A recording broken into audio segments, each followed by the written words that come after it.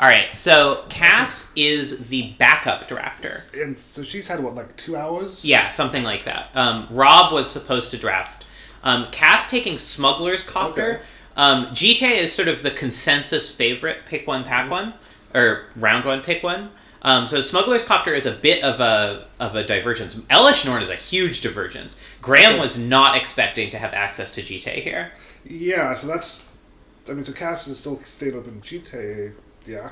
Yeah, so Graham takes GTA, which gives him a lot of options when the pick comes back to him. Okay. Tublave takes Fable of the Mirror Breaker. I know Sarah had her eye on that, but was actually doubting if it was worth a round one pick. Well, question answered, I guess. So we have combo, 2 some sort of sideways decks. Which Elish Norn is this one? Elish Norn is she duplicates all your ETB effects and cancels all of your opponent's ETB effects. Ketsi takes Agent of Treachery, which is I think, a quite solid round one pick. This card has been a boogeyman in the cube for a while now. I'm actually planning on getting rid of it once the World of Warcraft, or not World of Warcraft, the Warhammer. Don't worry, it's coming. Yeah, Warhammer 40k set comes online with a better 7-drop, or a 7-drop that's less oppressive. Sarah takes Thoughtseize. Okay. A very reactive card for round one, but definitely the strongest hand disruption, and Sarah loves hand disruption. Also, the first black card taken. So far, no one is overlapping in colors. Jace, no.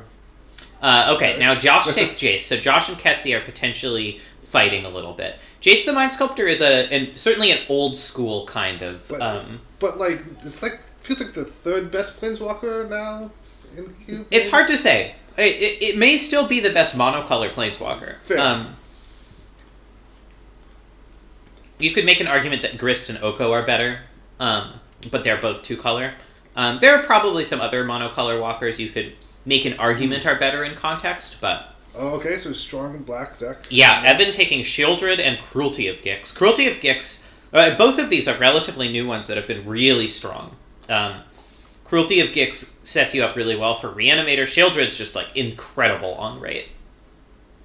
Okay.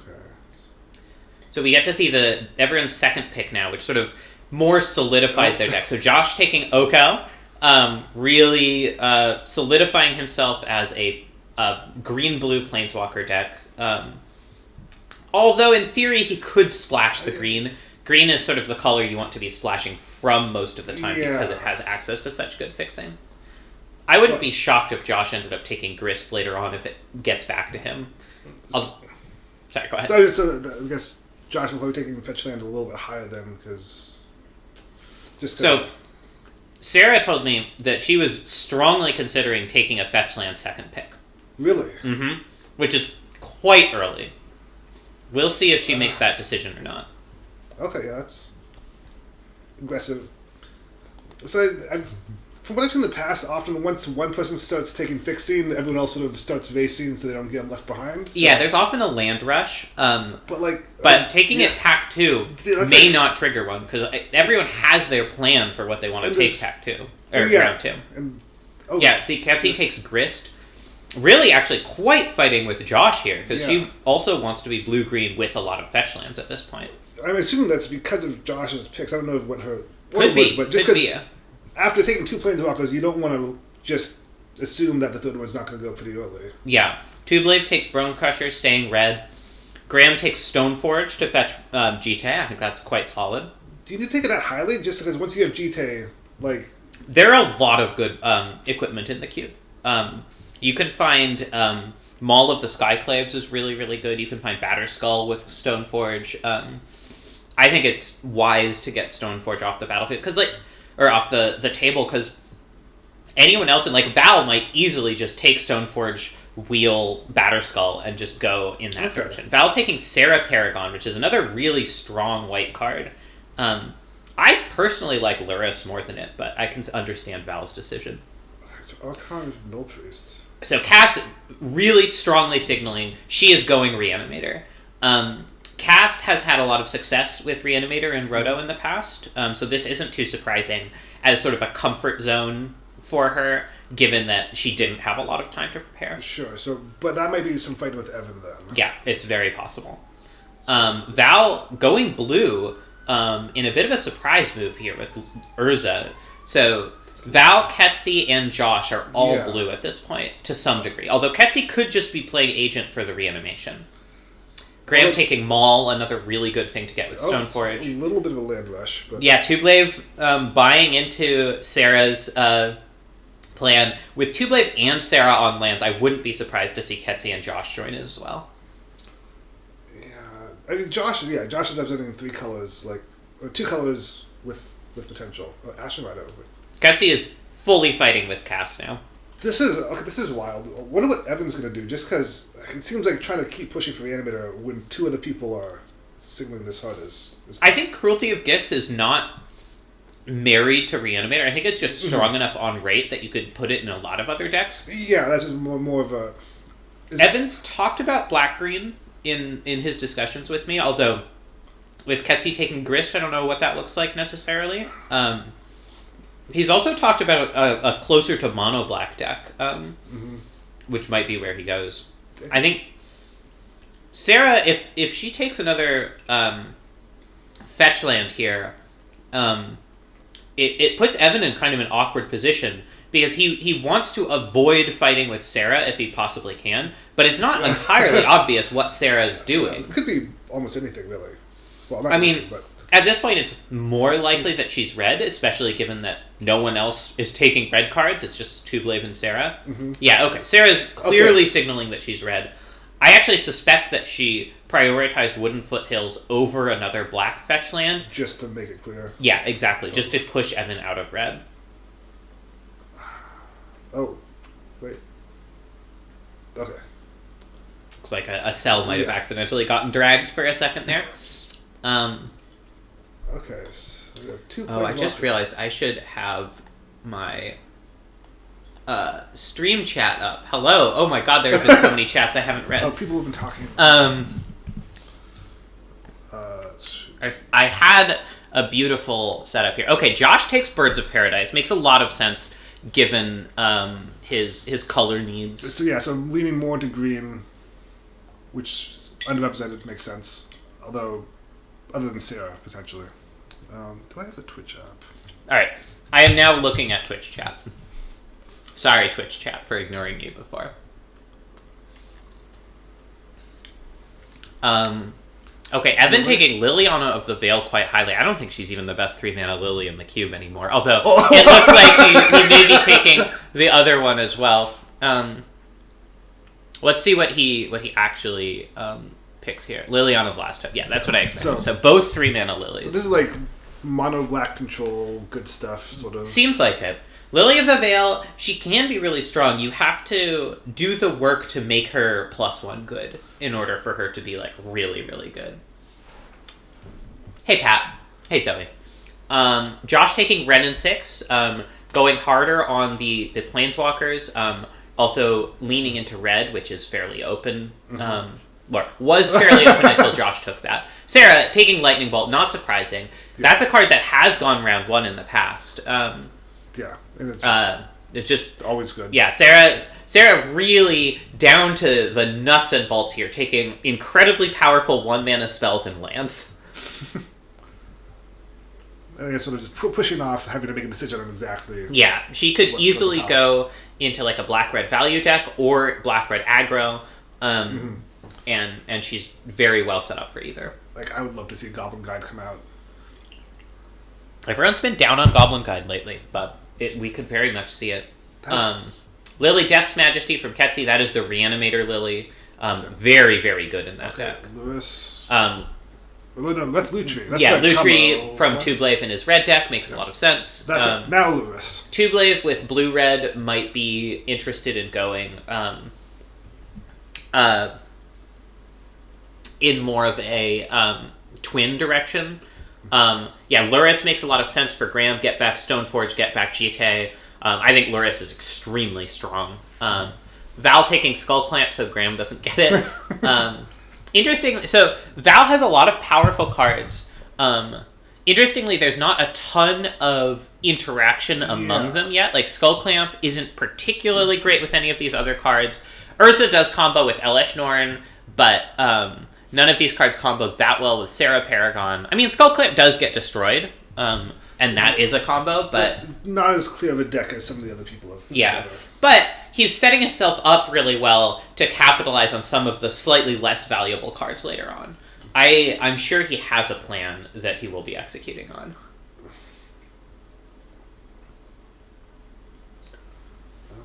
Okay. So is Cass going to keep pushing for... I would expect so. She's definitely in a tricky situation fighting with Ketsi and to some degree Evan. Yeah, like if your good black stuff is being cut and your reanimated stuff's being cut, like it's sort of...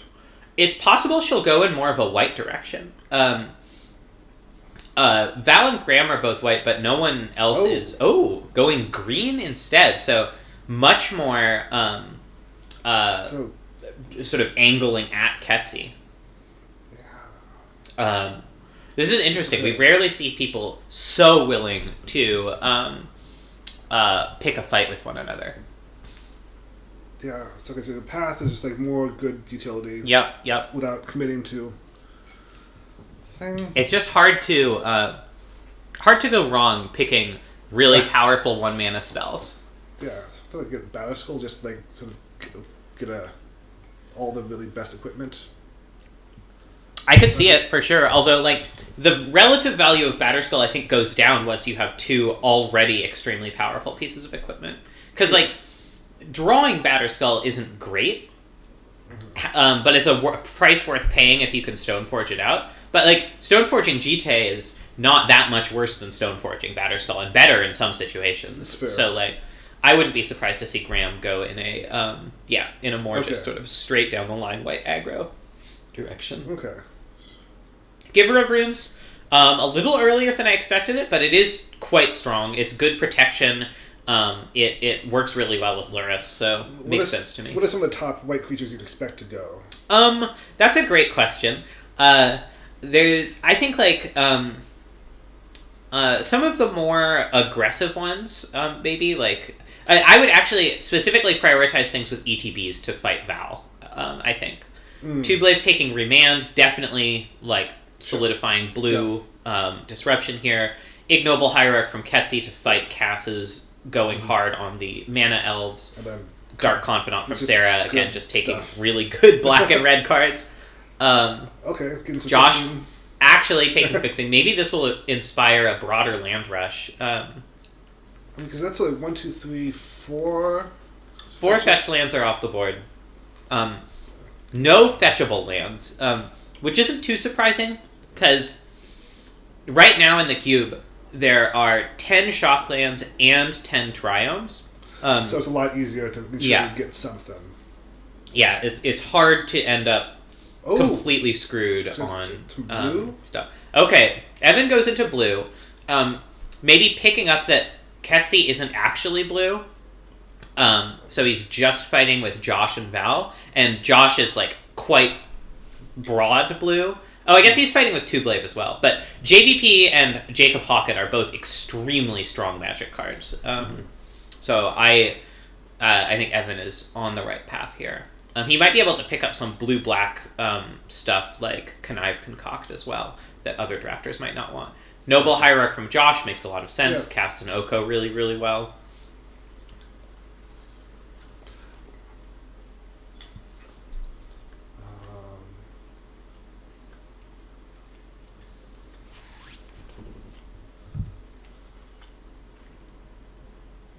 I think it's pretty unlikely that Graham will Companion Lurrus. I think Companion Lurrus is actually just like substantially worse than main deck Lurrus in this cube.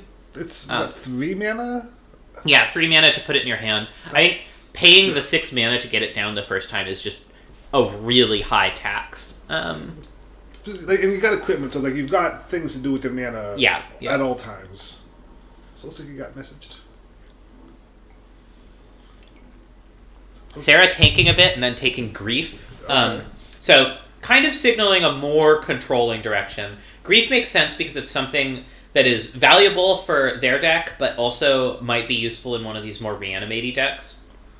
Ketzi also taking up the land rush. Tubelave taking Brazen Borrower, which is a little higher than I expected that card to go, but it is quite strong disruption, and it attacks well. Elite Spellbinder makes sense. Snapcaster. Although Snapcaster makes a lot of sense. Snapcaster Elishnorn could be a combo with enough cheap stuff in the graveyard. Although right now, Path is the only thing, but I'm sure there'll be some card draw and some other goodies. Oracle? Okay.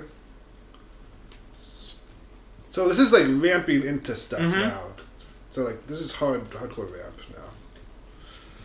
Cass might actually be going in a Elvish Piper kind of direction, where it's like ramp / cheat / reanimator to sort of like one way or another you're gonna get the stuff out there. Yeah, attack the deck at various different directions. Crystal Shard, it's great if you're doing shenanigans with ETB, and also just being disruptive in general. Hard card to use well, but very powerful when it is used.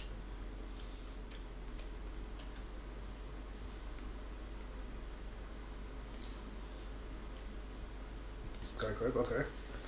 I like Skyclave Apparition, although again, Graham is taking a lot of cards that don't work with Lurrus right now. But Skyclave is really strong. I mean, given that like, it doesn't look like anyone else is really fighting with him over these low white drops, like, is there something else that he should be taking? Like, I mean, Val might start fighting with him. I'm actually honestly kind of surprised Val didn't prioritize Skyclave higher, just given that Val has Sarah Paragon, which really rewards that kind of thing. Mercurial Spelldancer from Tubelave. I heard a couple people talk about this card. It's as just a 2-power unblockable creature for 2. It's quite strong, even without the copying ability, which doesn't happen all that often. Although certainly Tubelave's deck is sort of building in a direction to make that happen. He already has 3 spells that can trigger it. 4, sorry. It triggers off non-creatures, not just instants and sorceries. So Fable triggers it as well.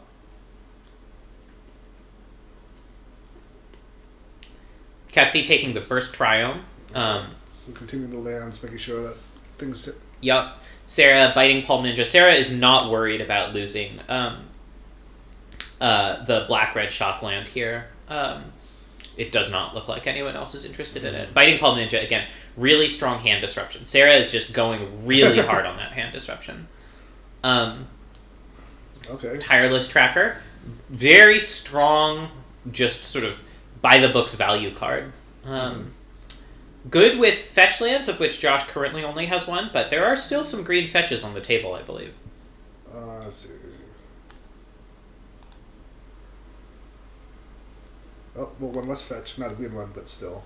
Oh, 2 less fetches. Okay. Now okay, Evan signaling that he is not planning on letting his mana be bad.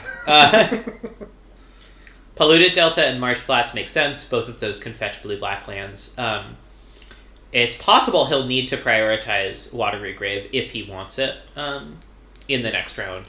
If indeed it even comes back to him, it's not obvious that it will. Oh, Shelldock, okay. Shelldock is interesting. There are a bunch of decks here that have really high-cost creatures that would be good to cheat in. Yeah. Ketzi's in particular has blue and high-cost creatures. Josh may just be using Shelldock to draw a card. Yeah, which is, I mean, I guess it's an aggressive cut, but yeah. I feel like this seems like the time people should start going for lands, because we're getting to the point where if you miss out, like, there could be some round where people go for it and you just don't get anything. Yeah, that is definitely true. I mean, I think it depends on the seat. Depends how much people are fighting for that thing. More on the ends, where there's like a lot of picks between. Like Ketzi, Josh, Cass, and Evan, I think are really need to prioritize those lands. The rest of them maybe a little bit less so. Yeah, Ketzi takes Overgrown Tomb, so Cass doesn't. Suspicious Stowaway from Tubelave, really strong cheap blue card. Prismatic Vista from Graham. Interesting. I was expecting Graham to stay Mono White. I mean, what would you want to splat? I mean, there are good gold cards in every color pair. It just seems like Yeah, I don't know. So Strand continuing the...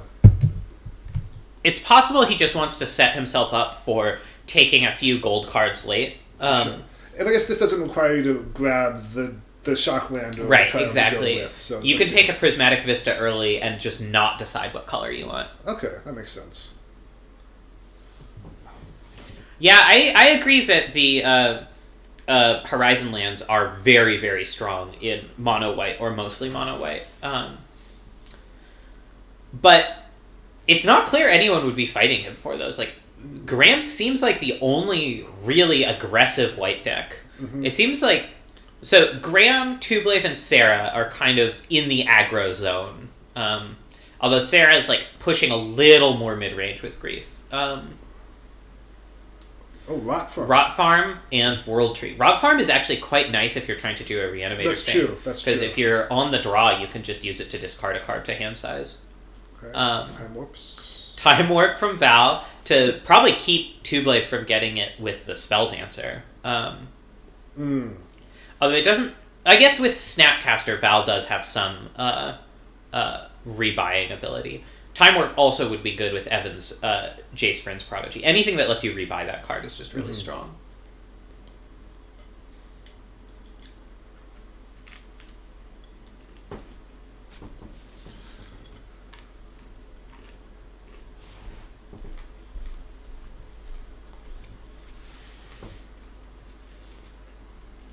Okay.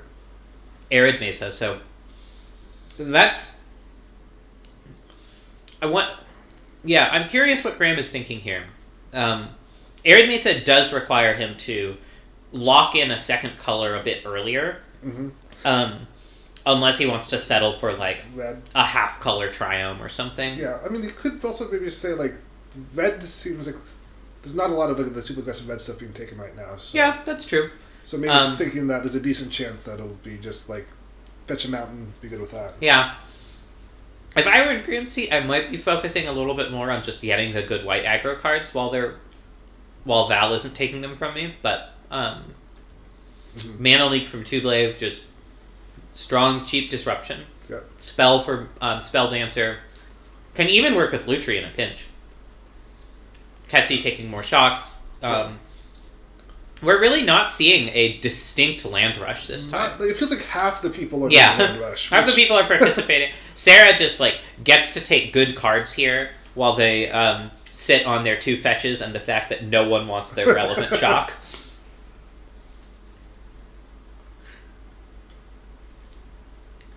Which also means probably that no one wants the relevant gold cards. There are some very strong black-red gold cards. I wonder, like... Kolagon's command is probably the best.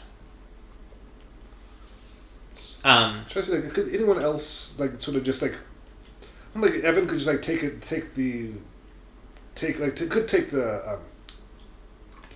what's it called? The shock? The black red? I'm not remembering either. But just, like, he's got the 2 fetches, so, like, it's wondering, like, if people with fetches could just, like, lean in there and snap up a couple of those cards. But Bitter Blossoms, okay. It's really high value.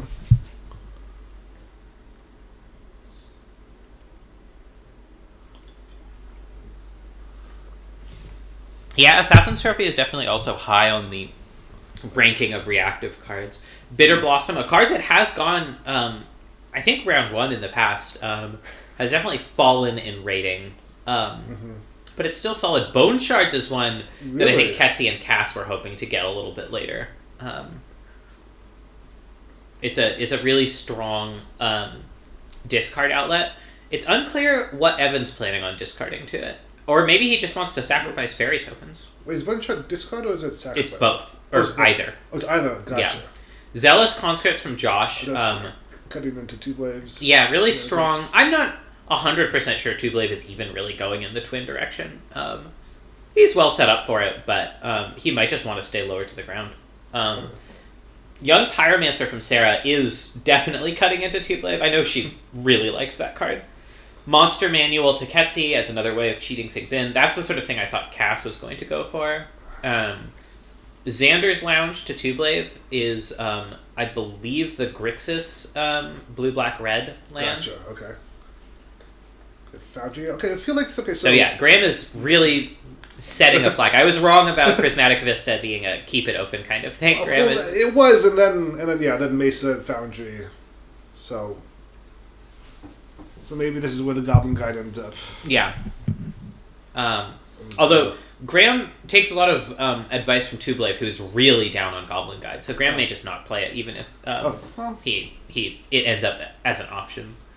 Counterspell to Val, a good one with Snapcaster Mage. Golos and Marin to Cass. So Cass kind of just doing going in a more sort of value green X direction. Marin is really strong. I know Ketzi mentioned being interested in Marin. So did Sarah, but that was when they were talking about doing a more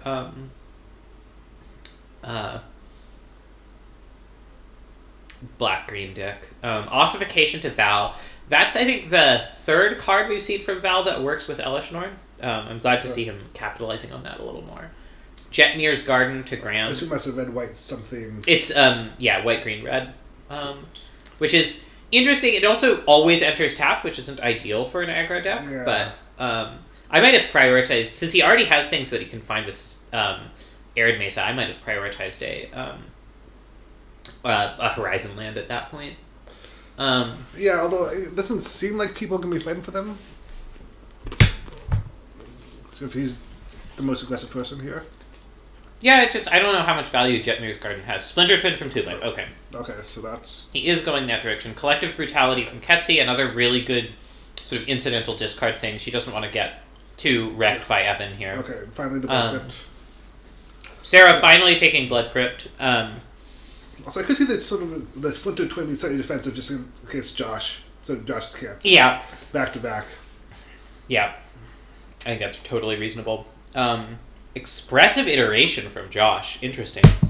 I bet Sarah could have floated that Blood Crypt a little later, but it is really important for their deck, so I totally understand going for it now. Mm-hmm. Preordained from Evan is a little bit of a blow to both Tublave and Val. Tublave as a cheap spell that works with like Spell Dancer, Lutri, that kind of thing, and helps find combo pieces. Mm-hmm. Val just as something that can be Snapcastered back. Mm-hmm. Especially with if you got the Elishnorn, you need to have a good... Like, with Elishnorn and with Crystal Shard, like, you could be doing a lot of Snapcasting. You sure could.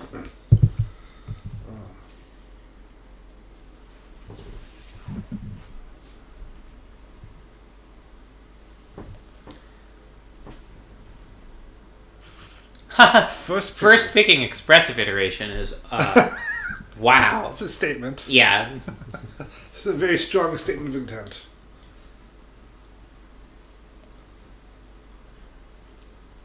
I mean, the nice thing about being a backup drafter is you can do really wacky strategies and no one can fully blame you for them.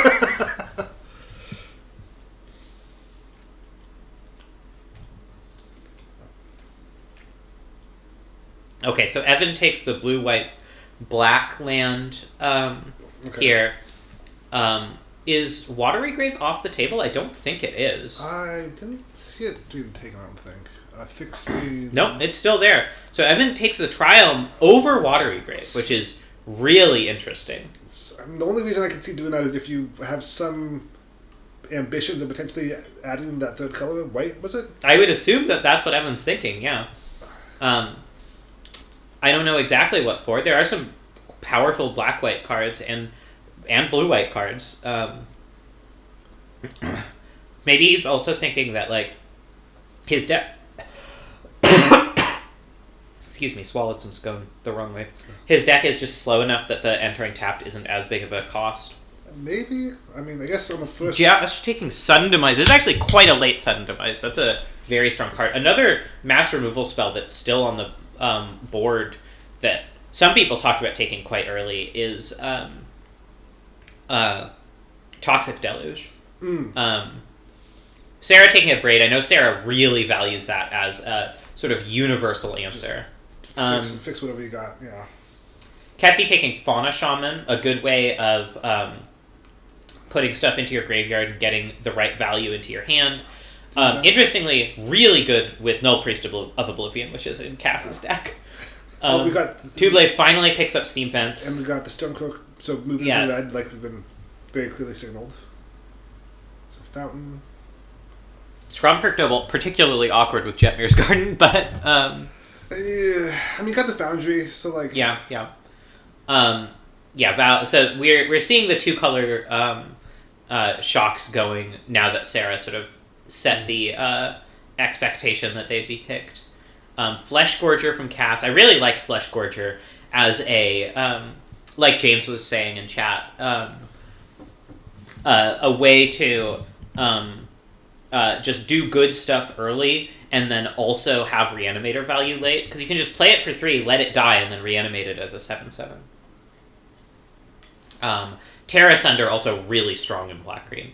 So Val takes Evan's challenge and picks Ponder here. Okay, yeah. Just gotta get fuel up. Two-Blade just doesn't care.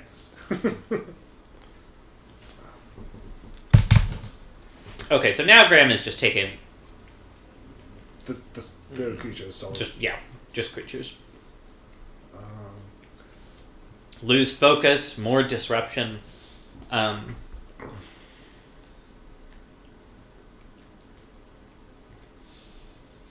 Yeah, I think Two-Blade, looking like he might have been going a sort of aggressive build early on, is solidifying more into a sort of standard blue-red control twin build. Gotcha. Interestingly, not prioritizing Kiki-Jiki, not prioritizing either of the other twin pieces, which could give someone a chance to... Even Josh has conscripts.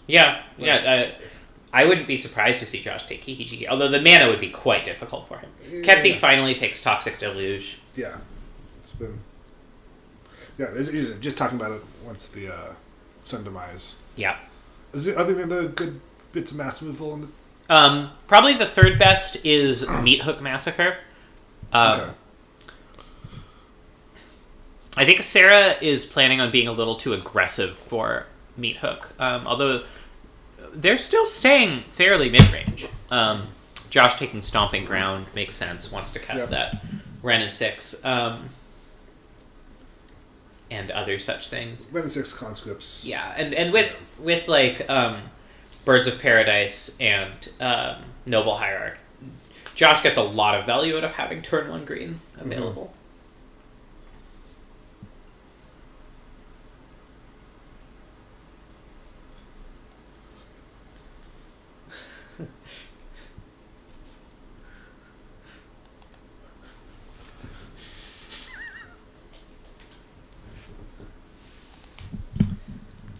All right, where's Evan gonna go from here?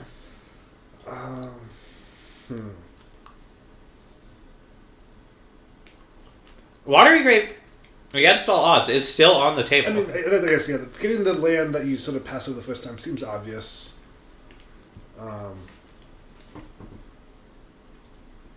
Okay. God Eternal Kefnet with one spell that you're really excited to cast off of it? I'm not sure about this. I mean, there's time to pick up more, but... And it is just like... A 4/5 flyer for 4 is just quite powerful on rate. But you do want to use the holy animal, and I've not seen it yet. I agree, James, that Grave Titan is really... oh my god. Oh, is anyone in chat a mod?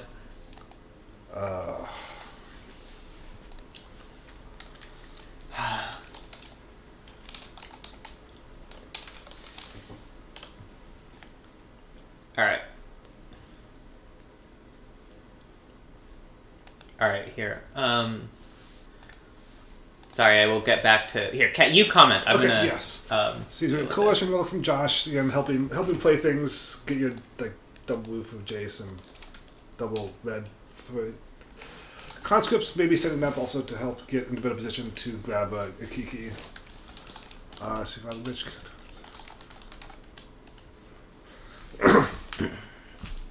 Okay. So, Zoe and James, you should both be mods now. Okay, sweet. Okay, so here's the Coalition Relics. I feel like that's a sign for the Kiki coming up, if it's not taken first. Robber of the Rich, really strong, cheap red card. Sarah just really sticking to strong, cheap cards. Like, if it costs more than 3, yeah. Yeah, the only card more than 3 she has is Grief. Connive Concoct from Ketsi, sort of pulling the rug out from Evan there a little bit. Although, it's not clear Evan was going that direction anyway. He has no big creatures. Behold the Multiverse from Tublave. First card that costs more than 3, although only sort of. No, I guess Splinter Twin. Thalia Heretic Cathar from Graham. Is that the 3-mana one? That's the 3-mana one, yeah. I'm a little concerned. I think...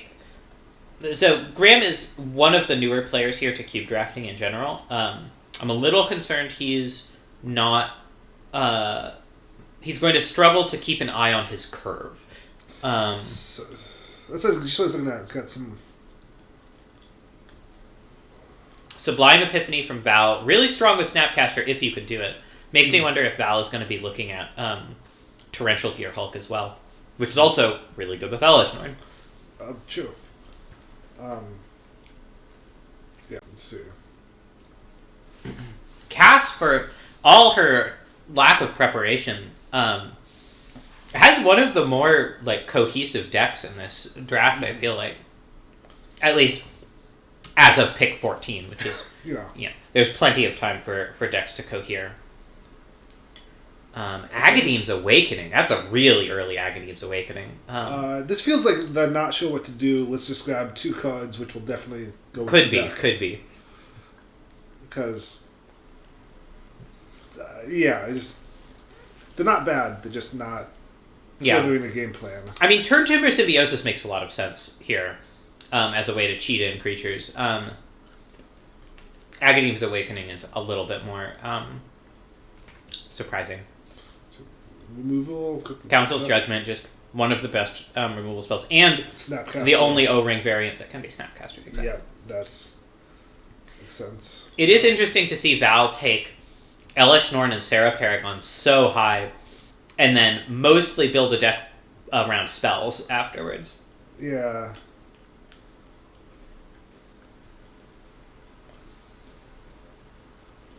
So just kind of Graham's deck, it doesn't have removal or ways to interact with other people other than Jite and Giver, which that also makes me slightly concerned that everyone else is taking all the removal and interaction. Also, a lot of 3-drops here. Let's see. Condescend from Tublave, more cheap interaction. Plus, Inquisition from Ketsi. I know Sarah was hoping to get Inquisition, but they did try to float it pretty late. Yeah, I did wonder about that one. I don't think they can be surprised that it was taken here. And Ketsi, gets a lot of value out of having even just the ability to see her opponent's hand, given that she's sort of trying to do lightly combo-y stuff. Despise from Sarah, certainly the 3rd best 1-mana discard spell in the cube. Mm-hmm. I'm still rooting for Kiki, but... Okay. This is Josh is very interested in being able to cast his spells, which I respect a lot. Yeah. I mean, once you have it's not like there isn't enough power in blue, red, green to make a good deck, even if some people are fighting for it a little bit, right? Sure. I mean, you've got 2/3 of the cards, or 3/5, very roughly.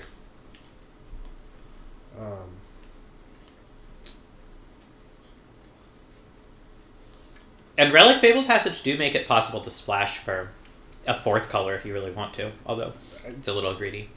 Yeah, but maybe if late in the game there's a bunch of really good blue cards that haven't been taken. And I think Ketria Triome, the red, blue, green one, is still on the table. Okay, so Flicker Wisp is definitely something that I feel like a couple other people would have wanted. Yeah, it's possible. It's a popular card. It would be really good in Val's deck. Like, yeah, Val's got really the combos. good. It would give Graham a little bit more interaction. It's worth noting though that is a double white pip card. Out of Evan's so far blue-black deck with one white land. Yeah, that I don't have a good answer. So I'm not entirely sure what direction Evan is going in at this point. Cathartic Pyre for Josh, just a sort of functional 2-mana removal spell. A little surprised to see that taken over Lightning Strike, which can hit Planeswalkers, but I mean, Josh has most of the Planeswalkers, or good. Sure, but there's still plenty of Planeswalkers still on the table. Evan's Den of the Bugbear from Sarah. She's had a lot of success with that card in table draft lately. Which one is Den the Bugbear? It's a land that becomes a 3/2 that makes a goblin when it attacks. Gotcha. Dismember from Ketsi. Honestly, kind of surprised to see that go this late, given that every deck wants it. Yeah. Cryptic from Tublave as the third 4-mana spell. Luminar Aspirant from Graham. That's one of the 2-drops I really prioritize when I'm drafting these decks. Restoration Angel from Val. So it looks like Val is maybe going back into more of an ETB focus for now, trying to build towards Elesh Norn again. So Kura Tribe Elder and Contagious Vorak from Cass. Contagious Vorak is a new one. I haven't seen it played that much, and I don't really know how to value it. Yeah, well, it'd be good to see that. Yeah.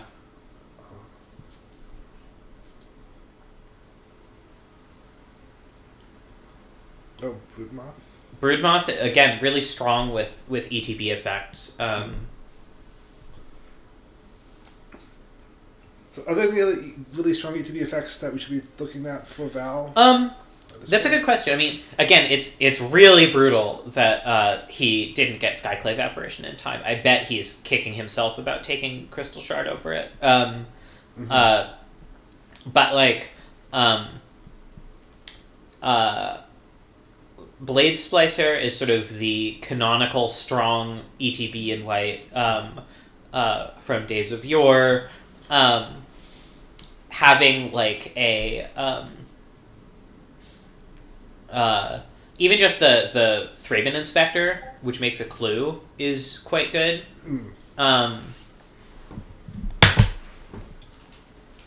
I see. Evan, I think is trying to build towards the Anafenza combo. That's why he's going white.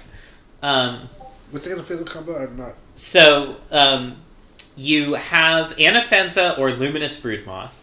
You have a creature with Persist, so Murderous Redcap or Kitchen Finks. Okay. And you have a sack outlet. And you can keep sacrificing the creature over and over again. And giving itself counters to get it back. Why is Luminous Broodmoth... Oh, I see. Graham just made a comment on it. Okay, so here's a Blade Hold. Yeah, V-Click from Tublave, another just really strong, cheap card. Tublave and Sarah are very much on the same brainwaves, even though they're not actually fighting each other that much. They're both just take cheap, good cards. Body Double from Ketsi. I think that's the first payoff for taking Zagoth Triome we've seen from her. It is a really strong reanimation spell in that deck, specifically because it leaves the creature in your graveyard, so you can get 2 versions of it, or you can just avoid risking the creature getting exiled. Thirst for Discovery from Josh. Just a solid draw spell. Sure. Blood Chiefs is also very, very strong removal spell from Sarah. Although, interestingly, like you mentioned, there are actually relatively few Planeswalkers in people's decks right now. Like, Evan's got 3...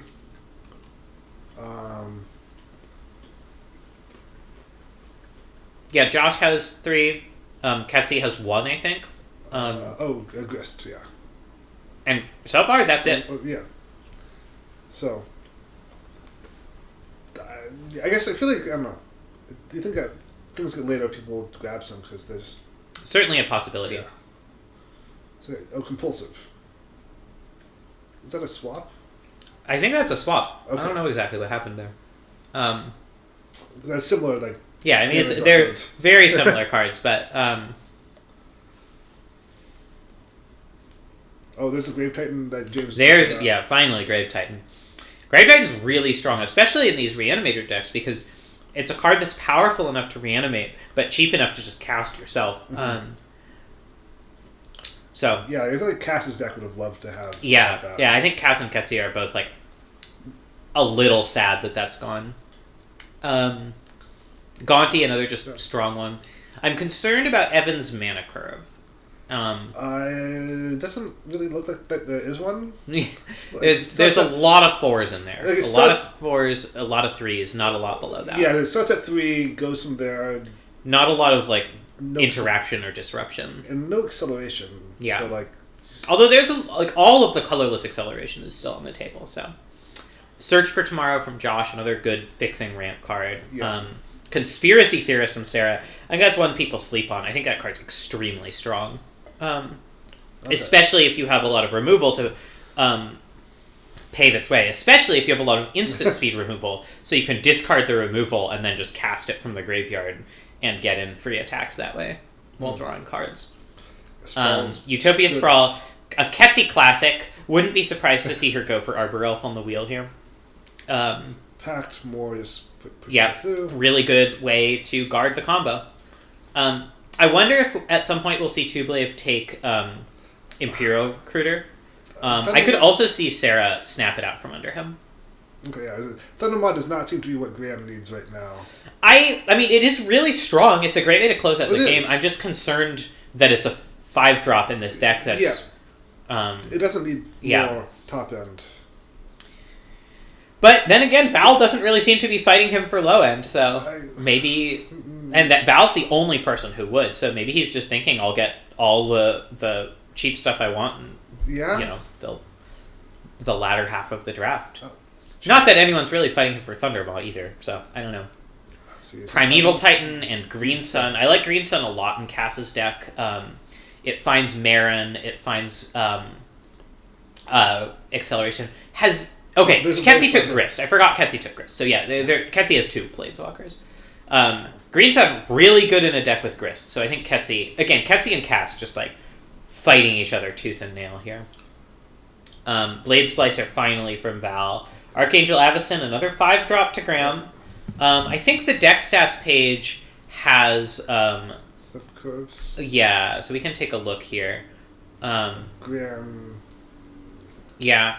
So, I mean, it's actually less troublesome than I thought, but you really want a lot of 1 and 2s in these aggro decks. Like, not doing something on turn 1 is much less good. So, yeah, Fertile Ground. Yeah, Fertile Ground will also make Arbor Elf a huge payoff for her if she can float it one more round. Like, Cass is the only other person that seems like we're likely to take it. Josh could, but without our Utopia Sprawl Fertile Ground, the value goes down. Slaughter Pact from Sarah, Firebolt from Josh, just to make sure Sarah doesn't take it, I think, mostly. Well, also, Josh doesn't have anything other than basic forests right now. Yeah, that's true. I'm actually... But, like, Josh has to get Ketria Triome at some point, right? You'd think? I would think. Wait, doesn't Josh have Stomping Ground? Josh has Stomping Ground. Oh, I missed that. Okay, so there's something. Disenchant from Evan. It's an interesting one. I mean, there are some really powerful artifacts and enchantments floating around. We've got equipment. Another really strong card that is still on the table here, that's sort of a boogeyman, is Kiora Best's the Sea God. Oh, I remember seeing some people talk about that. So who would play that, though? Val? No. Val could, Josh could, Ketsi could. I know Ketsi loves it. I'm guessing Ketsi takes Arbor Elf here and then pick 21 segues, grabs Kiora Best the Sea God once she has like this really reliable setup to ramp and make double blue. That makes sense. Someone added a swamp noise.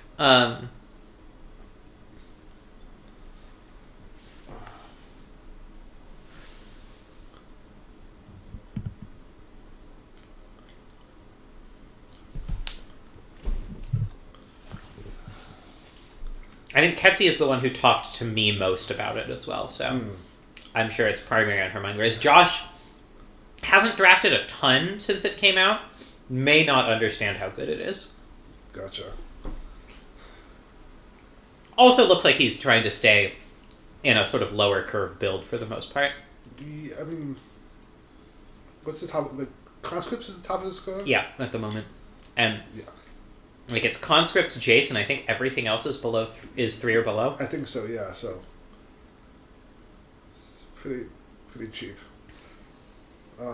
Evan really tanking on this pick. Karmic Guide. Okay, this shift to white for this shenanigans build. I think if he can make the mana work, it'll be really good. I'm just concerned about that. Yeah. But no one else wants white-black lands. Or blue... Well, no, Ketsi wants blue-black lands. But, like, it's not impossible that he could make it happen. And you can get up to some really fun shenanigans with this. Especially if he gets, like, Revel Arc. Chandra, Torch of Defiance from Josh. Just a strong Planeswalker. Phoenix of Ash from Sarah. Really good. Aggressive 3-drop that was just good enough to go in somewhat slower decks. Eternal Witness from Ketsi. Great way to just rebuy anything. Prismari Command from Tublave, just a strong spell. Fateful Absence. Which one's Fateful Absence? I assume that's... I don't remember, actually. Yeah, I honestly don't either. Assassin's Trophy, finally.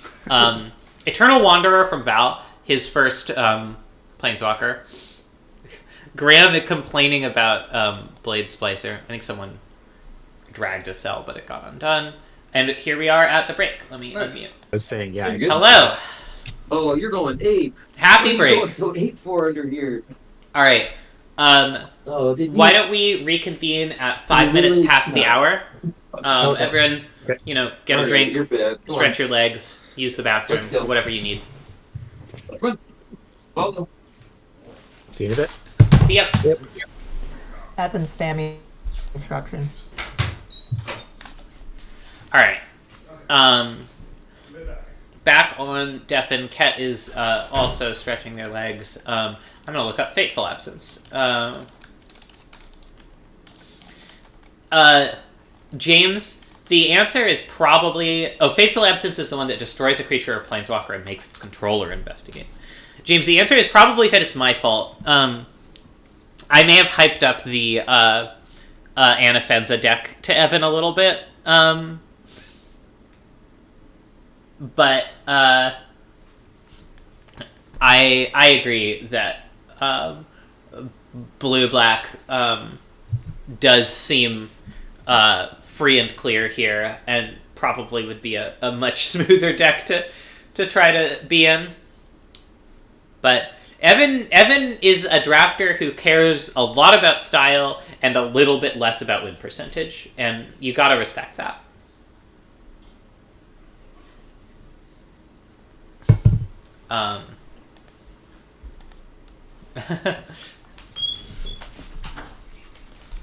Sarah says they feel like they were able to salvage this one.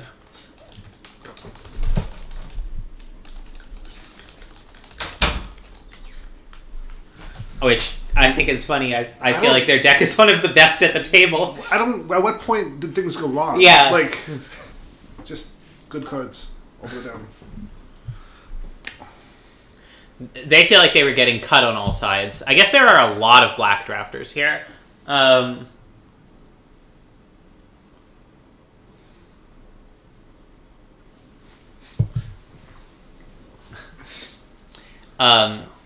Yeah, they feel like after a pick one Thoughtseize, Evan going into 2 good black cards is pretty brutal, which is fair.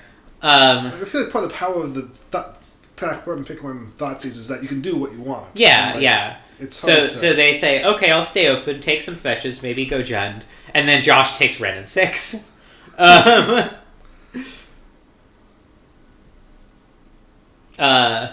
And then Graham starts moving into red aggro. Yeah, I mean, I guess I can sort of see that, but... Yeah, I still think their deck is in a really good place. Yeah. I think... as far as just, like, playing games, interacting, and winning, I feel like that might be my pick so far. I also think Sarah is just, like, if she does want to go in more of an aggressive direction. I think she's just understands the pick order for that better than Graham and the curve needs, and can just like outdraft him on it for the most part, if she wants to. It's unclear if she's going to go that way. She has no 1-drops right now. I know opinions differ on how good red 1-drops are or how necessary they are, but I like them. It seems like you want them. We got got 2 fetches and the crypt, so like you can fairly reliably get whichever 1-drops you want down. Well set up to use them. So usually after the draft finishes, we try to interview a few people about how the draft went. Is there anyone you or chat, anyone you want to nominate to get an interview here? I would love to hear what Evan's got going on. Like this whole shift to white. Can you jot down who we want interviews? Sure. Thank you. So yeah, Evan. I imagine Evan is going to say something like, "I don't know what's going on." I think Evan is also smoking some substances while drafting. So.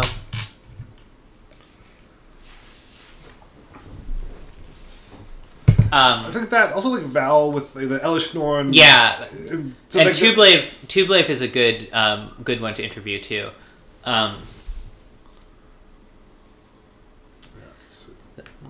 Yeah, Evan, Val, Tublave, and then maybe Cass as a backup just to get that backup drafter perspective. If we have time after those 3.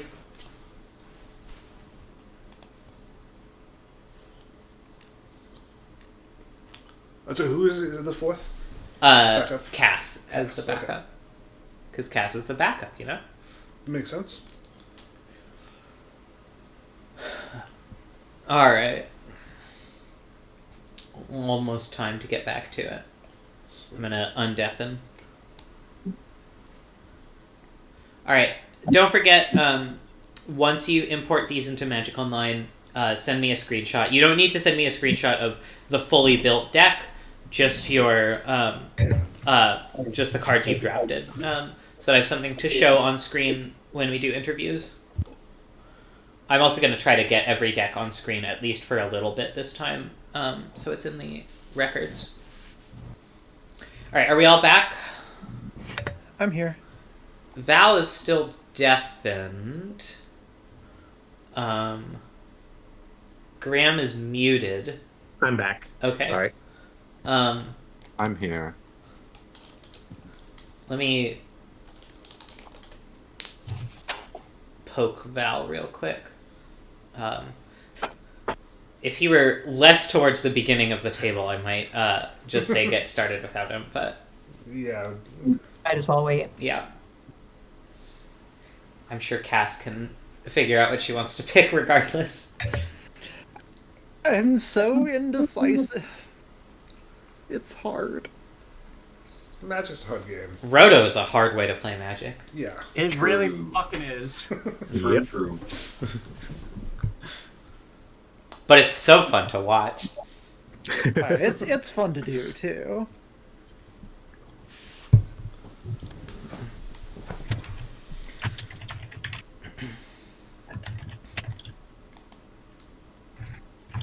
Alright, Val.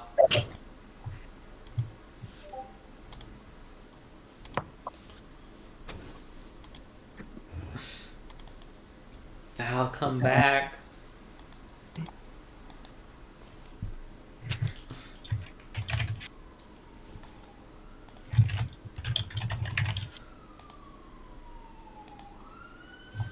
I'm back. Sorry. Alright. Sweet. Alright, Cass, you may begin.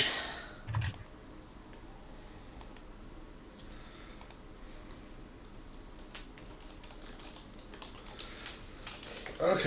So Sarah is telling me she's going to take the Jund Triumph next pick and then try to get Wolf Run late. Okay. In Dotha Triumph from Cass, that is the black, white, green one. Okay. Sort of just a way to get the second overgrown tomb, it sounds like. Muldrifter from Val, another good one with Elish Norn. Sure. Okay. Yeah. Eternal Wanderer also strong in a deck that has a lot of ETBs, which it looks like Val is now starting to prioritize. Elspeth from Graham, a really strong one, but another 4-drop. Yeah. The core of Two-Blade Snipes Ketria Triumph from Josh. Brutal. this is where everyone's feeling the rush. Just being on the wrong end. Sage. Boseiju from Ketsi. Really, just incredibly strong card on rate. Mm-hmm. Just an untapped green land that is also a removal spell.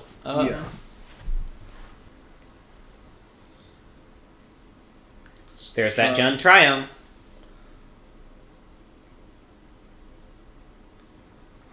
This is the thing I did when the Triumph, when the Tri-Land started, where I don't know what these D&D themed things, I have no idea what goes with what. It's just it's taken me a bit to get my head around it. I'm pretty solid on the Ikoria ones. I'm still a little iffy on the ones from New Capenna. Okay, let's see. Okay, so what does Josh do now? Is there let's see. I mean, he could take a Triumph that gives him 2 colors. I think there are still some of those left. He could just take oh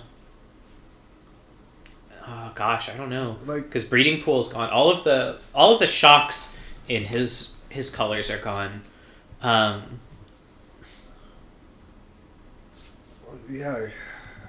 Rogren Triumph. That is the Jeskai Triumph. Okay. So it does give him outs to splash some of the many good white gold cards. Yeah.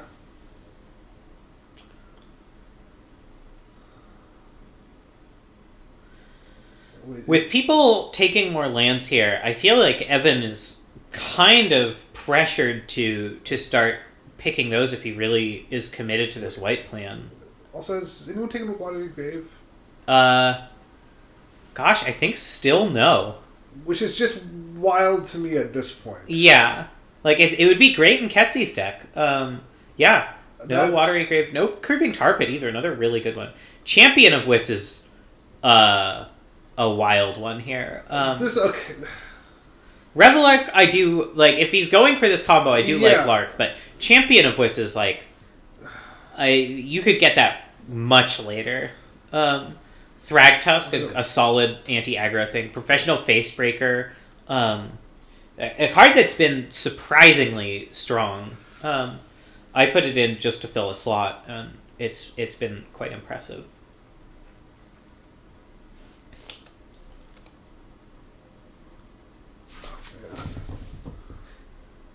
But Seiju did not end up in the same deck with Ren and Six, thank goodness. His 2 best lands. Yeah, I kind of agree. Argentum Masticore for Ketsi, a solid discard outlet that also sort of vindicates stuff.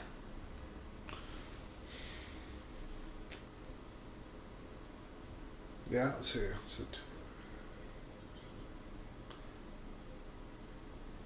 Yes. So where does Two-Blade go from here? I mean, at some point, presumably, he wants to take, Pestermite. I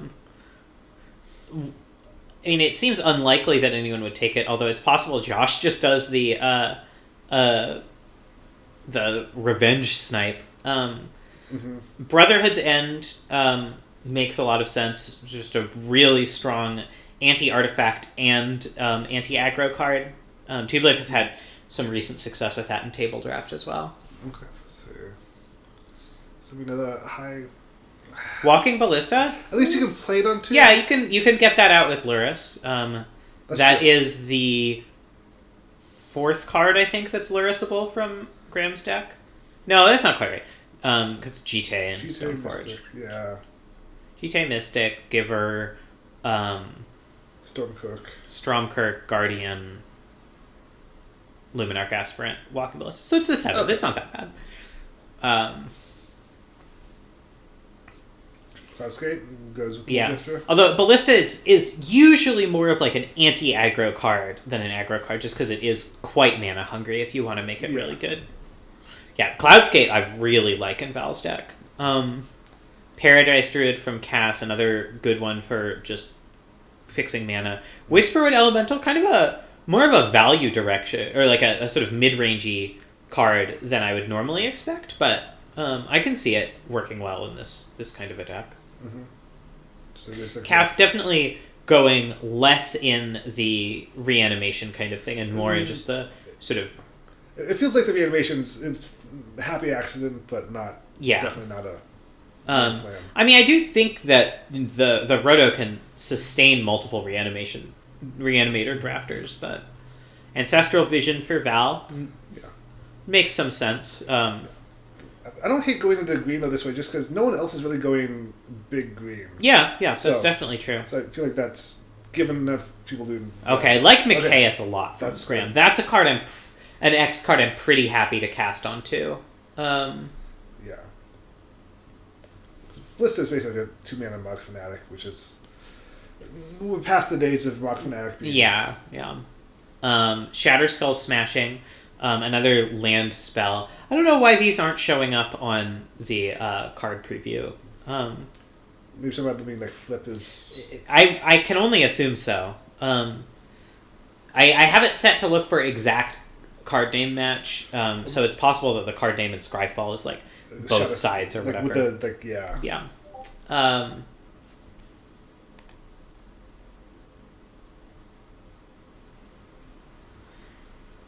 Ketsy says Tear Asunder is not marked as taken.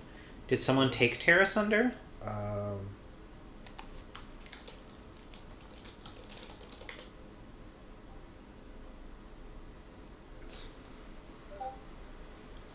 Cass. Yeah, that's the green one. Oh yeah, Well, 13.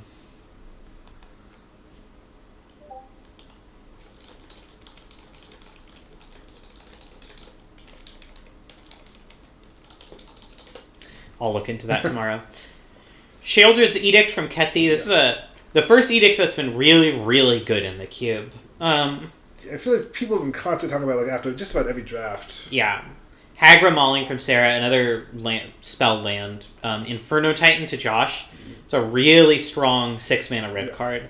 In a color that doesn't really want a lot of 6-mana cards, but Josh's deck is the one to take advantage of it for sure. He's basically filling in his top end now.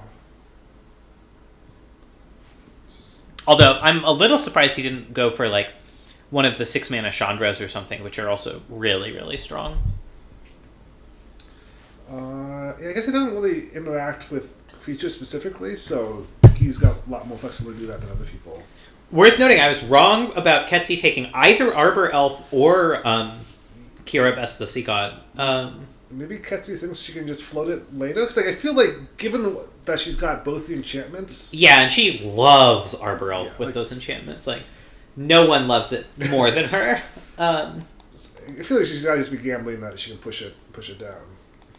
Fact of Fiction, draws and fills, sure, it's...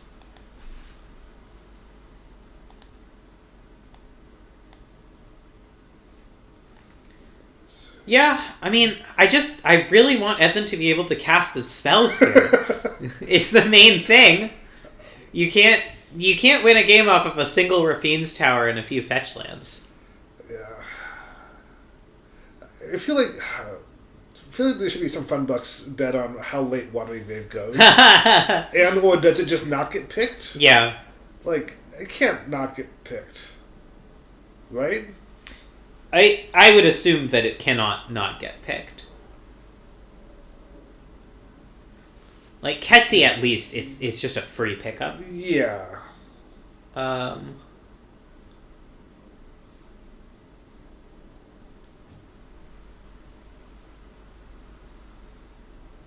Frost Titan. I know I'm more down on that card than a lot of people, but I'm pretty down on that card. Of the Titans, I believe only Sun Titan remains on the board. And it may never get taken, although it would be pretty good in Val's deck, I think. I mean, he's already gotten... yeah. Val's got some good stuff. I don't think he should, but if I can imagine Will Graham takes it. I can imagine a world. Lotus Cobra. Yeah. Yeah. Another good fixing card. Got multiple fetches. 2 fetches, yeah, not unreasonable, and Fabled Passage. Kolagon's Command. Sarah really finally taking her reward for being black red. There's Kira Vesticeva. Okay. I knew she was gonna go for it at some point.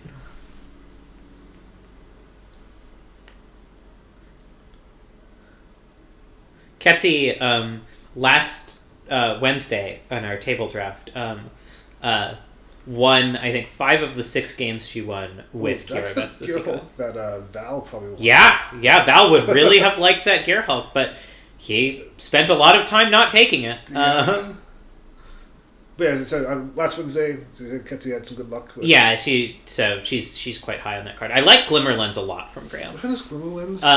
It is a 2-mana equipment with that makes a 2/2 to attach itself to. And whenever it attacks not alone, draw a card. That seems really nice. Yeah, and it makes Stoneforge a lot more flexible to be able to get a creature. Spell Queller from Val, not exactly a combo with Elish Norn, but still a good card. Yeah.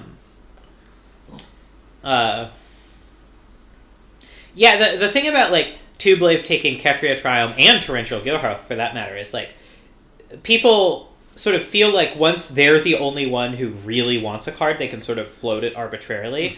But it's not like it's not public information. Like it's not like Tublave doesn't know that Josh really wanted Ketria Triumph, right? Yeah. And thus that it's going to get picked at some point. So even if Tublave wants it a lot less than Josh, he's still motivated to pick it higher than he normally would because he knows Josh is going to get it. And this is where like the real deep roto skill comes in. Of like you can't just be looking at your own deck. You have to be looking at kind of anyone who's anywhere near you to understand the constant shifting evaluation of every card in the cube. It's a really hard format, is what I'm saying. We may nitpick some picks here and there, but like, make no mistake, drafting Roto well is extremely difficult.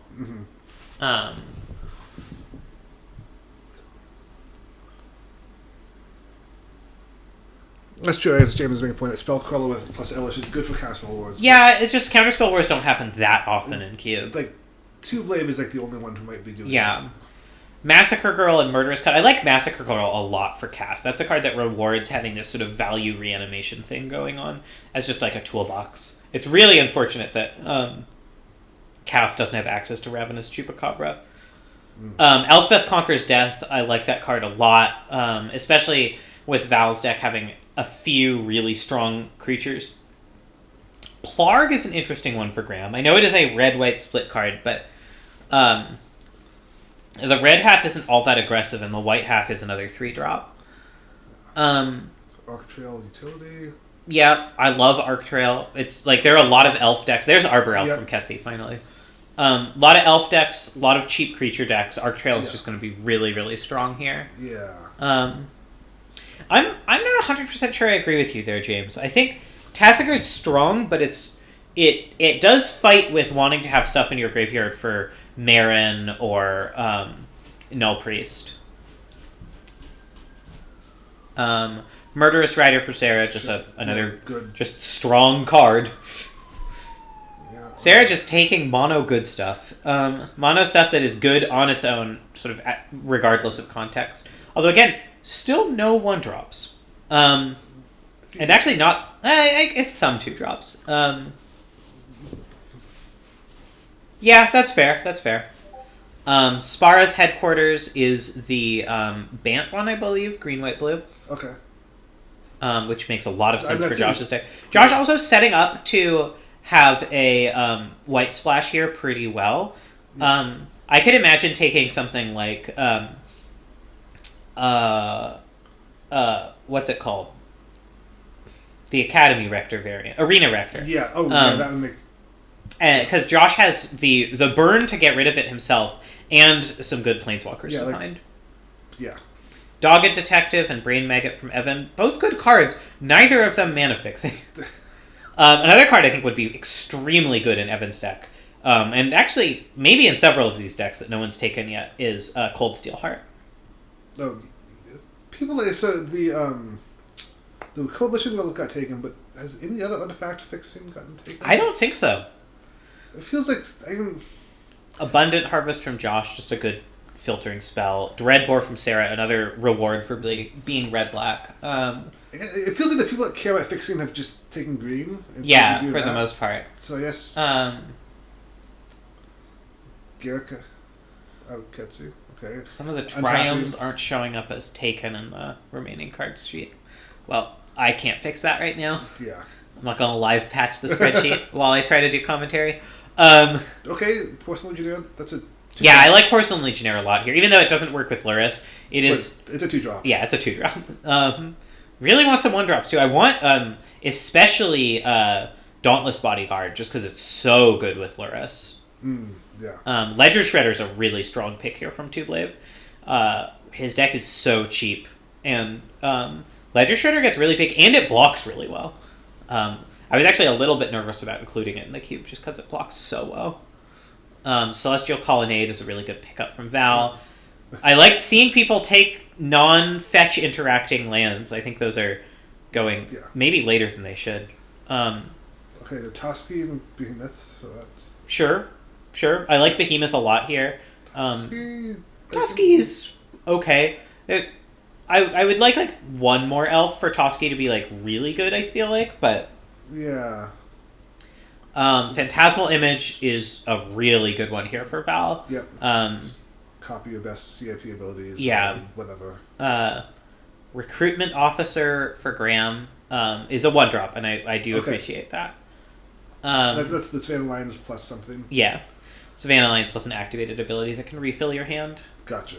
I don't think that's at the top of my white 1-drops list, but it's a 1-drop. Yeah, and it's not like Graham is competing with anyone for white 1-drops, so just seeing that he's valuing them makes me feel good. Yes. I feel like you play this sort of aggro deck just because sometimes you just win because you played a 1-drop and a 2-drop and a 3-drop, and not having those is rough. Let's see. This 2-blade. Oh, I bet I know what the deal is with the triomes. I bet I did conditional formatting and then I moved around where stuff was, and so the conditional formatting doesn't apply anymore. Yeah. It's very smart, 95% of the time. and sometimes it's either too smart or not quite smart enough. Tublave tanking a little bit on this pick. Yeah. What is... Could be trying to figure out whether it's time to take the other twin combo cards. Could just be trying to figure out, he could have exhausted his list of, must-haves and be looking at, where do I go from here in terms of value. 26 cards is... it's a deck. Yeah, and I think...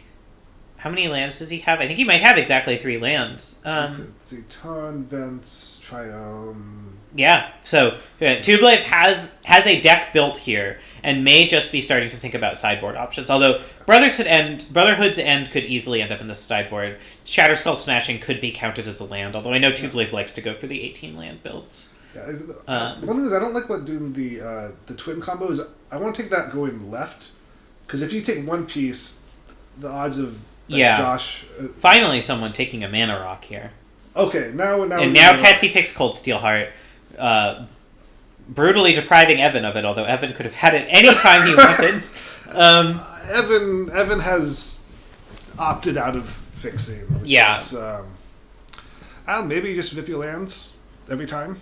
Exactly. Yeah. Some people do that. I think Evan's deck could be really good if you just rip your lands every time exactly.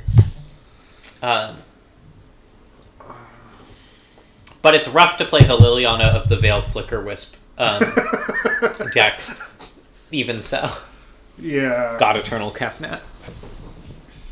It's... Yeah. I feel like I do want Sarah to have 1-drops, too. Yeah, I agree. Chandra Awakened Inferno. Wow. Okay, Sarah heard you suggesting that they take cheap cards and went hard in the opposite direction. I mean, I could see a much sort of like a sort of mid-rangier build of that deck. I think if I were them, I would try to focus from this point on taking sideboard options to be able to swap between the aggressive and mid-rangey version, and just like really not let the other team know what's coming. You know, That seems good. Yeah. Like the thing about Roto is like you have 10 picks at least just to devote to sideboard, basically, or pivoting or whatever.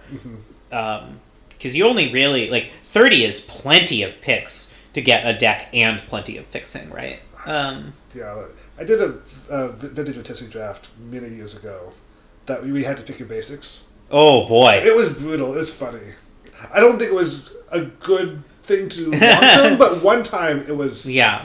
Watching people have to scramble for basics at the end. Um, So okay, so Uros. Okay. yeah. So Reckoner, Bankbuster, Chart of Course. All like solid cards for the deck Evan's building. Just none not- of them are lands. Uro is a really nice one for Josh, especially since he has been prioritizing some amount of spells. You really want to be able to fill up your graveyard for an Uro.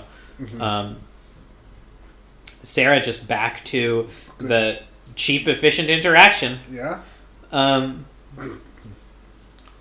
This figure is good. Yeah, More. like a Disfigure.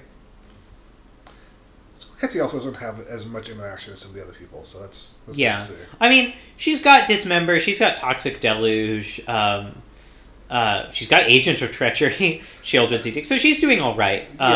It's Graham who really has just none at all, which is interesting because he tends to be very focused on the reactive cards. I mean, none at all isn't fair. He has Fateful Absence, he has Skyclave Apparition. But that's not as much as you would want. Yeah, Intrepid Adversary, Twilight Mire. Venser, Shaper Savant makes a lot of sense Yeah. in the ETB deck. Augur of Autumn and Twilight Mire, yeah, I like Cass picking up more fixing, especially because she doesn't really have the fetch shock stuff going on. Yeah. Augur of Autumn also really nice one. I kind of hope Cass picks up Vivian, 5-mana Vivian at some point. I think that's really good for that deck. Teferi Temporal Pilgrim. This is the Teferi that is like draw a card tribal is really good. Journey to Nowhere I think is really smart from Graham here. Yeah. It's a removal spell. It can be brought back with Lurrus. It's something that I think would have been quite good in Val's deck as well because it also works with Elish Norn. Oh, is it any permanent? Oh, yeah, that's... No, it's just creature, but... Oh, Elish Norn, yes. Elish Norn hits any ETB. That's gross. I love it. Okay. Yeah. It's really fucked up. Yeah, but still, it's interaction. And that's what Graham is looking for, interaction and low drops. Journey to Nowhere... Oh, no, that's the one we were just talking about. I don't know what I was saying. Someone's DMing me. James, here, let me open this up in the browser. Yeah. Thank you, James. Yeah, it's at some point it just becomes a meme. Yeah. It's Two-Blade taking Consider, just cheap. Oh, there's the Queen Tar Pit. Also Dead Gone, I missed that the first time around. There's Tar Pit, finally, my goodness. Smoldering Marsh from Sarah, another fixing land. I like that. I think Sarah more or less has free access to those lands, but she does need to pick them up before someone else just decides to go into black, right? Yeah, for sideboard too, or whatever. Islet. Josh getting stuck with Fiery Islet is a little bit brutal just because he doesn't really want to pay life. Are we actually out of other blue-red lands here? No, Cascade Bluffs and Sulphur Falls are still very much in play. So Josh choosing to take Fiery... I guess he has Ren and 6. Yeah, okay, never mind. Makes total sense. Evan just does not care about lands. We just play Night's Whisper to draw your lands. That's, Yeah. That's, I guess, how you do it.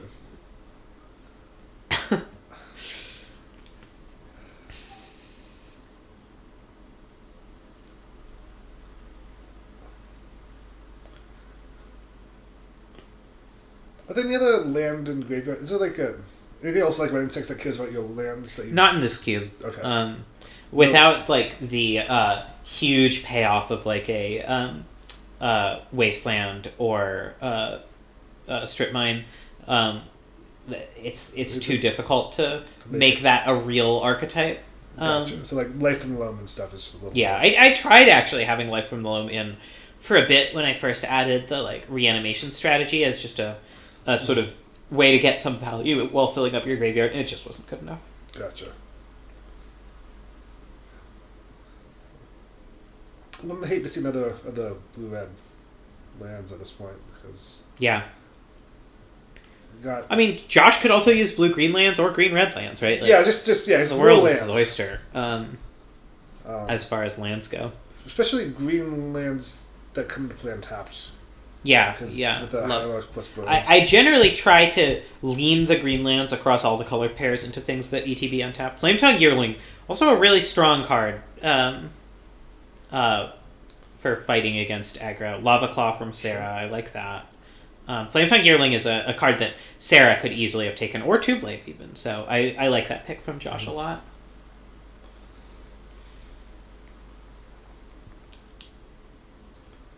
Is Ketsu going to take the Water Grave just back to back?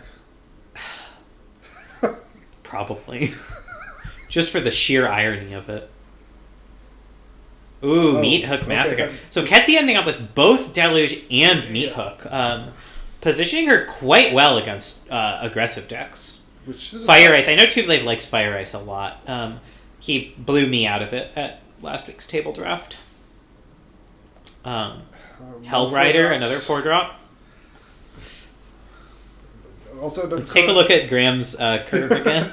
I actually, like, on paper, it doesn't look that bad. Like, you really want more ones, but... It's not really right. They're the only that many 4-drops? 2.5? What is 2.5 creatures? It's a good question. Also, so we have Sower. Yeah. Yeah, Vivid. Sower makes sense.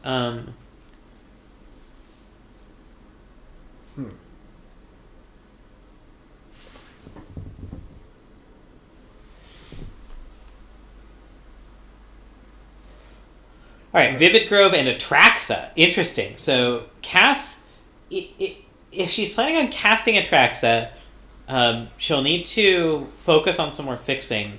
If she's planning on reanimating Atraxa, I mean, she does have the World Tree. Also, and, like Golos. Yeah, Golos affects the World Tree, so it's definitely doable. It's not completely crazy. And there's other reasons to have. Like, Golos that's the 5-color to activate too. So like, Yeah, there's multiple yeah. reasons to have. And Vivid Grove does help as well, for sure. Val taking Cast Out, just a strong spell. Graham taking Sublime Archangel, a 4-drop. Sulfur Falls to Two Blade, makes sense. Yeah. Love that fixin'.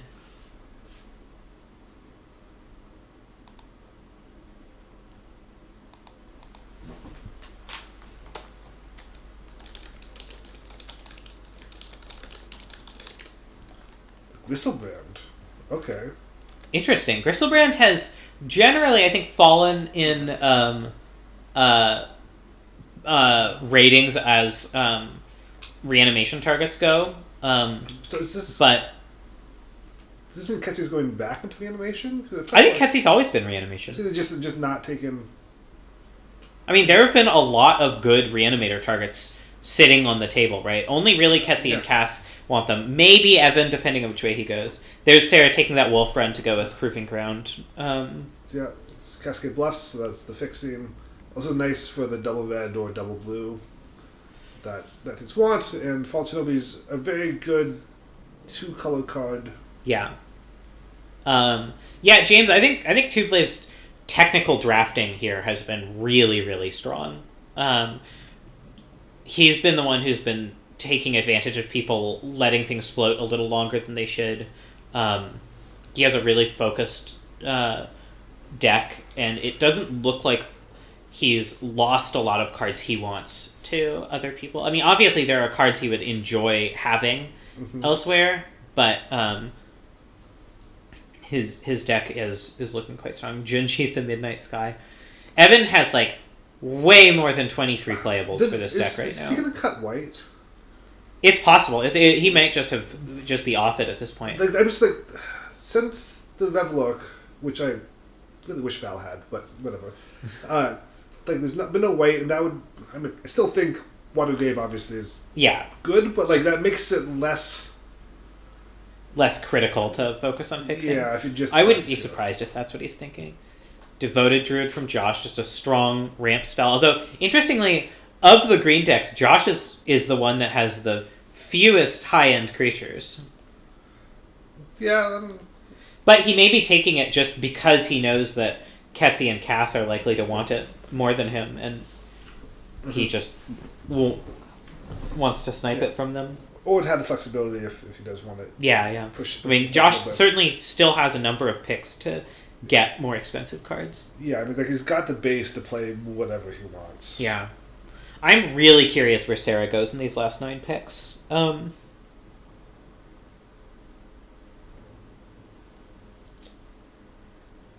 Okay. More into the high end. Okay.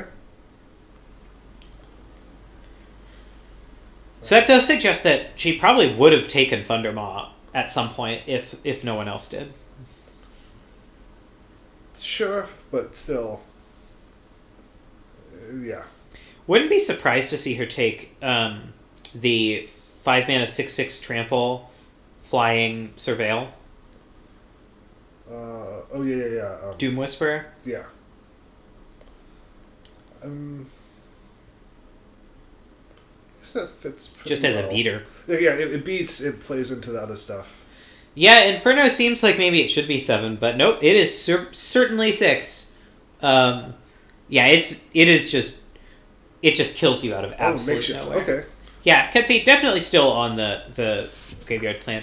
One thing I'm curious about, how is she doing on ways to get stuff into the graveyard? She has, Connive Concoct sort of, Fauna Shaman definitely, and the spell, right? She picked up, where is it? Collective Brutality.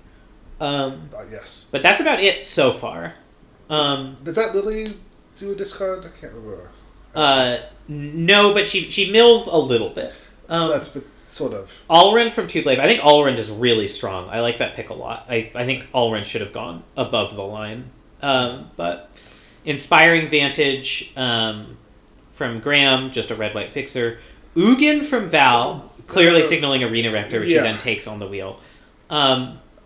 Incubation Druid, Tooth and Nail from Cass. Tooth and Nail is an interesting one. It costs so much mana, but it can be really strong. Does it just? I don't know if it quite just wins, but it's pretty darn good. It comes pretty close, especially if Cass manages to get like. Something to go with Crater Hoof, basically. Yeah. Hornet Queen is what I'm thinking of specifically. Rip Apart from Graham is, I believe, a removal spell. Dig Through Time from Two Blade. Just floating these combo pieces as late as possible. Kira did from Ketsi, some more fixing, more ramp. Sarah's got Knight, so that's the one drop. Okay, so that's good to see. Yeah, I like Knight of the Ebon Legion. Sort of whatever direction Sarah ends up going in. It's strong.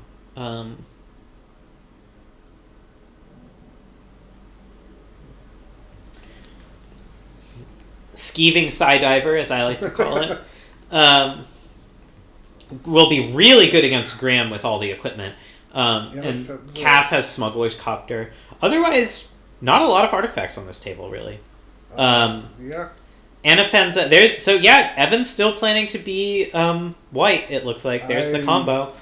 Wormcoil Engine, still mysteriously no one has taken Watery Grave. Is the remaining cards tab so broken that it looks like it's taken? Nope. No, it's there, plain we've as checked day. it like 5 times. It's definitely not.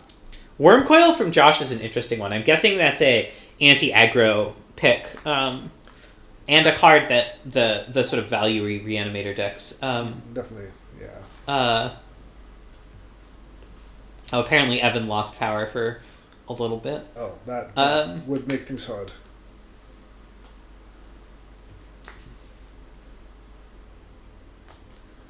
Dire Fleet Daredevil, a solid sideboard option. That'll be really good against Val and Tublave. Evan, too.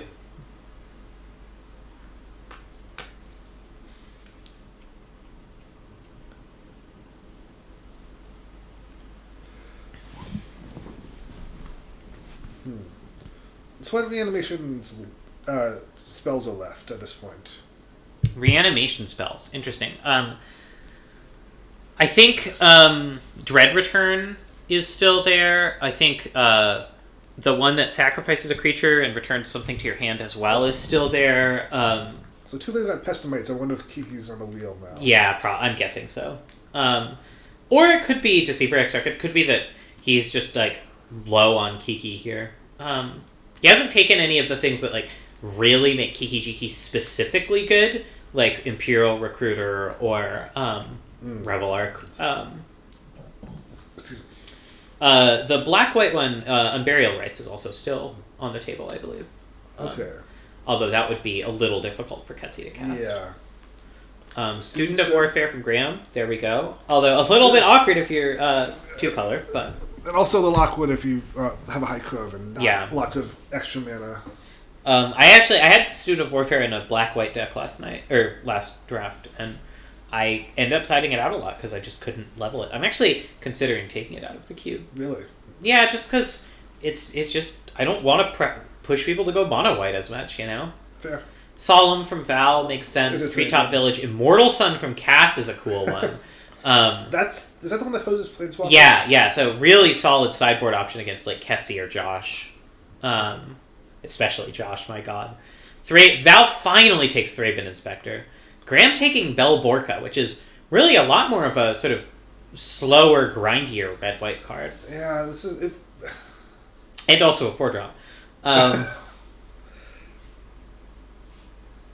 Yeah, Immortal Sun is a sweet one here, especially because like Cass is also going somewhat wide, so the +1/+1 is reasonably valuable. I really want to see Cass get Hornet Queen, although I wouldn't be surprised if Ketsi snipes it. Karizev from Tublave, solid blocker, solid attacker, like that pickup. Oh. Hostage Taker from Ketsi, sniping Evan's gold cards. Evan has 5 picks left to take any lands. So we're saying that like Watergate is definitely going to be taken, but like, I just don't know. I just don't know what's going on. Silver Springs, I mean, sure, that's being better mana base. It's great. Hydrate Krasis, Liz's invitational card. Yeah, it seems perfectly in line with the rest of the deck. It's like, oh, can you text Liz and let her know that the draft is almost done? Evan, Ornithopter of Paradise at least does produce colors of mana. You can't really rely on it as your only fixing because it is very removable. But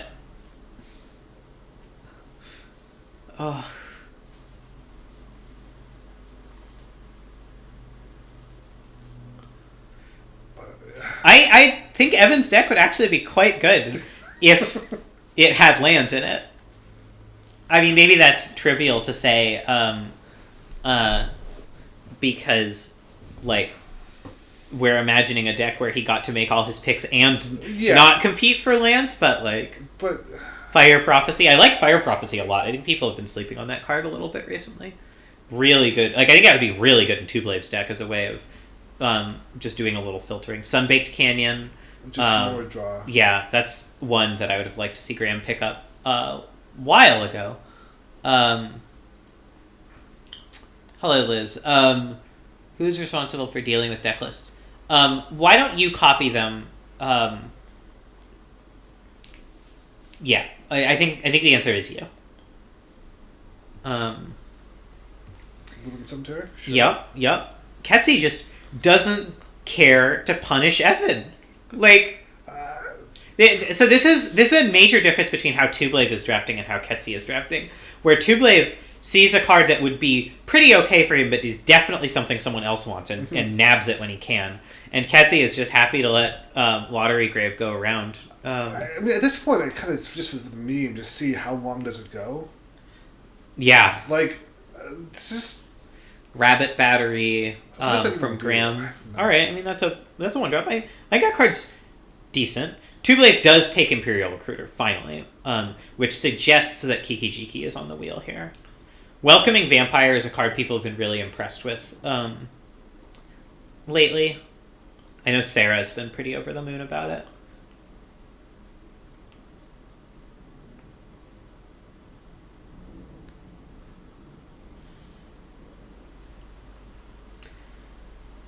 Cass taking Infernal Grasp and Epic Downfall. Sure, I definitely felt like a little Yeah. light on removal. So Yeah, good to- cheap interaction is really good, and the high quality black interactions, those are both high quality. Still, pick 36 and 37 is really good. Teferi, Hero of Dominaria. All right, now people are starting to pick up a few more Planeswalkers, and like the Sarah's early like early-ish Blood Chief's Thirst pick is kind of paying off a little more. I like O-Ring from Graham. You definitely want at least one of that effect. There, yep, Kiki-Jiki on the wheel after Imperial Recruiter from Tuplave. Probably taking Exarch on the way back here. Just to have the full redundancy. You may as well. Yeah. Even if you don't put it in your deck, you want people to be scared of it, right? Mm-hmm. And it's not like it doesn't have infinite playable, so like Right. It'll yeah. There's the Lottery Grave. Oh man, Evan. Silent Clearing from Sarah. I like that. Just all the yeah. cards. I do wish Sarah had more than one drop, but I mean there's still time. There's- Karn Liberated from Josh. All right. God, I mean, Yeah. yes. That's also a necessary one. But, You could have had both, and still just not taking more lands. It's a late soul transfer, though. Dragon Lord Atarka from Josh. Just a powerful, expensive creature.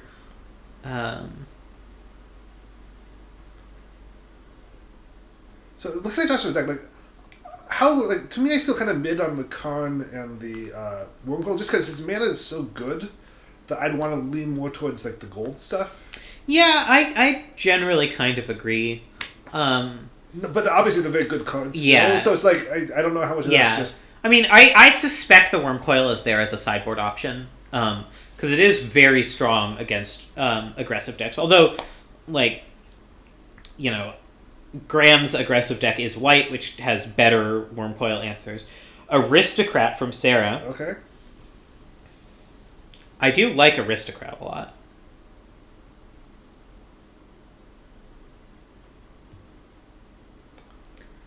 Ball Again Recovery. Again, the stupid card preview isn't working with the DFCs, but Yeah.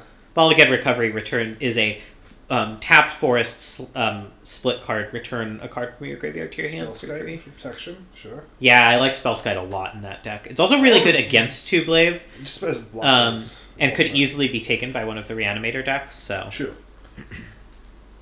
It's also just like against the aggressive decks having. yeah. I 04, think I think Spellskite's just quite a strong card in general. Okay. Card's good. It's not a 4-drop. Yeah, Danto's very good. It's one of the cards you really want to prioritize in a deck like this. Horizon Canopy from Val. It's one I would have liked to see from Graham, but Champion of Ronas Eldritch Viper. Okay, so that's how Cass is planning on getting a Traxxas into play. Though I assume there's going to be like if a couple basics need to be added to make it happen. Yeah. With all the stuff going on. I mean, if I were building Cass's deck, I might not even add a couple basics. I might just say like, the World Tree might do it, Champion might do it. Those are the ways. Okay. Val did take Sun Titan. I like Sun Titan in this deck. It optimizes for the same sorts of things that Sarah Paragon does, and it combos with Elish Norn on its own. Mm-hmm. Tublave had an Elish Norn Sun Titan thing, an Elish Norn thing going last table draft that nerfed my Sun Titan, and I was sad about that. Yeah. Danto.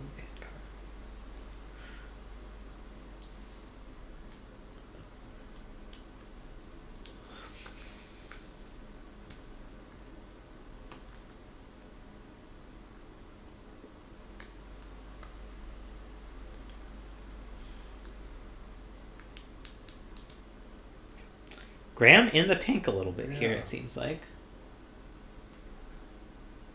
At this point, assume there's still some decent 1-drops out there. I'm guessing there's not much fixing that's relevant. Lavamancer, that's... Lavamancer, generally a little bit more of a controlling 1-drop, but it is a 1-drop. It interacts. Yeah, and it does interact. That is very true. Svelin of Sea and Sky. What a card. Really late Svelin here. Duress, really, really strong sideboard option against some of these decks. Honestly, a little surprised Sarah didn't end up with that, just because of how much they like hand disruption. Yeah. Evolved Sleeper. There's a 1-drop. Okay.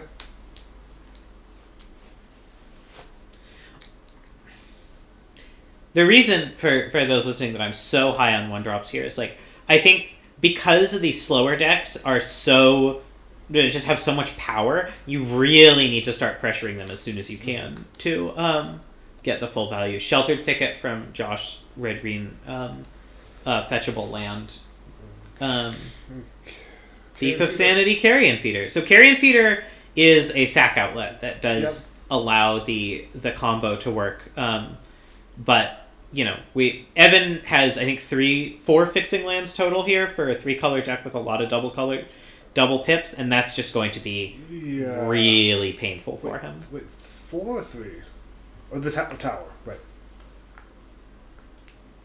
Nissa Ascended Animist, also very late here. That card is extremely strong.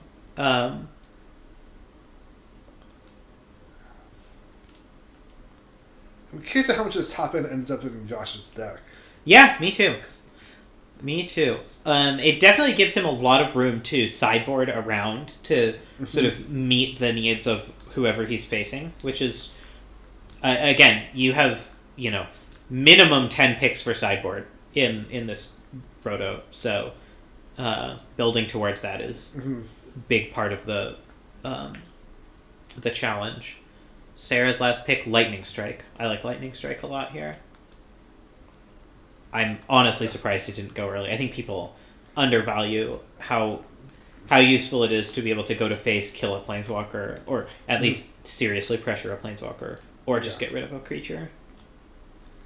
I think so. One of the issue that is it's strictly worse than Lightning Bolt, and it's hard to harmonize. Sure, I guess. Yeah. Some card draws.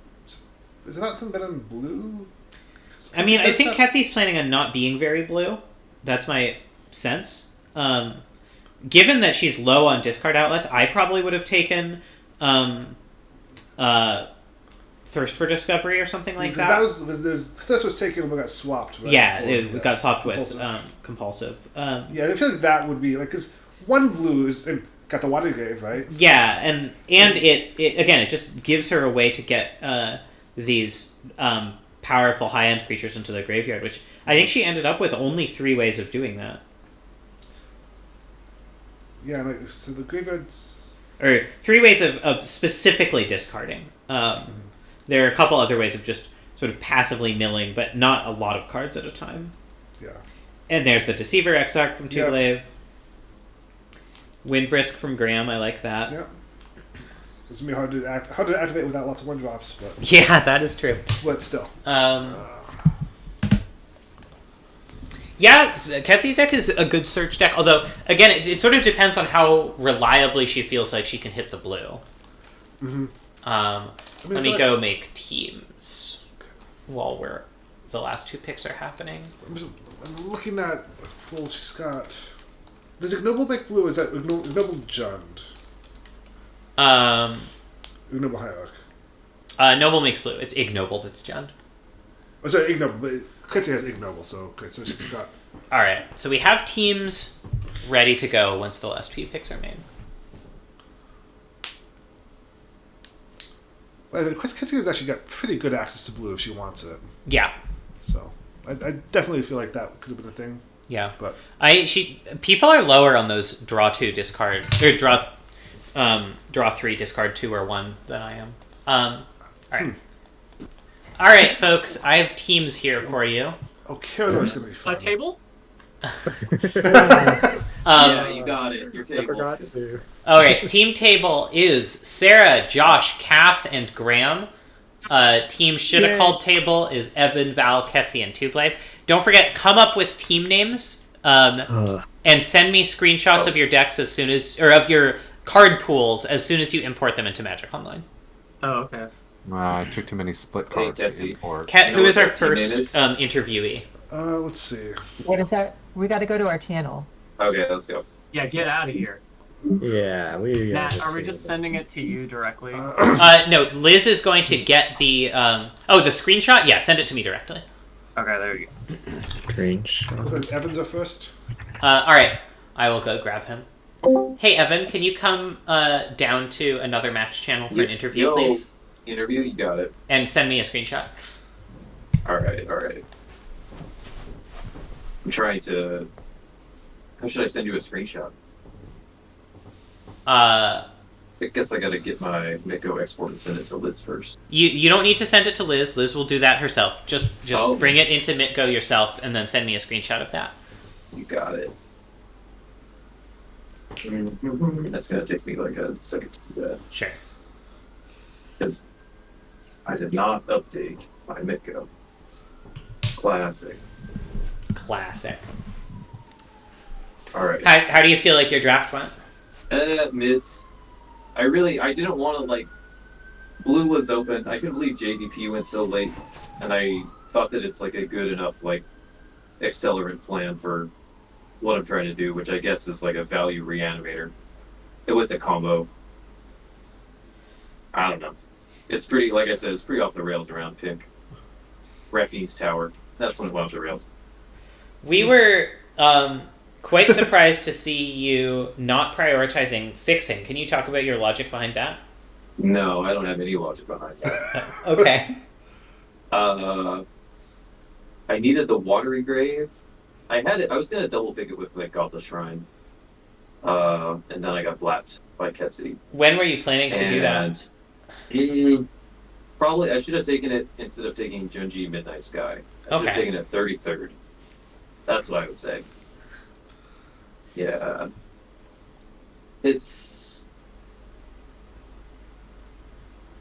It might get there. It has some powerful cards. It's going to cast them slower than like every other deck, which I think is going to be the problem. It does seem like a risk, and your mana situation seems like potentially a risk as well. Nah, it's fine. Oh, okay, Oh, great. that's great. I have 2 fetch lands and Raffine's Tower. It's fine. That's plenty. And the Godless. Let's see. I could not play the double white cards. I Like mean, the some double of white them are cards good. do include your combo, but Yeah, well, you can keep the opponent on their toes that way, right? sure. Good Get point. the Raffine's Tower. Play a basic planes. Do you have a screenshot for me? Where's Moto? Fine. Moto is still loading. I'm Okay. terribly sorry. That's all right. Now it's in the title screen. Here, I can share my screen if you want.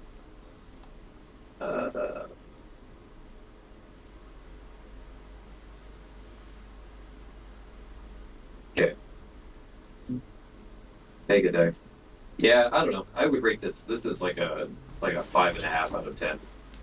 I think I was a little missing on Grist and not getting into green threw me for a loop because blue, the outline of blue cards that I had was probably like the weakest that I put together. I didn't spend a lot of time on it. Yeah, that makes sense. So, yeah. What you gonna do? You want to try to predict what your record's going to be? 2-2. All right. Okay. Got 2-2 prediction down for Evan. I I'm on it. I will be absolutely carried. Not having to play against Two-Wave and Ketsi. Will be big. And who else is on our team? Is it Graham?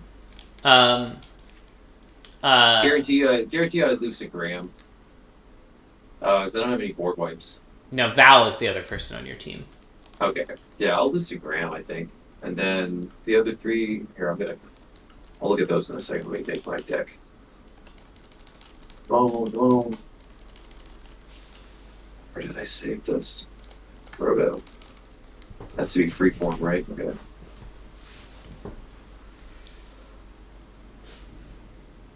All right. Well, while you get that going, it didn't work at all. Sorry, I was slow on the uptake here.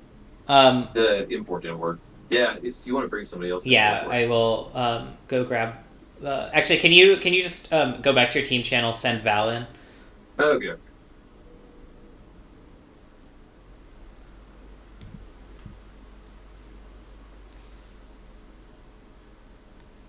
All right.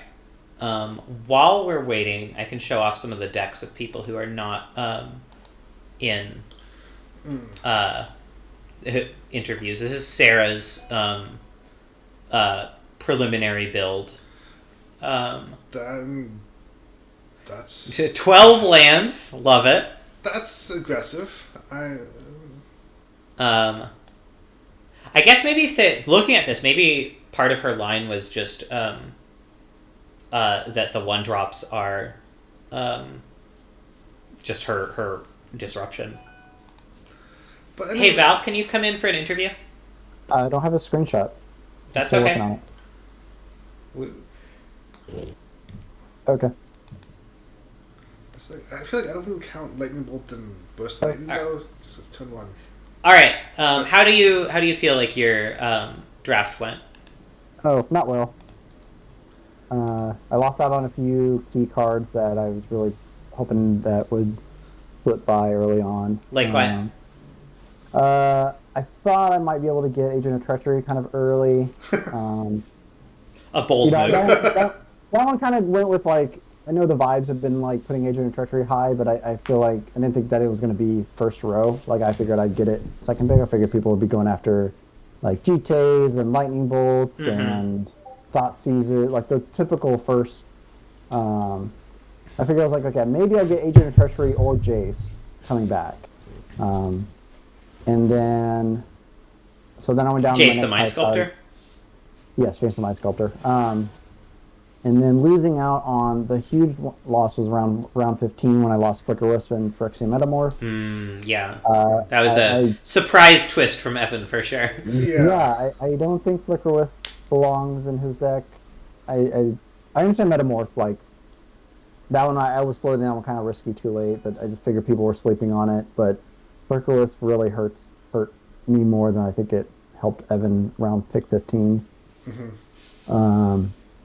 So, yeah, I kind of lost my biggest blink target, lost my biggest blinker, and so I kind of pivoted into more of just a kind of control shell. That's why I started picking up more Planeswalkers, picking up the Arena Rector and Ugin combo late.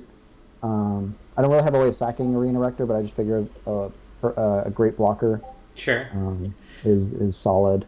Do you have a screenshot yet? Nope. Magic Online's not working for me right now. Oh. Horrible. Are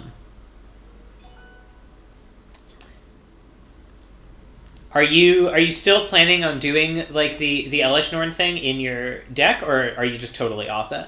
Oh no, I'm on it.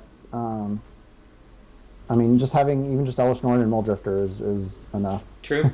But you know, I think the thing that really drew me to it also is just the fact that it triggers on all permanents, so all of the white exile enchantments also do double time. True. Once she's out, and then just the cards are just good on their own. I'm glad I got Crystal Shard. Like I needed Elish Norn and Crystal Shard and Restoration Angel.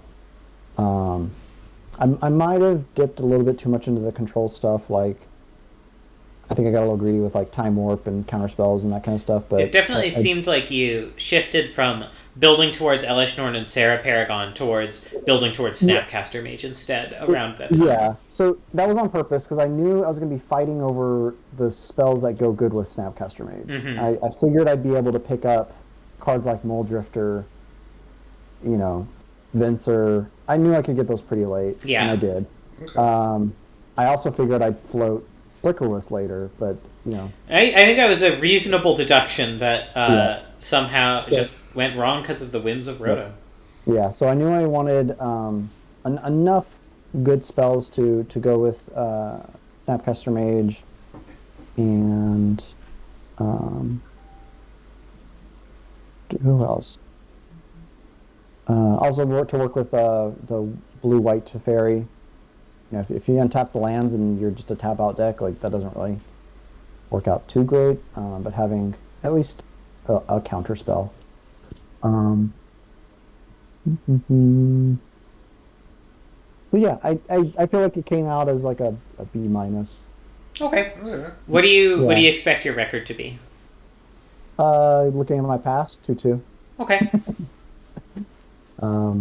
I think that games that I win, I'll probably win in spectacular fashion. I think the ones that I don't, it'll probably be not getting the Blink engine online. I think I'm pretty weak to aggro. Yeah, we'll see. All right.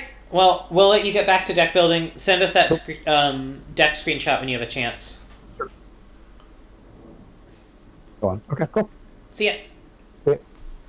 All right, we have Evan's do you pool want me to bring screenshot here. Can you send in Tublave actually? So this is Evan's pool in all its glory.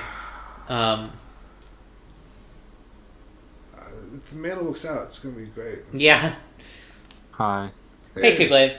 Let me bring up your deck screenshot. How do you feel your draft went? So I'm pretty satisfied with how it went. You know, I had a clear plan throughout, and even though blue was contested, I was able to get a lot of the key blue cards for my deck. Now, some things that I wanted did escape, and Josh really threw me for a loop when, like, he opened on Jace and Oko, and I was like, okay, then I have red, and then he just moved into red and abandoned his green, kind of, and started, like, fighting me for Is It, and so I lost a few cards that way. What were the biggest things you missed from that? Well, Misty Rainforest, Shelldock Isle, Zealous Conscripts, Expressive Iterations, Sudden Demise. Yeah. Firebolt, I guess, although Sarah could have easily taken that for her deck. I didn't, like, expect to get it the way the draft was going. You sniped him back with that Ketria trial pick, though, to some degree. Well, I mean, I almost took it earlier. It just seemed obvious that he really needed it, and it's still a dual land for me. So when we came back and I went Ketria and then Ketsi went Boseiju, I was sure that those were the two cards he was planning to take, like, after the break. Yeah. Like, exactly. Yeah, we James was commenting in the chat that those were just like two of the lands he most wanted with his mana base and Ren and 6. I don't know if anybody thought about it, but that 5-minute break, it refocuses players. It gives people a chance to pay attention to what other people are doing. So, you better come back ready for people to, like, take the card you wanted that they'd been ignoring for the first 20 picks. Yeah. Are there any other, like, picks you got that you were surprised about or felt like you really pulled the rug out from under someone? Lutri in round 3. I thought Val was going to first pick Lutri when he said it's his favorite card in the cube, and it's really, really good.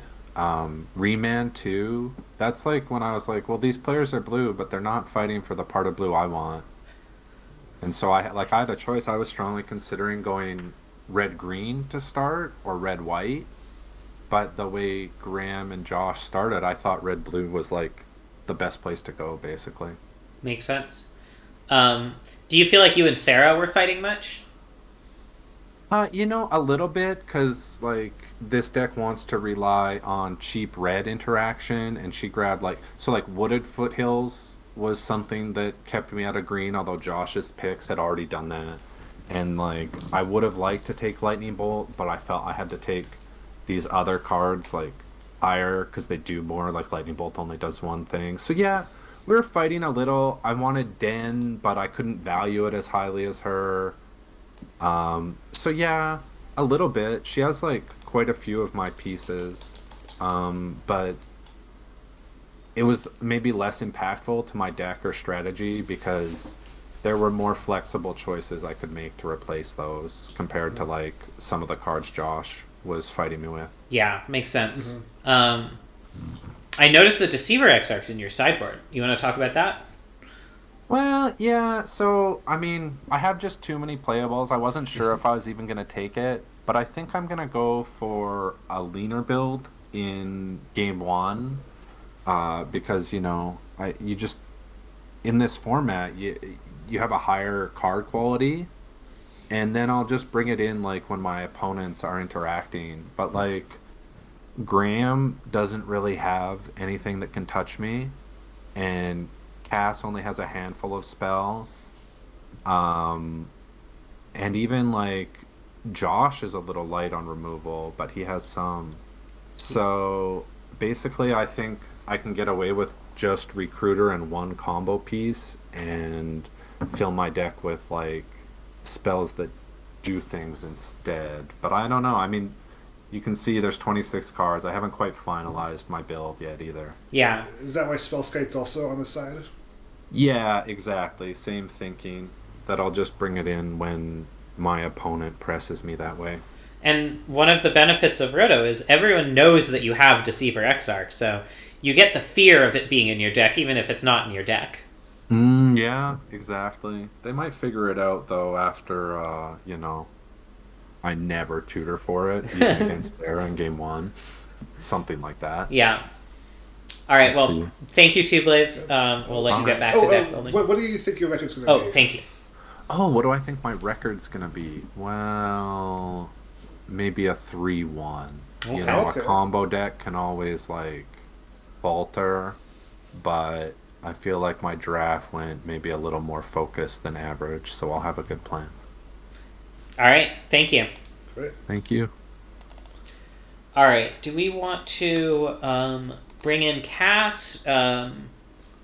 We've got decks from most people at this point, or screenshots from most people. Let's see. Yeah, why don't we bring in Cass? Sure. Okay. Hey, Cass, can you join us for an interview in another match channel? Yeah, give me just a sec. I have my deck built and I'm posting the screenshot. Sure.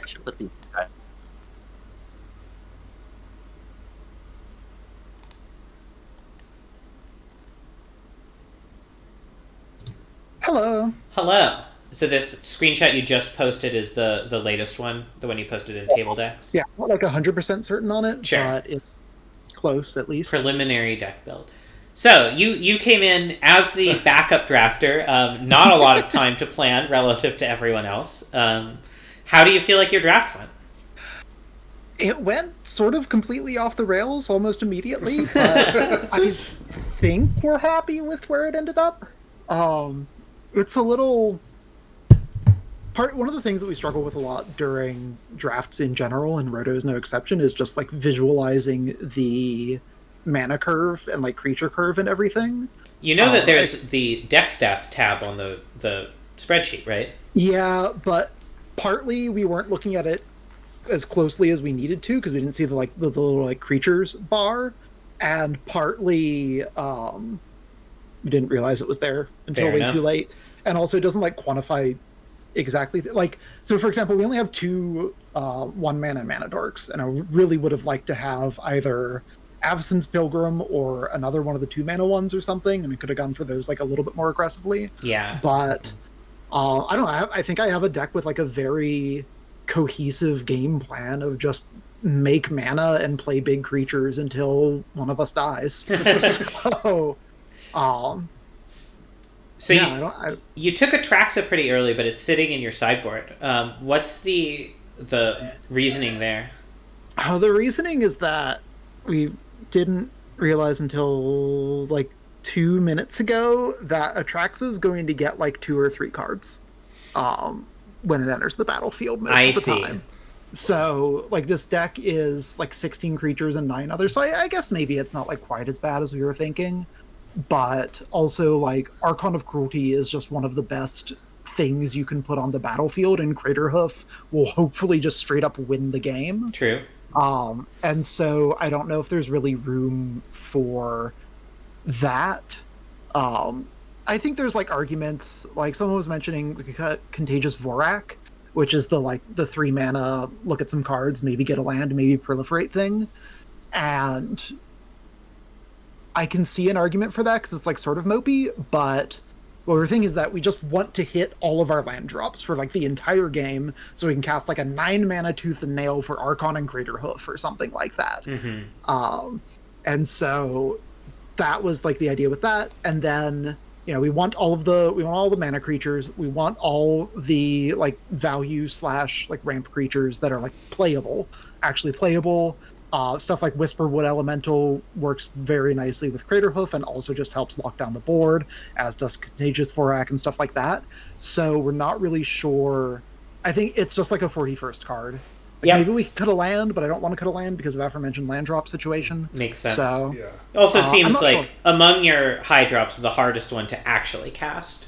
Yeah, for sure. Our mana's not quite as good as we thought either. We thought we had like 1 or 2 more lands, but I think it'll be fine just with all of the dorks and stuff. One of the cards we regret not picking up is Bushwhack or Dig Up or both. Just like the lay of the land. Yeah. Value attached to it. I was really thinking of like both of those. A Bushwhack can just like fight something, and I have some creatures that are decent at fighting, but also a bunch of like 1/1s and stuff. And then Dig Up, the extra mode is like a bit expensive, but it could also help us find like Tooth and Nail or something. So I think that might have been a minor mistake, but we'll see, I guess. Yeah. Well, actually, one thing I'm really happy with is Primeval Titan and Golgari Rot Farm.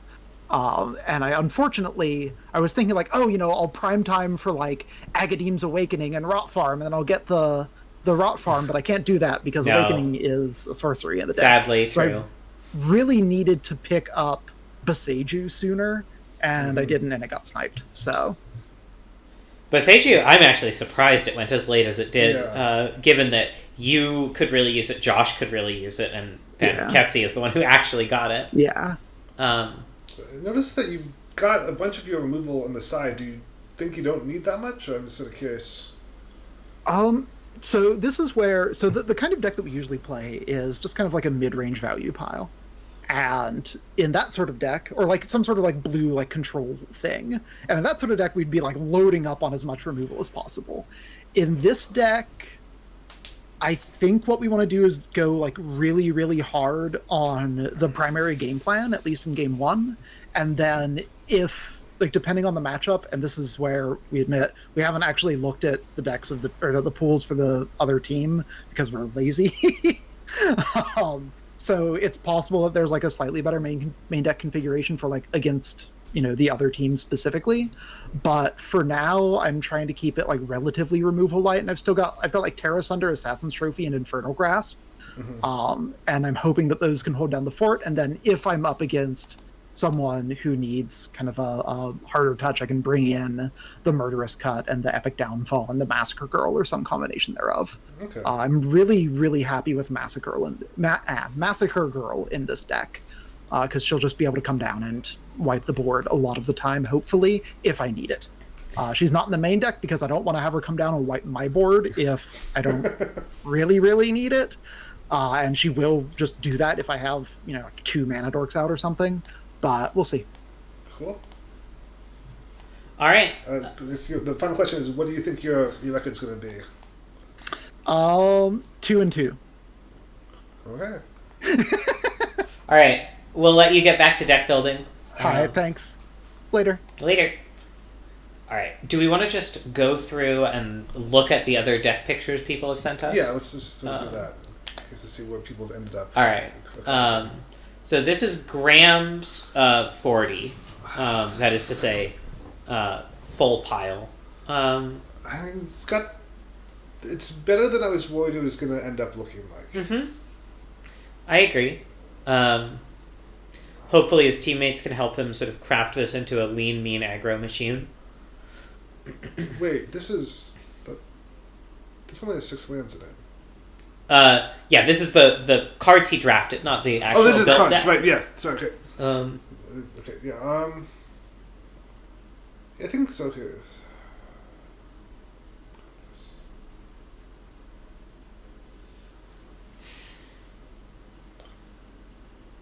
Yeah, I think. For those watching at home, all of the decks that are actually built will be available on the website that's linked at the top of the draft spreadsheet. The draft spreadsheet, of course, being linked at the bottom of this stream. I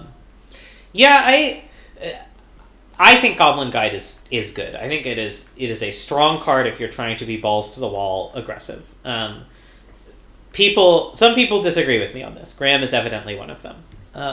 Yeah.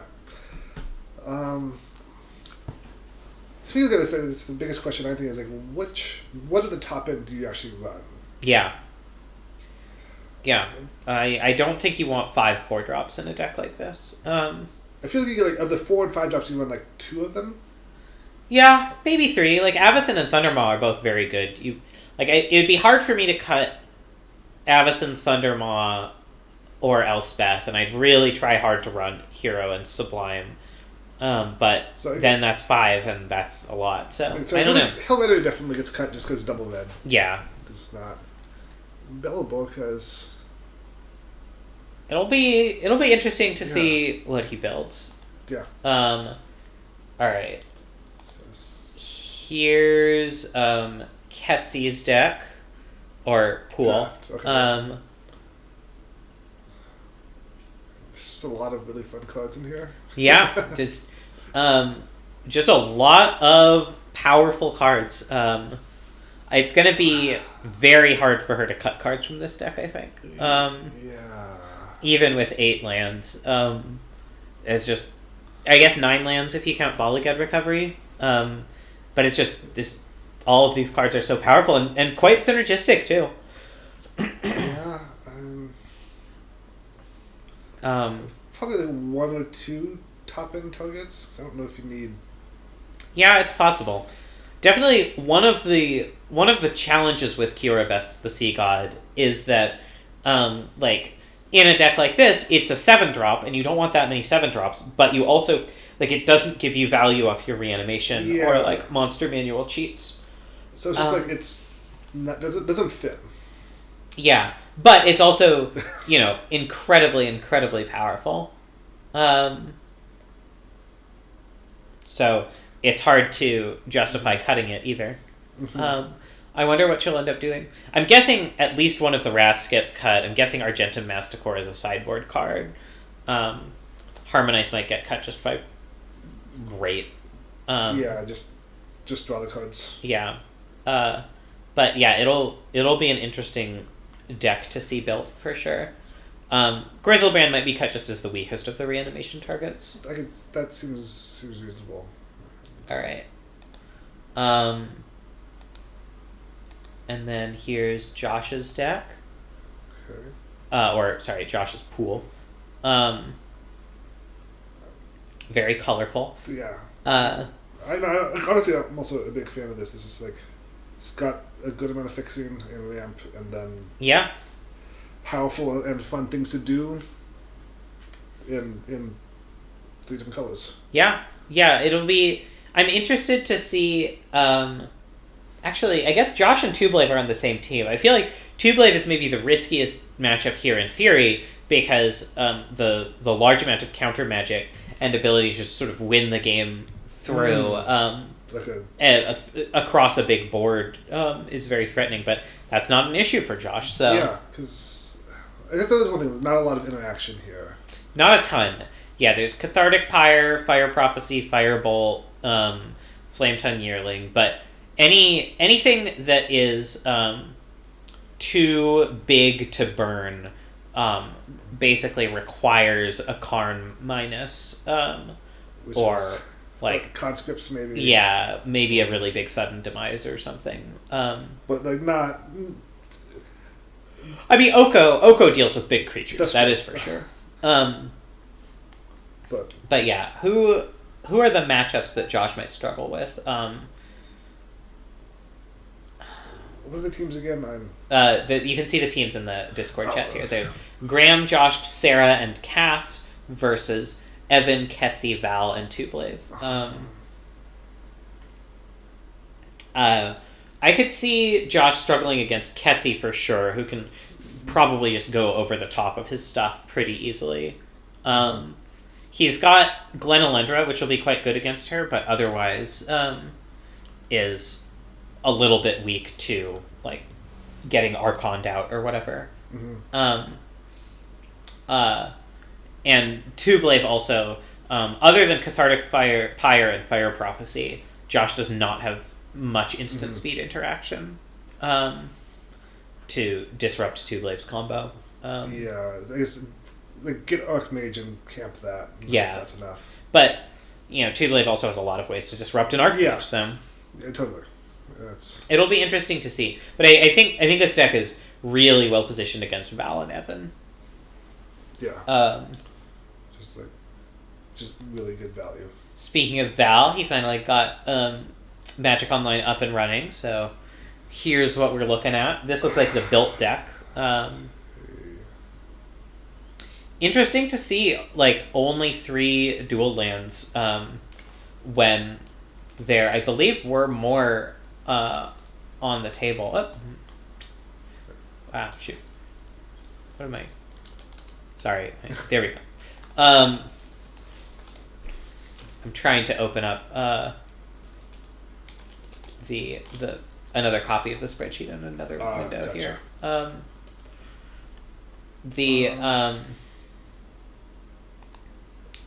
But like this looks like quite a solid deck. Oh, interestingly, it looks like Snapcaster ended up in the sideboard after such a heavy building around it in the early draft. I wonder if There's irrigated farmland still on the table as far as blue-white lands go, and possibly some triomes, although I don't think so. I think Savai Triome's the only one that legitimately didn't get drafted. There's enough good targets with Snapcasters. What is 3, 4, 5? How does Snapcaster work with Vision again? Does it let you play it, or can you not play it? You cannot play it. Okay, so it's Path, Ponder, Counter, Judgment, Time Warp, 5 targets? Yeah. That's like... It's not amazing. Yeah. Yeah, taking out Sublime Epiphany, I guess, really does that. Interesting to see Skull Clamp in the sideboard here after being taken so early. I'm not surprised, just because this is not a Clamp deck. Yeah, but it's sad. That was Val's 4th pick. Yeah. It'd be interesting to go through all the decks and see what is the highest pick someone made that did not make main deck. Yeah. We can figure that out later. Yeah, I'm guessing Sarah might win that one just because Sarah had a lot of cards that just were good. Maybe. I mean, like 4 is the minimum at this point. So, or say the maximum, and I think Sarah's probably putting Thoughtseize, Bloodstained Mire, Wooded Foothills, and Lightning Bolt in their deck. Sarah's winning as in going the farthest. Oh, going the farthest down. Yes, I sorry. see. Yes, yeah. the other way. And then Cass's deck we already saw. All right.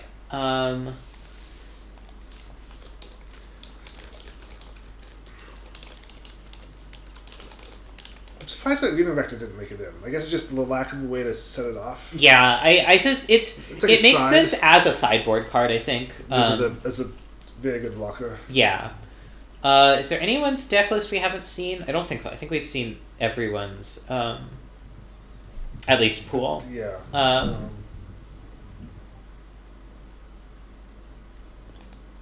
there's actually not many Sunshine targets, yeah.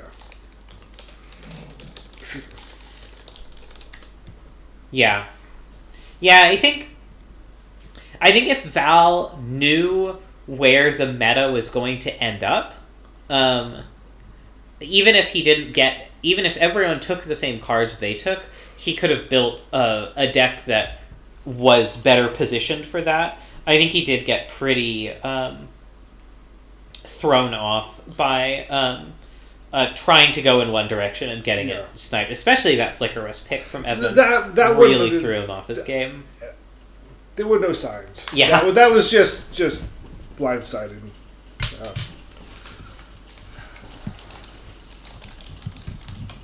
I'm going to ask James if he can calculate the earliest pick that didn't make main deck.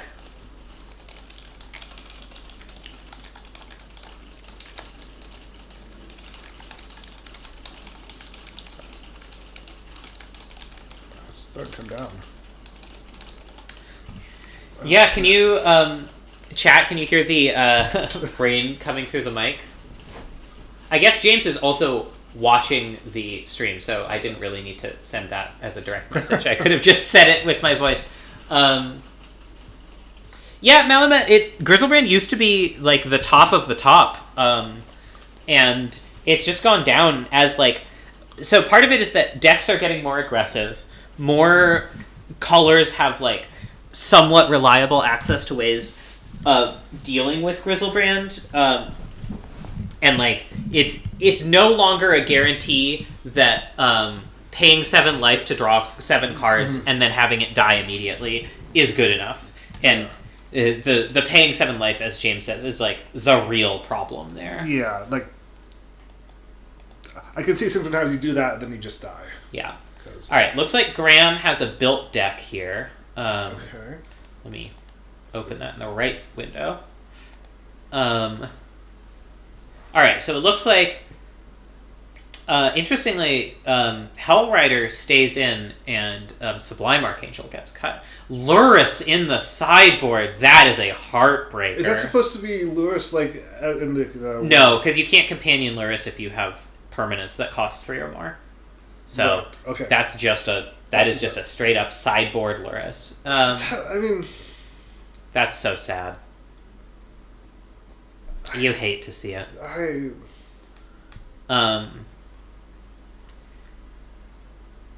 Let's see. Grim Lavamancer ended up in the sideboard as well. As did Porcelain Legionnaire. Interesting.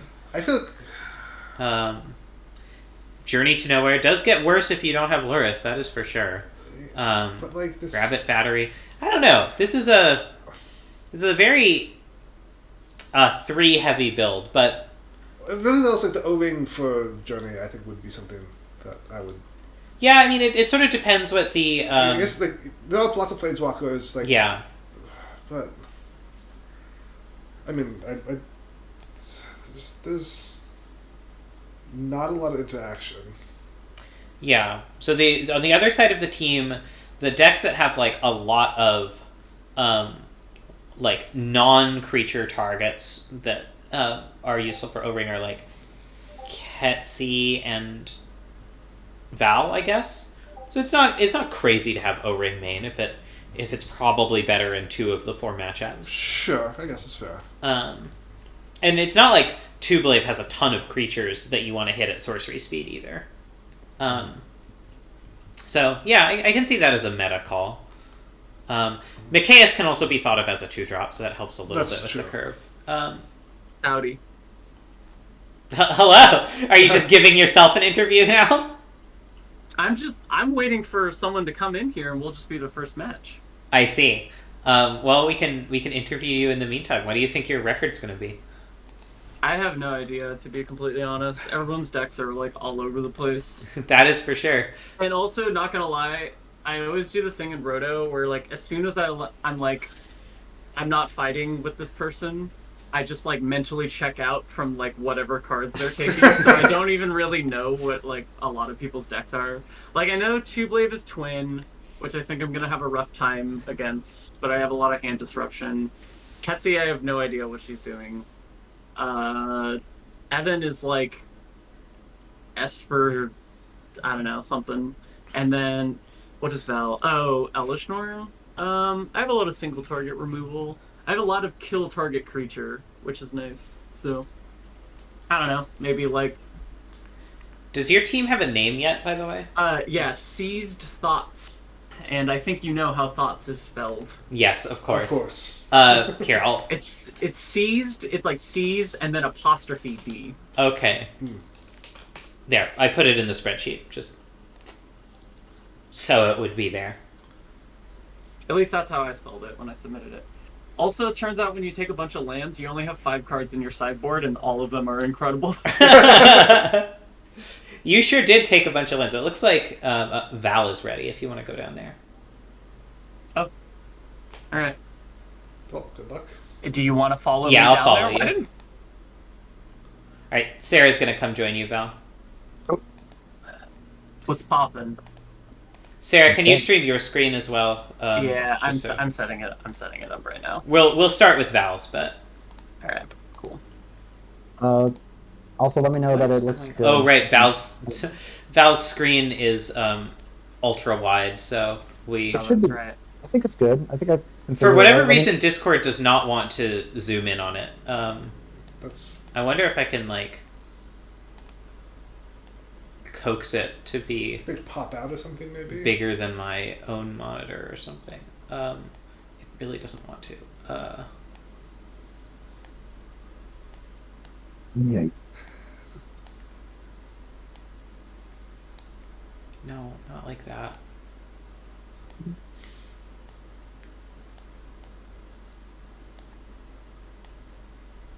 No, it's not working. We're just gonna have to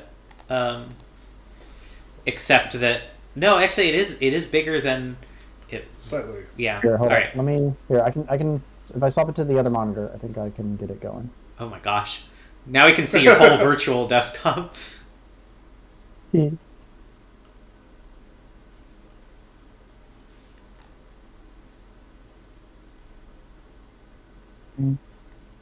Share screen 1. How's that? Oh, Yeah, there we go. All right, cool. Um, Let's play my little laptop. All right, Sarah went. Okay. Thank you, Val. All right, Good we are gonna deafen. Sweet. All right. So 6 So cards on the draw. yeah, Val This is, Mulligans looks like This is the really want to draw land to Muldrift yeah, plan. Okay. Muldrift or Council's Judgment, Crystal Shard if you need to. Man, and Val Mulligans, but Sarah is still able to get the Robber of the Rich value here. Brutal. Ancestral Vision, I don't think Sarah can cast. I don't think that's how that works. Yeah, Val is double checking, but all right, got the third land. That's really good. Okay. Um, I guess not, sorry for the slightly janky restream quality, everyone, but yeah. Although denying the vision is probably good because that would be a pretty strong turn too, given this position. yeah.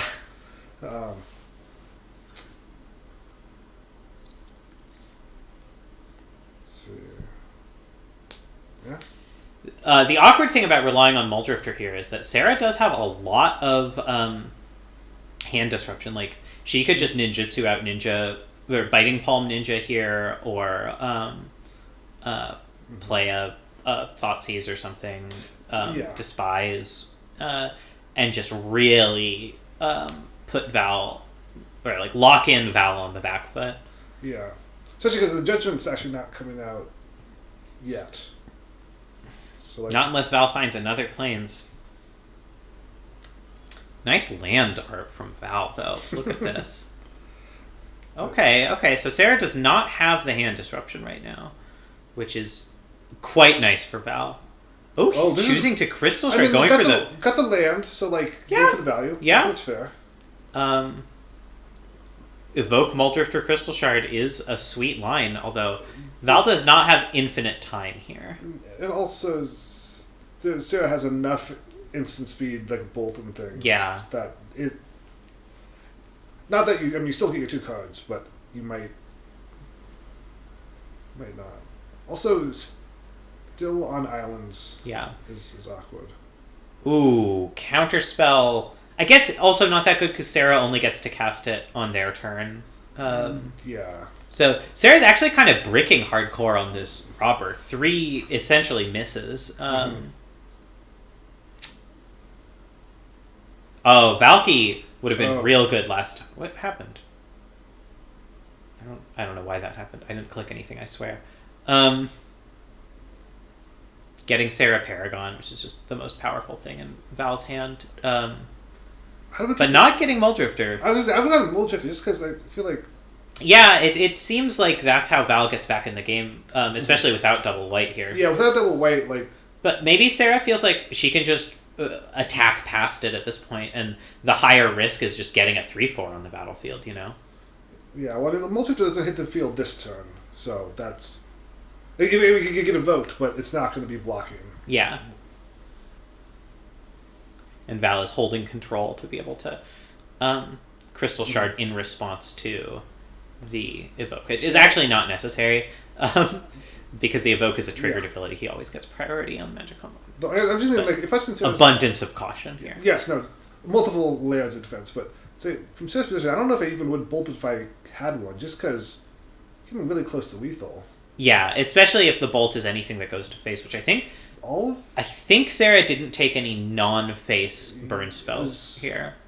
It was Bolt, Strike, Burst Lightning. Yeah, all of those go to face. So Sarah's representing 5 damage here.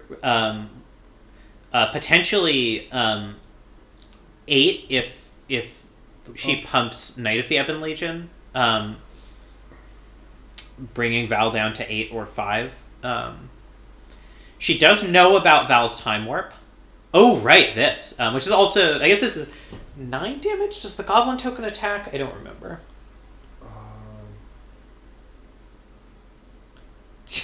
Just unbelievable luck on this Robber of the Rich. But it's not going to help Val, I don't think. No, I mean, he does get a Time Warp activation. But I don't think he has any mass removal to search into here. It's just like draw a card, basically. Yeah, it's not. Yeah, this is not the time. It's just 0 mana, draw a card. And yeah, I think none of the white wraths were taken in the draft. What are the white ones? Like Winds? It's Doomscar and Wrath of God. No, I don't think so. Like Teferi's not gonna do it. Val's not giving Sarah any extra information by doing this because she already saw his hand. Also, like revealing cards is not the minimal value in a proto draft, given that she knows his pool. Yeah, she can probably guess that Path of Exiles in the deck. Yeah. But I don't. Can you jot down that we've watched Sarah and Val at this point? It would be nice to try to get at least one game from each drafter. Unfortunately, it's usually not possible to get a match from each drafter, but sure. And I like to watch through a match if we start a match from the beginning, but we can hop around to some degree. Otherwise, yeah, at the very least, this game looks like it's probably over. Val is gamely pondering if he can cast Teferi or Muldrifter and Path to Exile, or maybe Council's Judgment, Path to Exile plus Crystal Shard, which probably does buy him a turn. True. I don't know if I'm not sure what he's drawing to here. Maybe I'm forgetting something though.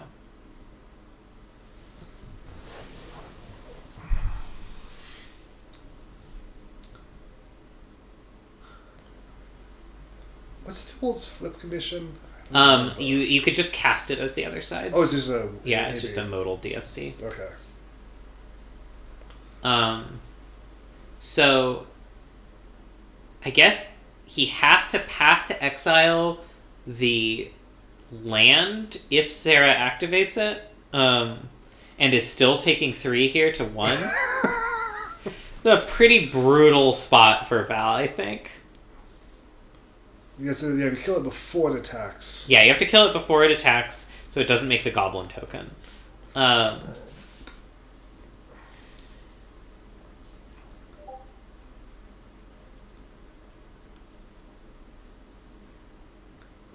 Also, if Sarah has any removal spell here, yeah. it's just...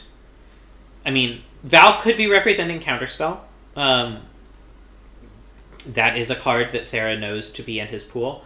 But if she's worried about Counterspell, she can activate the Den. I think going down with Den is just this. It's probably what I would do, even if she does have a burn spell in hand. But okay, so she's going for Valky just to force, just to get a sense of what's going on in Val's hand. This could also be I have a burn spell, and I just need to know if it's safe to cast. That's fair.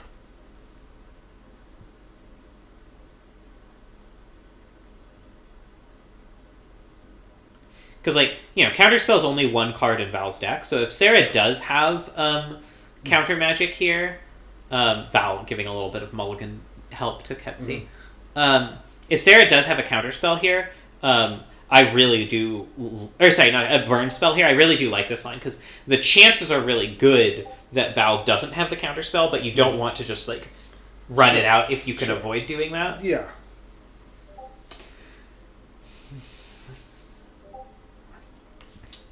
So Val chooses to get rid of that, even though Den... This isn't technically a lethal attack. Interestingly... does it after the trigger lands, which is... Oh, right! Oh, I forgot about that! So Sarah actually knew Val didn't have Counterspell, of course, because it was in exile. But also because Val waited until after the attack, Sarah does get to just cast the Counterspell. So this also explains... this is also a good reason to cast Valky instead of activating Den. So not completely bricking, I guess. Yeah. Not completely breaking after all. And now Val's... I don't know what he's digging to here. I mean, he has to shovel. None of these save him.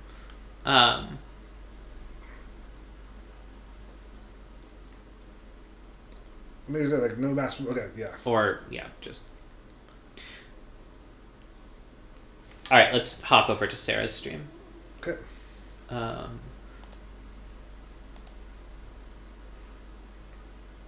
We're checking the deck list. While they're sideboarding, I'm going to hand the stream over to you and use the restroom. Yeah, no, it's just...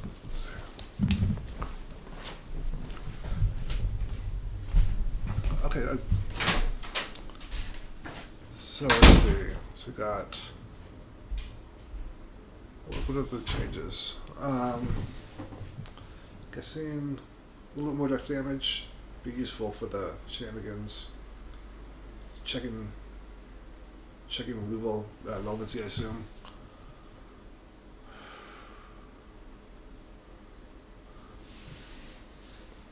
Yeah, I don't know that Sarah needs to make a ton of changes. I think most of these are still... I might swap out Slaughter Pact. No, the Slaughter Pact's still relevant for Elish. Yeah, I don't know. Part of me wants Lightning Strike in, but I don't know that there's anything that super needs to get cut. Aristocrat? No, I mean, it's got haste, but the Aristocrat's indestructibility doesn't do much, but still 4 damage in the air. Hasty.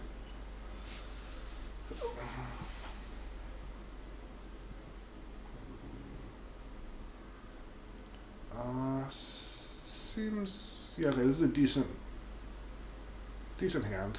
If you, let's see, so Despise into Robber seems solid. And... Hey. Looks like Sarah's got a solid start. Yeah, this Despise is quite good against the deck, as Val built it. It hits basically everything relevant. Pretty much, yeah. The only sad thing is it can't take out removal, which would protect the Robber, but, you know, it's still going to do some work. But Val's removal is mostly sorcery speed anyway, other than Path to Exile, I think. Is it? Okay. Which, you don't really want to Path to Exile a Robber anyway.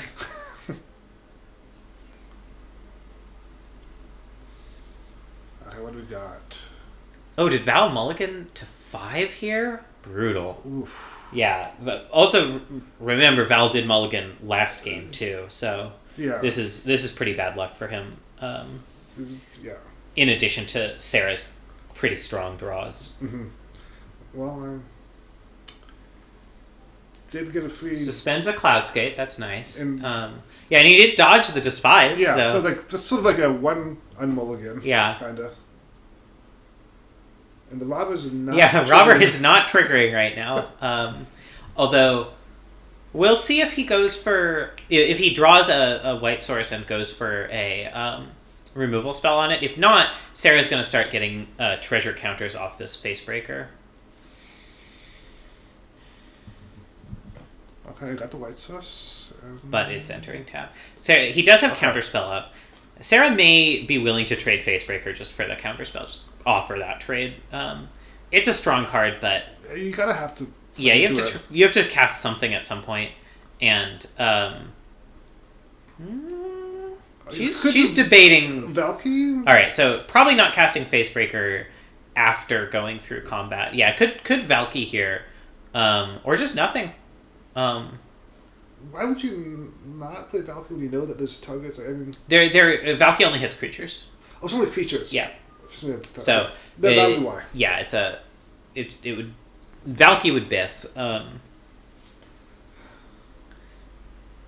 So just theoretically holding up Slaughter Pact here, although you don't really want a Slaughter Pact with 2 mana open most of the time. They're just sort of staring at each other. Sarah knows that if she can... ooh, that's a really good draw. I was going to say Sarah knows that if she can get a card in her... one more card in her hand gone without getting a card in Val's gone, she can start activating Robber, but... That's... Wow, that's a really heads-up play from Val. There's no way he can have sniffed out the ninja here. No, but I guess it's just like, yeah, get it. I guess, like, maybe he's just planning on doing that. He just figured, like, taking 2 damage from it last turn isn't any better than just playing Hallowed Fountain untapped and casting it, giving Sarah extra mana earlier. So now Sarah's, like, somewhat more motivated to just cast a thing into a counterspell, but... is it not wanting to cast into Cloudskate? I don't like, it seems... Could be, yeah, could be. Although, Val can Cloudskate Den of the Bugbear here, which is a little bit annoying. I guess I fully don't get not casting something.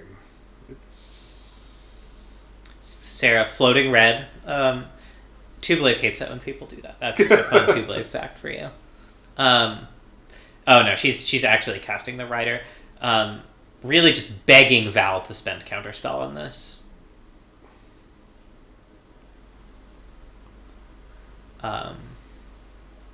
Okay.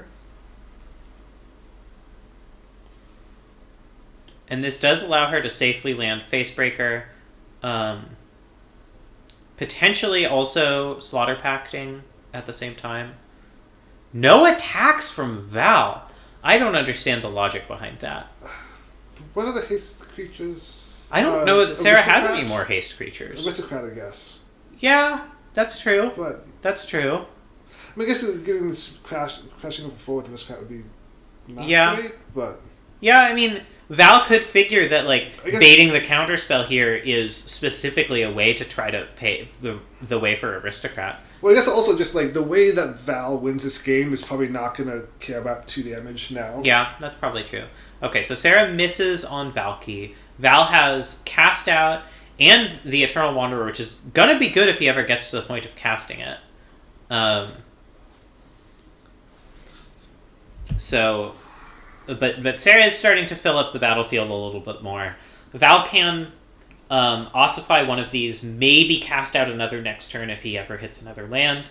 Val is stabilizing surprisingly well for a 5-card hand against this start from Sarah. Yeah.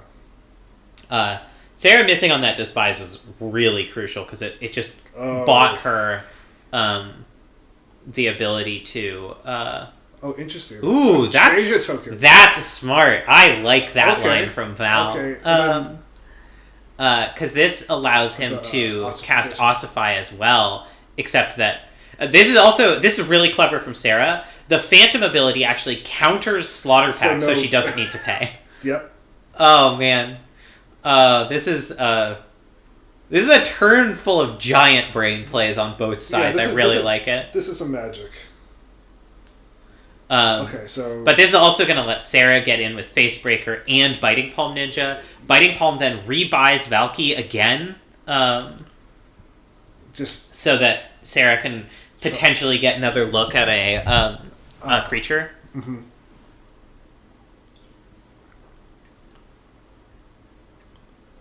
A Braid is an interesting one in this matchup. I don't know that Val has any artifacts, but he definitely has some creatures that are good to hit. Yeah, I think just hitting creatures. That's a burn spell Sarah has that doesn't go to face. True. I think Sarah. And also, Biting Palm Ninja tells Sarah whether Valky is worth casting here, which is true. It makes it non. Yeah. But I think Sarah might have left Lightning Strike on the side. I can't remember. I missed that, which would be. Yeah, it might be true.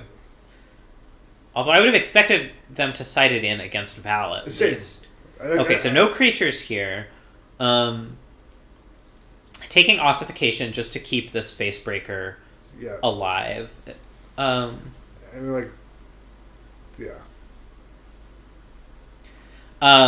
looks like actually Sarah's probably going to just play Tibble next turn.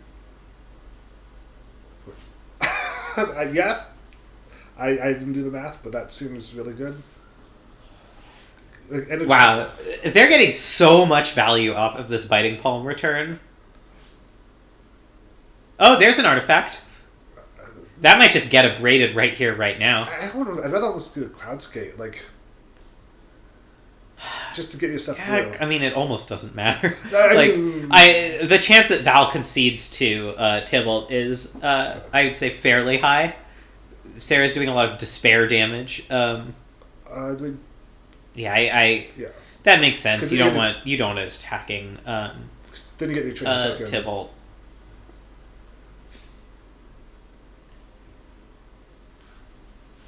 I don't even remember what Tybalt does other than like bad things. Oh, you get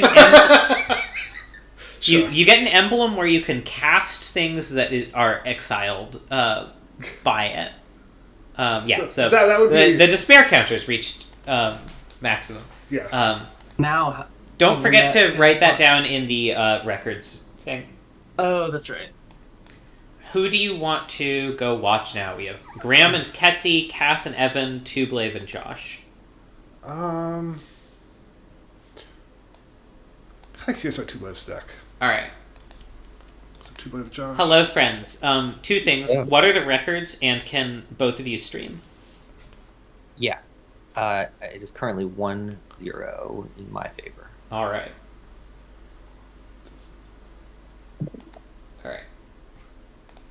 We will watch Tublave first.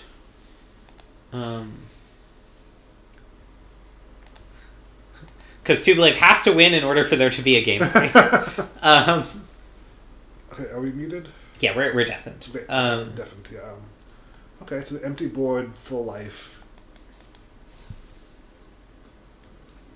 Not a ton yet. Yeah.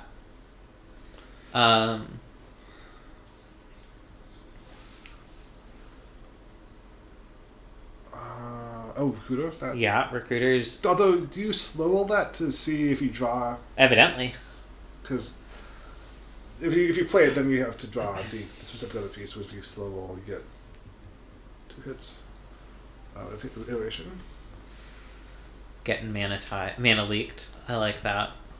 Yeah, and that's another good reason to just not cast Imperial Recruiter here, to leak whatever Josh does.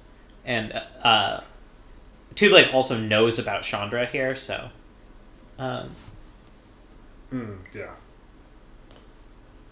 Very aware of the value here. Drawing a land is rough for Two-Blade at this point. Really looking for some amount of action, either one of his many removal spells to deal with Chandra, or like a combo piece to make Recruiter good, or what have you.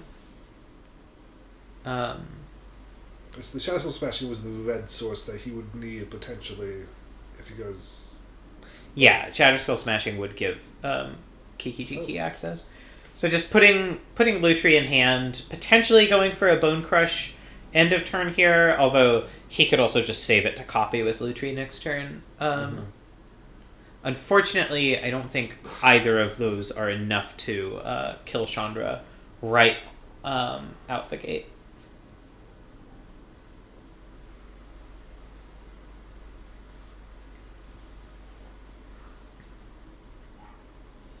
So Josh just plussing here to do 2 damage to Two-Blade's face. Yep. Mostly just getting Chandra on the board. Get on board and get with some tokens to keep Chandra. Did not respect the counterspell Two-Blade was representing, but did not actually have. Oh, I mean... Two-Blade constantly referencing his deck to figure out exactly what is best to do with this Imperial Recruiter. Prismari Command could be a pretty good one to Lutri here. Any Tugget also. Yeah. So, not quite, but... he could potentially Prismari Command to, like, make 2 treasures and do 4 to Chandra, or to just double loot. Just try to find the other combo piece to go with the Imperial Recruiter and do 4 to Chandra. Because with Lutri on the battlefield and Bone Crusher backup, it's going to be fairly likely... I mean, he can at the very least just Bone Crush Chandra after... on his next turn and make sure she dies.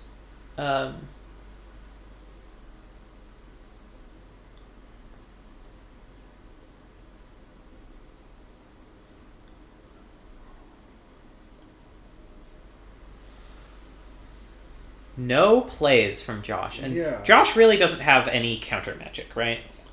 I mean, it had a leak. I don't remember there being much. Was it Condescend, maybe? No. No, Two-Blade got Condescend.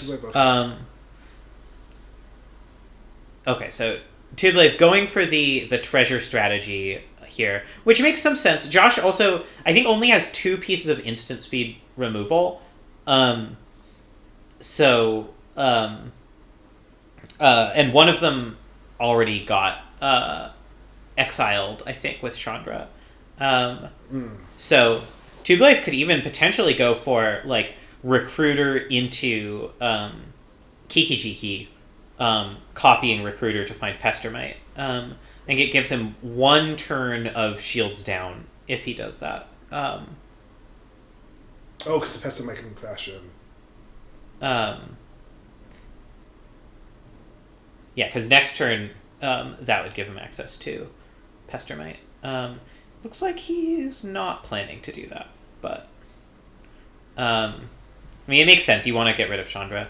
But if you recruit for Kiki here, that also means that next turn you can go Kiki Pestermite same turn. Which also puts Josh in quite a bind. But still not interested. Or... No, okay. Interested in doing both. Okay, so... It looks like, so far, the leading Earliest pick that didn't make main board is pick 2 from Cass. Null Priest of Oblivion didn't make main board. And the latest so far is pick 12 from Sarah. A Braid didn't make main board. But the other team hasn't sent deck lists yet, so we don't know. But it's still roughly what we thought. Seized Thoughts has sent deck lists, but the Gristocrats have not.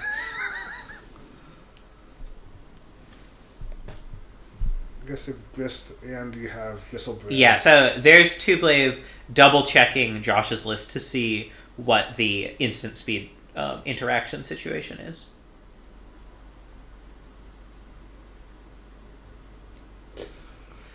And Josh knows that Tublave can combo here. So he is effectively forced to represent interaction, even if he doesn't have it. Yeah.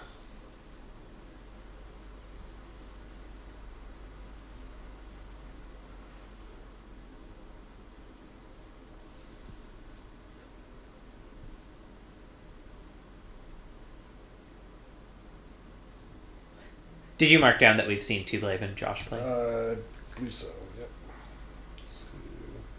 Yeah. Thank you. It's a brief glimpse of something about Ketsu saying Vana Shaman was going off. Oh, wait, Cathartic Pyre's in the graveyard now. I think that's all the interaction Josh has. Tublave is verifying, but it looks like that's true. Firebolt is sorcery speed. Ren and 6 and Oko are both sorcery speed. So Josh, I think, is mathematically dead here. I'm actually a little surprised he hasn't conceded.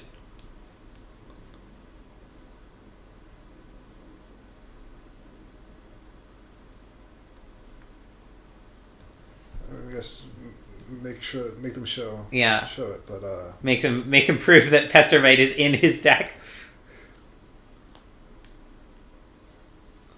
Okay, there we go. All right, now we can switch to Josh's stream. What is going on here? Very, very white. Josh, your stream is so bright. What is going on? Oh yeah, sorry. I've got a weird HDR setting that messes up the stream. Let me go turn that off. I don't know why it is that my computer, when I turn on HDR, it makes all my streams really weird. That should be better. Yeah, that's much better. Okay. Thank you. Yeah. All right. So I guess this is Josh's main deck, or at least Josh's deck sideboarded against Tublave. Yeah. Okay.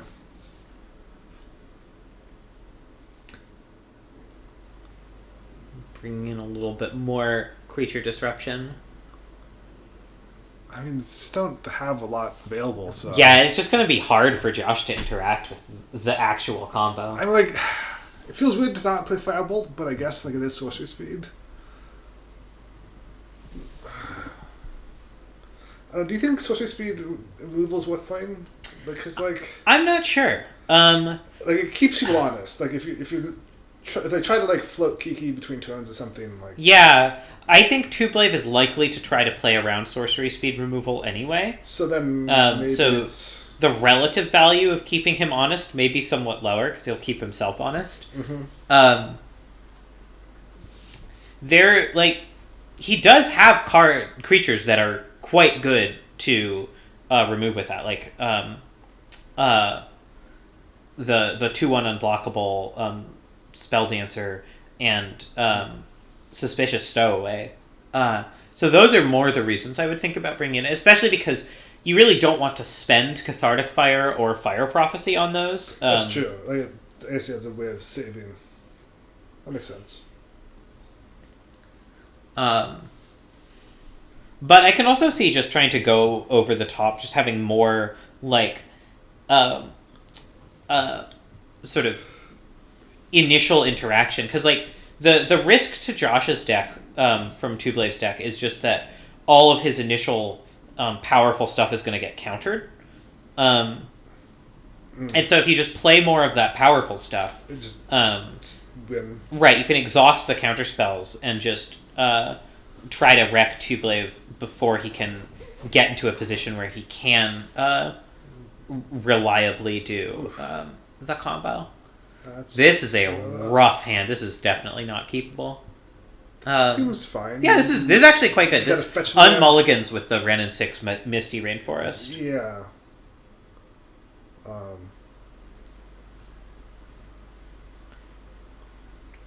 Got a piece of removal. And Tublave doesn't have great ways to pressure Wrenn. Certainly some, but Wrenn is also a good answer to the problem cheap creatures that Tublave has, and that may be part of Josh's reasoning for taking out Firebolt. Oh wait, he can't play Ren with. Yeah, I think didn't he put the land he needed away? I don't know. I mean, yeah. Because I thought he had like a forest. Yeah. This is not a turn 2 Wrenn hand. Well, now it is. Well, okay. Snailed it, I guess. I mean, that's also a nice land to draw with Ren, so. Very lucky draw from Josh there. Never didn't have it.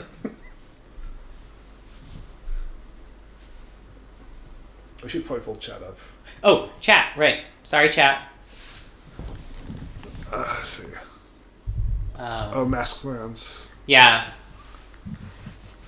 No idea what Josh's basics are. One day we'll see them more than briefly.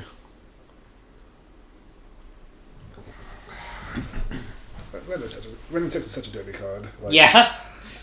It's so strong when it's strong, but it can also just do not a whole lot. It's an interesting one. Definitely, if I'm Tublave here, I'm not feeling great about just how much card advantage Josh is grinding when, like, yeah, a lot of the plan is to try to counter him out. Yeah. Especially like now, in this entire engine is counterproof. Yep. And not burn proof, but it doesn't look like Tublave is basking in the burn right now. And also, like, if you're only taking up, that's like a lot of burn that you're gonna need.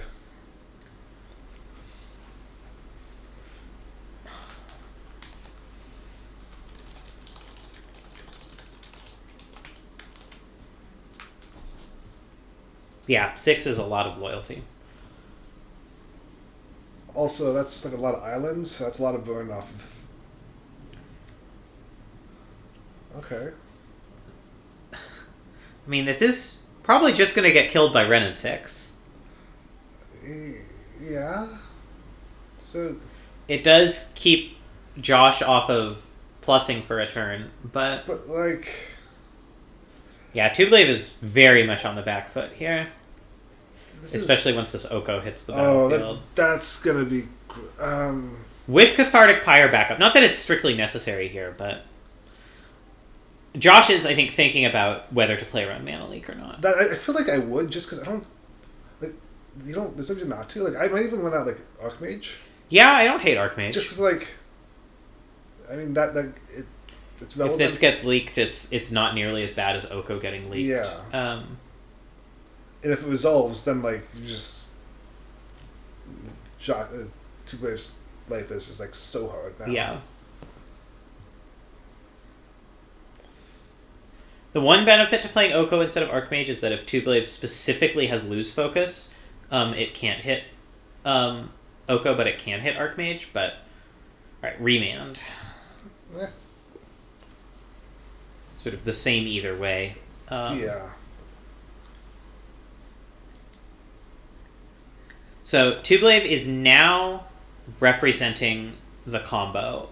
If he ends his turn with 3 mana up, could potentially just go into it, and Josh has to respect that, but looks like not yet. Okay, so we should have permissions to look at James's deck list stats. Oops.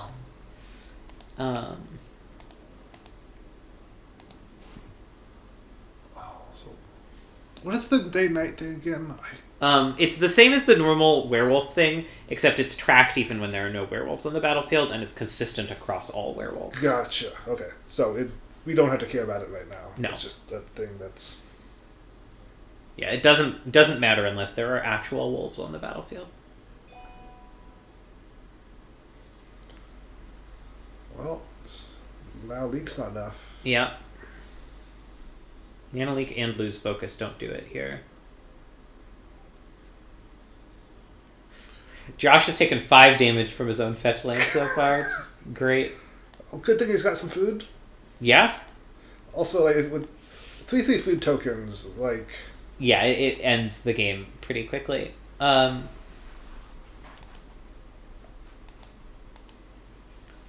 We should maybe poke the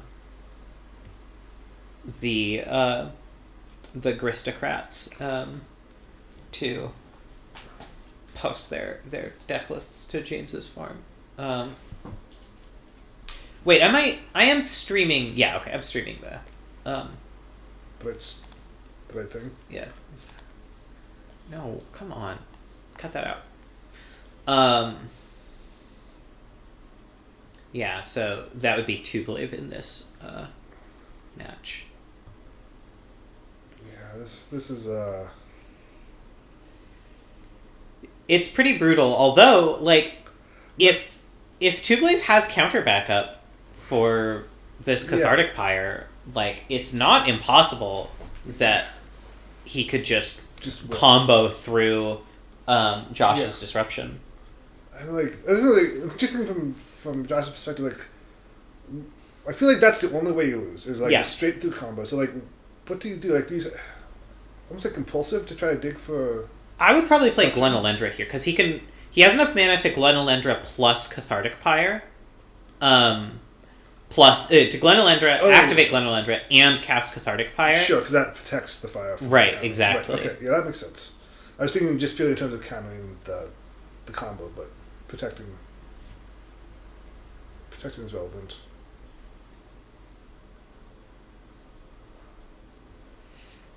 And I have to imagine that Tuglaive's plan here is to just try to force through the combo, given that he's sort of committing nothing to the board.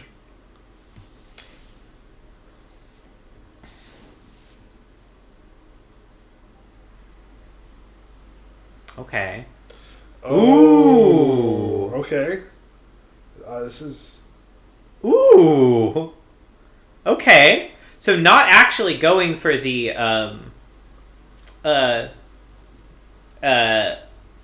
mana leak to make you tap out. Just actually counter. The Lutri makes sense why Josh didn't attack with the food.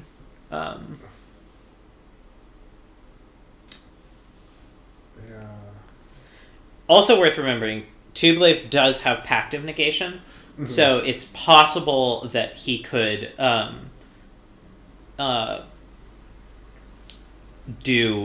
it's possible that he could have a lot of backup.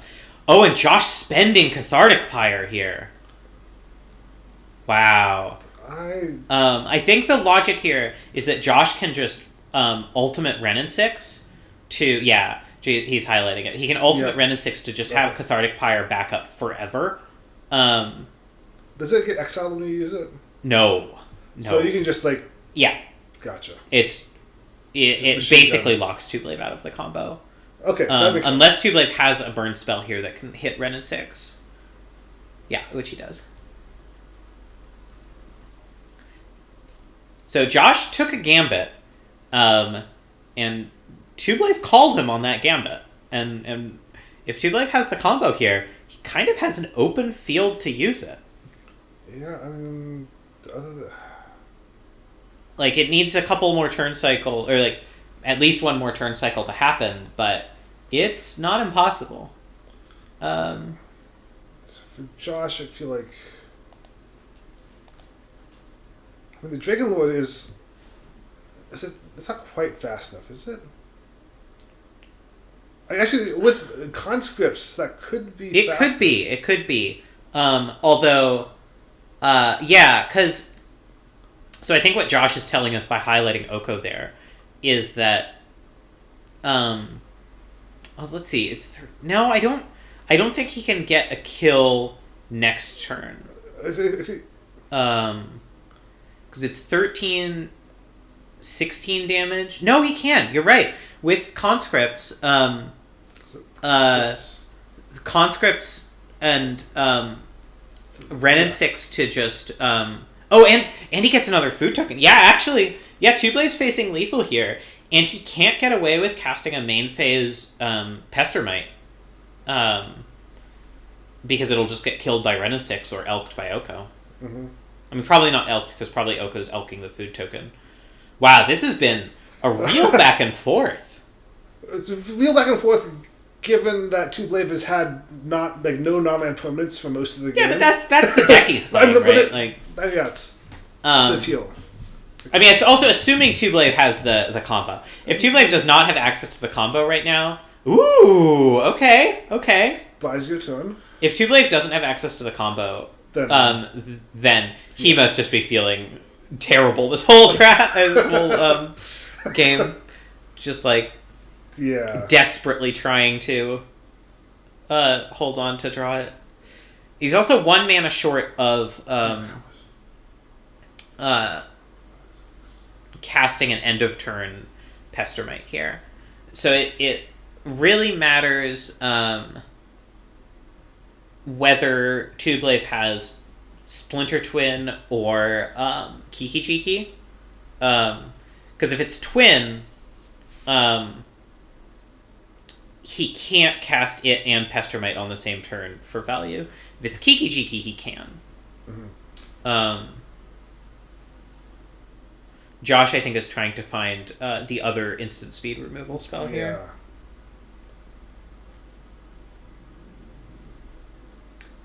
Which is interesting, doing that instead of a Tarka. I guess maybe he feels like he's just got enough action. I feel like might be Fate Sealing with Jace. Oh, that would be... Yeah. Oh. Nope. Just digging. Just digging.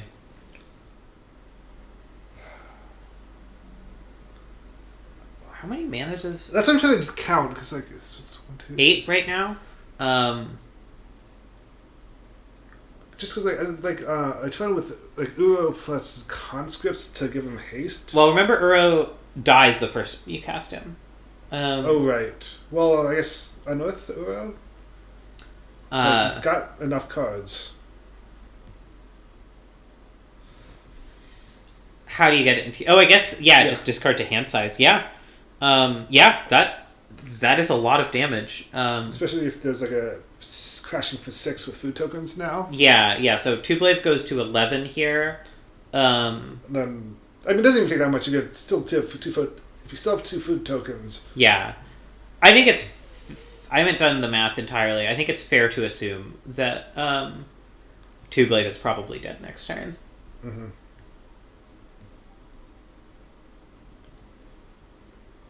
Unless he just straight up has the combo. Yeah, unless he has specifically Pestermite Kiki Jiki. That's right, yes, Pester Kiki.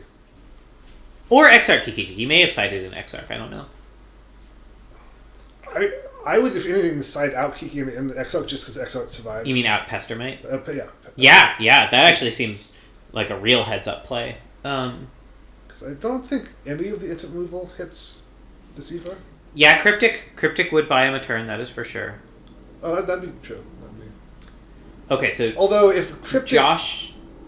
Can you bounce... Is it any permanent? Yeah. So you could bounce the Ren and 6 to keep keep it off the ultimate. What is Josh playing towards here? He's using his extra Cobra mana.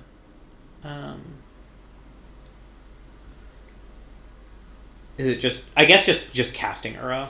That's another valid way to get it in the graveyard. Or a Flame Tongue Yearling for 2. For 4. No multi-kicker. Doesn't... What does multi-kicker do? Just... Oh, because he doesn't want to kill the thing. It gives it +++ encounters and has it deal more damage to creatures.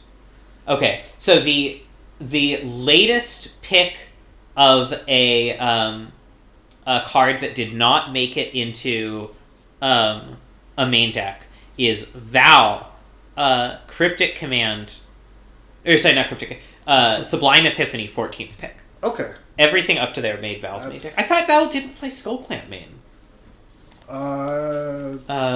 We saw playing it, but was that game 2? Oh, there's still 3 decks we're waiting for. Oh.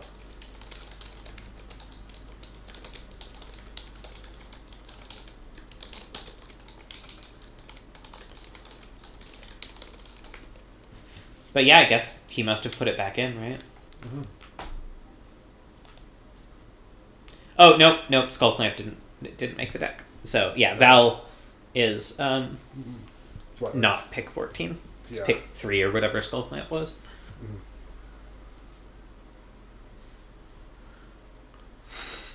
So Tublave is not slamming Kiki Jiki Pestermite. What the fuck is this?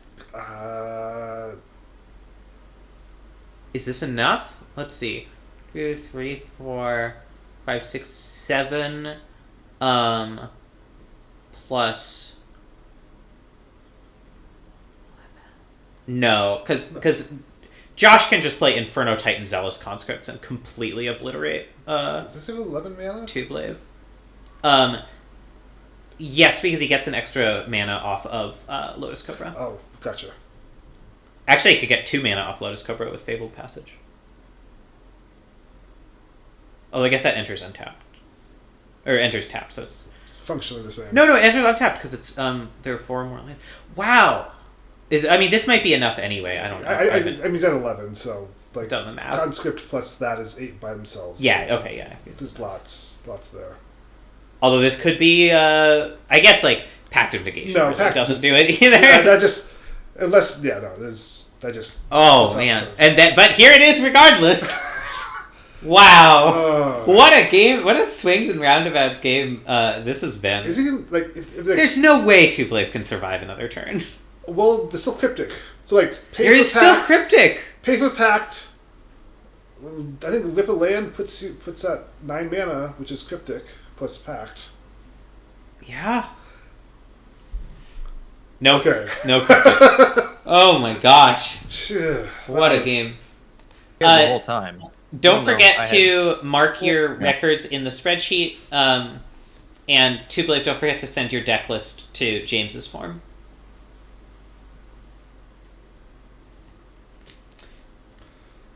All right, who do we want to bird now? There's Graham and Ketsy are still playing, and Cass and Evan are still playing. There's a Cass and Evan. Curious about. All right. See how the deck turned out. You are dead. Is this the end of the match that we're about to see? Which has trample. This guy has trample? Wow. You know what? Yeah. That's very actually courteous of you to tell me that, because I'm a dingus. Yeah, now you are here at the tail end of an incredible game 3. Hold up. Loving this Crater Hoof attacking after a different turn that it entered the battlefield. God. Yeah, true. Raw vibes right there. If it gave haste to this fucking Llanowar Elves that we played the previous turn, we would have picked Xaxes. Okay. Pick up. I get some experience counters. We won't mark these two my as watch. Paradise Druid. What was that? I was saying we will we won't mark you as having seen your games. Okay, yeah.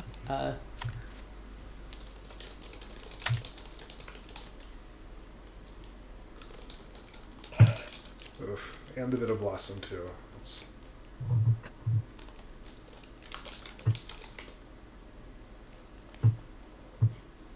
Yeah, you have to either kill me or answer your Bitter Blossom. I don't think I can. Oh, maybe I can answer it. Actually. Or gain life, I guess. Even if you have my Archon, you don't have the mana to cast it. Unless Dark Ritual got added to both the cube and your pool. Dark Ritual is not in Modern. A lot of these cards aren't in Modern. They're in they were designed in the Modern era. Sure. It is a Modern era cube. Yeah, that's fair. That's fair. Oh wait, I can totally answer my bitter blossom. I'm a dingus. Um,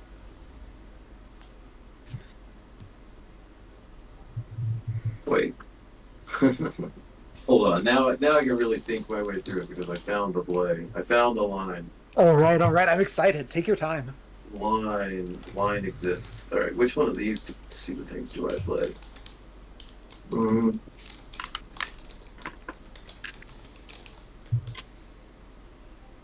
Oh, that's.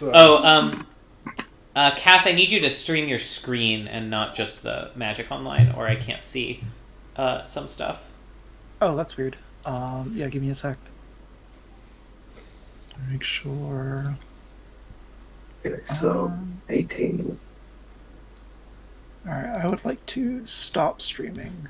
So after like this to match finishes, Start streaming. We will be able to watch Graham versus Evan or Cass versus Ketsy. I kind of want to watch Cass versus Ketsy, the Battle of the Reanimators. Yeah, that's something fun.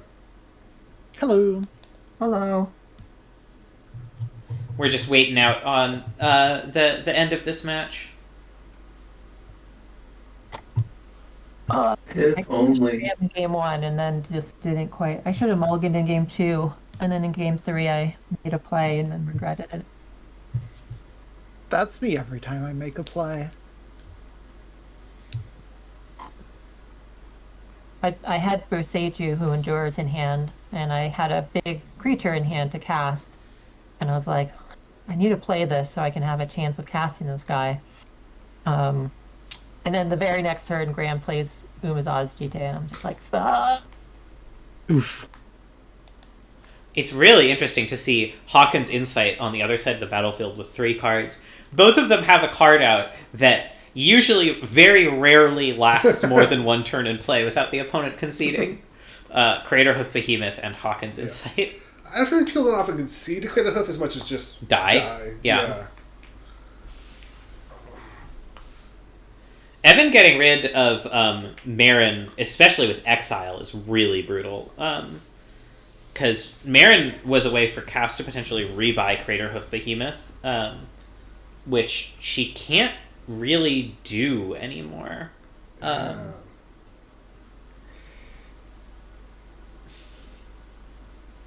This really seems like a knockdown, drag-out Game 3. It's just...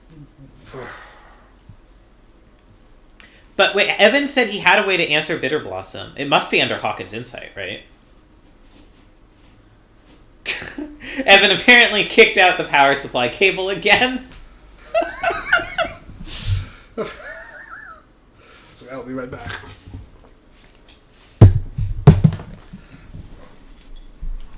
So he might take a bit to log back in.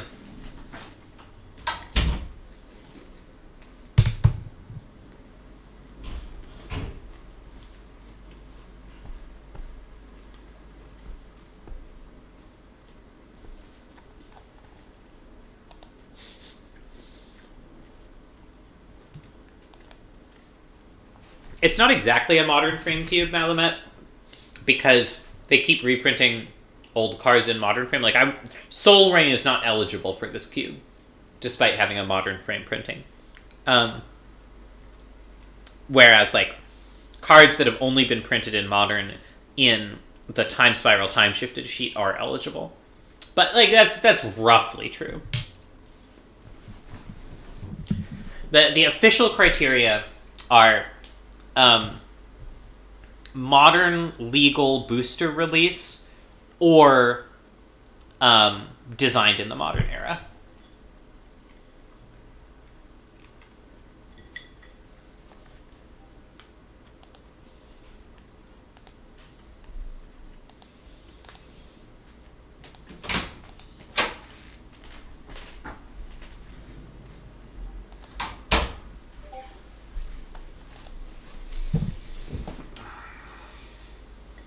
So far, Team C's thoughts is 3-0.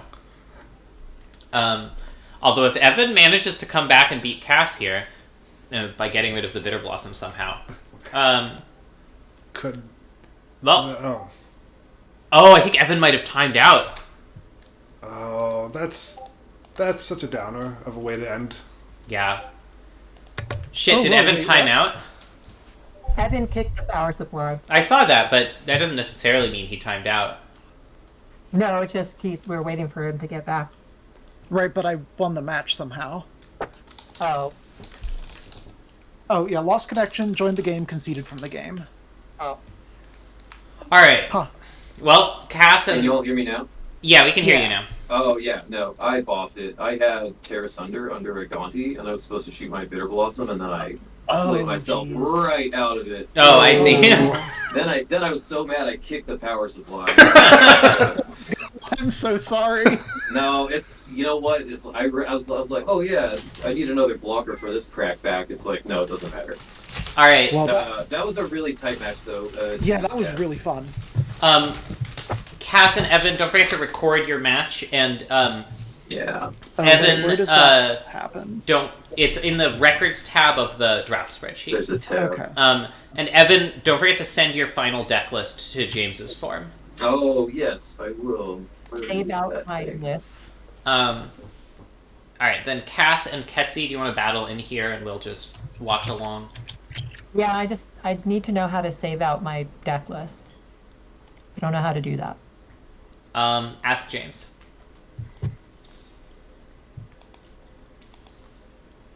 Alright, wow, so it sounds like Evan might legitimately have been able to have that one if he didn't misplay. It sounds like it was not a timeout. It was just the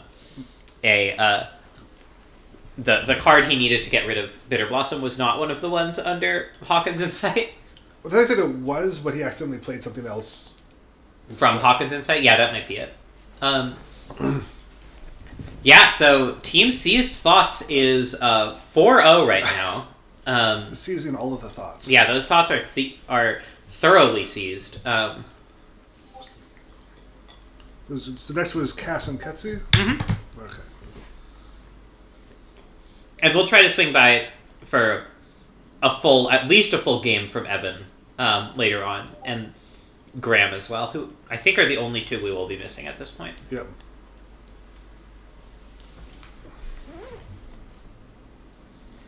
All right, here we go. Reanimator versus sort of Reanimator. This is probably keepable. I mean, Ketzi has Once Upon a Time. Disfigure and Dismember, which do punish it, but Once Upon a Time helps a lot. Yeah. And like, even if you miss on lands, like you're so likely to be able to. Oh, and there's a land. Okay, yeah. This is working out great.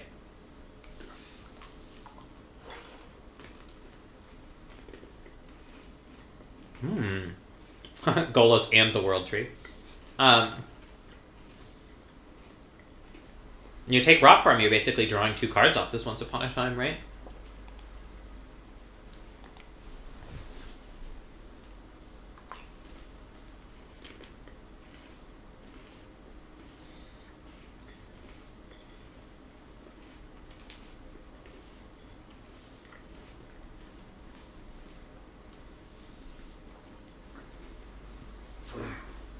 Yeah, okay, this is... Patsy really tanking on whether to let this Llanowar Elves resolve with a single green mana. Yeah, I literally can't think of a thing that would care. Yeah. So, okay, there's some good... You may see some early Toski beats. So Cass next turn can go Paradise Druid and Rot Farm, and then just Toski attack for 2 cards potentially if Ketzi doesn't set up any defense. Yeah. Or just like Mirren as like a creature. Yeah.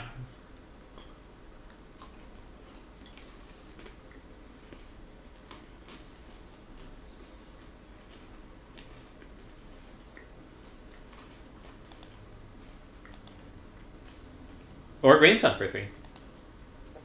Well, yeah. What are the Green Sun targets? Something. There are a lot of them. There's like the Witch that lets you play cards from the top of your library. There's like gosh, I don't remember.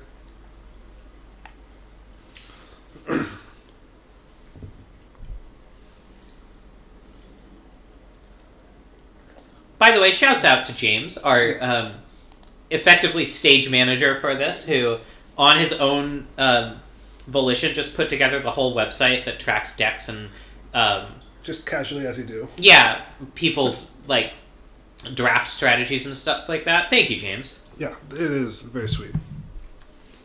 I'm excited to look over all that stuff after this. Absolutely. And it'll be really helpful for people in the future. I know people have wished that there were actual like built deck lists recorded from past rotos, but we never really had anywhere to write those down. Okay. Collective Brutality. Discarding Altasaur, so Ketsi also gets to get rid of this Green Sun, probably, although maybe Turn Timber.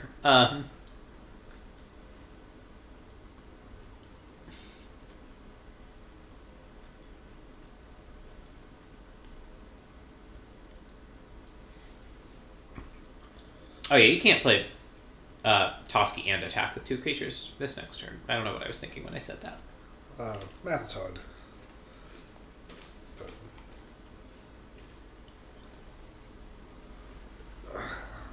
I feel like Symbiote it's just gonna be a land for so long. It feels like Green Sun is just gonna be the... I agree, I would take Green Sun here if I were Ketsi. Getting the elves into the graveyard does mean that Cass gets immediate value off Marin if she does want to play it here, though. Which, like... Doesn't it need to get a counter first from some dying? Nope, that's not how Marin works. Many think that that's how Marin works, but it is extremely not. Marin will always return a creature from your graveyard to your hand at end of turn. Only experience counters are only necessary for returning a creature from your graveyard to the battlefield. Gotcha. Okay. Yeah. I think a lot of people misread her and undervalue her in the same way you did. But okay, yeah. No, Marin is extremely good. She's basically a Gravedigger with tremendous upside. Because she gets a creature back every turn. Mm-hmm. So many decisions here for Cass.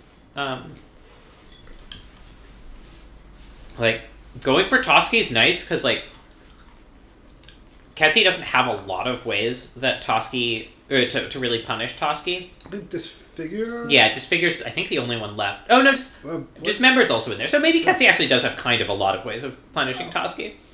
Kind of like Mirren, just get your stuff back. Yeah. Because you've got... This is also weak to Dismember, but not to Disfigure. Mm-hmm. But also neither... Or I guess Dismember could do it before end of turn, but looks like she doesn't have it. It's also just nice to be able to play Toski when you have more attackers rather than no attackers. Like next turn, Turn Timber, Toski attack, draw 2 cards if Ketsi is up to nothing at all. Yeah. Or even if Ketsi just doesn't play a good blocker for Marin, because it's not like it's great for Ketsi to like trade with Paradise Druid or something, or even eat Paradise Druid. Ooh, that's a spicy meatball. There's that Augur of Autumn. Yeah, I could definitely still see just Toski draw a card. Although Augur of Autumn Llanowar Elves is also pretty tempting because that gets you Coven, which lets you play creatures off the top of your of your library. Also gets you a look at 1 land off the top with Augur if you want to avoid playing Turn Timber. I feel like I want the thing that develops my mana because I feel like drawing cards. I mean, hitting land drops does also sort of develop your mana, right? But I feel like not as much as like playing two mana things or getting. Yeah, I mean certainly like ramping when you have a Tooth and Nail in hand is pretty tempting. Interesting, I think no one took Hornet Queen this draft. No one took Hornet Queen. We were on Cass for taking it for a very long time. It's also possible, given that Cass just highlighted Apex Altasaur, that she was just thinking about like how do I avoid getting totally blown out by Altasaur, which scoreboard. And Toski doesn't die to Altasaur, whereas Llanowar Elves, Augur of Autumn, and Marin would all die to Altasaur. That's very fair. Although it seems pretty difficult to win the game at this point through an Altosaur, regardless. Because, like, unfortunately, Toski has to attack each turn of Abel, so it's going to be really hard for Cass to keep creatures on the battlefield. Because they'll just keep fights, and that's... I mean...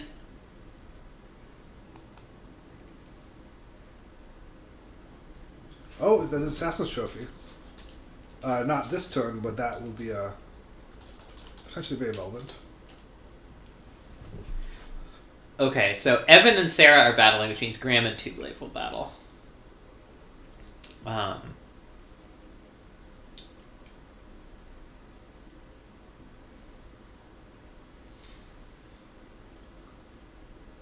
Yeah, Assassin's Trophy is going to help a lot with this Altosaur. Assuming Ketzi doesn't have another reanimation spell. But she's already used 2 of them. And she doesn't have infinite. So... Yeah.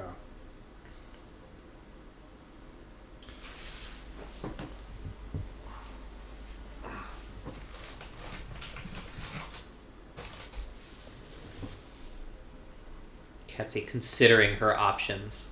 Yeah. I feel like attacking's... Like, because you're not going to block because Trophy's just going to hop in. Well, I believe... Oh, yeah, Oracle shows the Augur of Autumn doesn't show it to everyone, but Oracle does, you're right. Mm-hmm. So yeah, Ketzi knows about the trophy. So yeah, I think attacking probably makes sense here.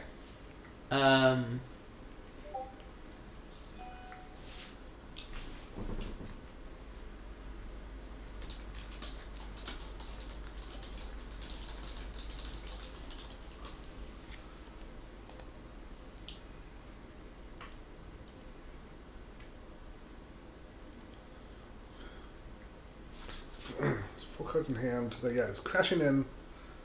Probably is 10 damage. Puts 7 life is a lot scary for like end of turn reanimate or something. Yeah. I mean, it's also possible that Ketzi just has another reanimation spell now and is considering whether to just use it to get rid of Oracle and Llanowar Elves and just have another 10/10. Ooh. Oh. So Eternal Witness, no wonder she was taking so long to figure this out. Eternal Witness makes everything complicated. What was that? So brutality. Getting back Collective Brutality so that now she can get rid of this Tooth and Nail, which is by far the scariest thing Cass has going. Interesting, because I feel like as for one, I would have attacked first, probably. Like, because Collective Brutality is not gonna. I guess you can't play. It's possible that she's going to kick it or escalate it, which does mean that it affects combat somewhat. Although, even then, like, what is Cass gonna? Oh, right, because it can kill Toski. Mm-hmm. Yeah, that is a really good Collective Brutality.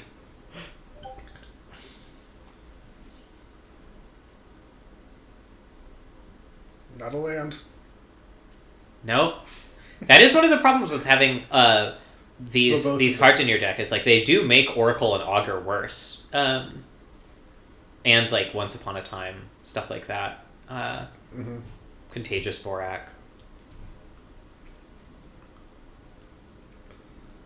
I feel like you gotta let's see. There's no shuffle. Oh, you can? No, never mind. I'm lying. You can play the land from the top. It counts as both, I guess. I did not know that. Okay. Okay. Craterhoof is a potential way out of this. Incubation Druid's actually kind of valuable here because it can block the Altosaur without dealing damage to it. Oh, true. That's. But is it better than Trophy? Probably not. Like it's cute, but I don't know that it. Yeah. I mean, she could play both. Yeah, the other way is play one of the two and then have Trophy up. I mean, she could play all the cards in her hand, right? Because Rot Farm produces 2 mana, and Llanowar Elves taps for mana. And then so I guess I feel like you're playing so. things are tight enough that I don't think there's room to slow roll. Yeah. Especially because Crater Hoof, you really would just want all the creatures on the battlefield you can get. I'm not sure what Cass is tanking about here. What is the adapt? It costs 5 to adapt and gives 3+1/+1 counters. So that's nothing relevant now. No. It can tap for 3 once it has a counter on it, but yeah, that's all. Wait, so it's 8 mana. Okay, so Tublave is actually the one who went longest without picking a card that ended up sideboard. At pick 19, Spell Pierce. Evan is pick 15, Flicker Wisp. Okay. Interesting.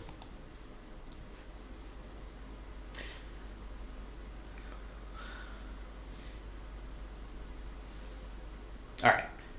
So Cass did end up going for the play out your hand line. Yeah, This is like, it's punished if Ketsi has another reanimation spell, but I don't know how you win if Ketsi has another reanimation spell. I think you lose anyway, so if there's a downside, it's very, very specific somehow. I like this line from Cass. So Ketsi knows what's coming. But I mean, does that... There's no surprises from Cass. I mean, Ketsi only has 3 cards, and not that much mana, so Yeah, 3 cards, 4 mana is not a ton to... 5 mana, that's right. And she's not slamming another reanimation spell, so... Ketsi does have Deluge, doesn't? Yeah, Deluge is a possibility. Deluge would be quite good here. Though tapping this way makes it look like probably not. Unless it's main phase, but why would you do that?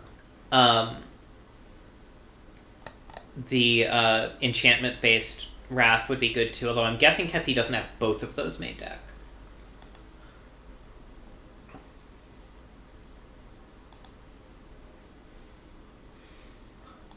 Did Evan finish a match already? My god, okay, Sarah just wrecked Evan in 2 games, it sounds like. I mean, that deck, I can believe it. Sarah, I think, was underestimating how good her deck was. Argentum Masticore. I don't know... Is this enough to just blocker juice to do it? I don't... I mean, I haven't done the math, but it seems unlikely, right? With 5 creatures and a Crater Hoof? Yeah, maybe only 4 if a land doesn't pop up. Well, remember, Rot Farm makes 2 mana. 1, 2, 3, 4, 5, 6, 7. Oh, no, you're right, it's 8 mana. Yeah. But still, that's still a lot of...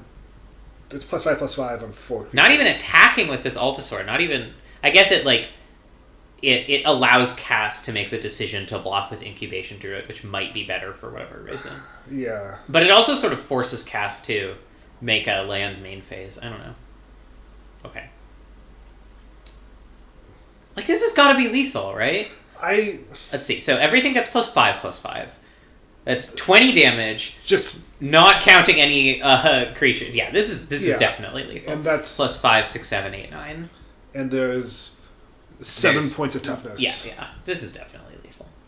Wow. I mean, I guess that's what Crater does. I would double Altasaur. I thought was going to be enough for. Yeah. It was only one Altasaur. The only one? Yeah. It's just the body double. Yeah, the body double. And it could have been double if Ketsi'd gone for Eternal Witness on Connive Concoct instead of...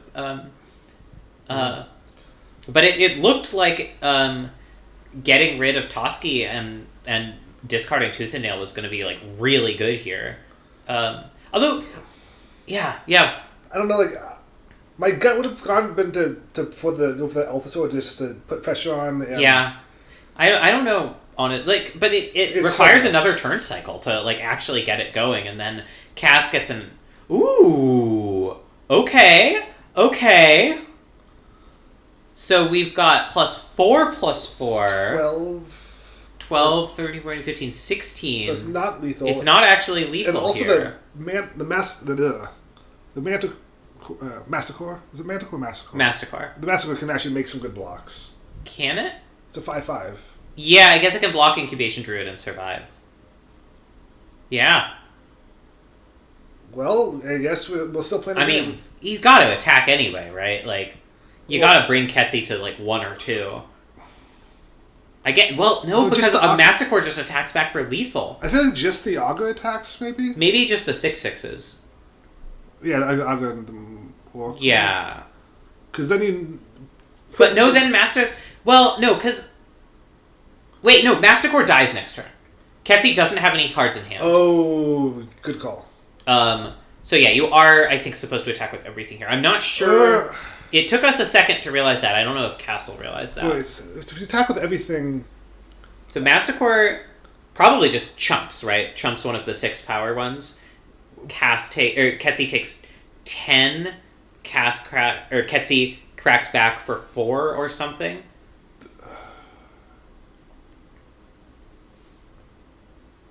Wait, it's okay. So you... Actually, stack block on the Oracle. That might be... Because then you go to 3, but you actually kill off the Oracle, yeah. which really slows down. Yeah, I think that's probably the line. Then, I feel like Cass hasn't noticed the Mastercore's Sacrifice trigger yet. Because that's a new card from the last set. I mean, most Mastercores have something similar, but... Yeah, this is the attack you make if you think Mastercore is going to survive. I mean, I still think there's some room of like just not wanting to lose a creature unnecessarily, but I guess you still do because it's stack blocks. So. Yeah.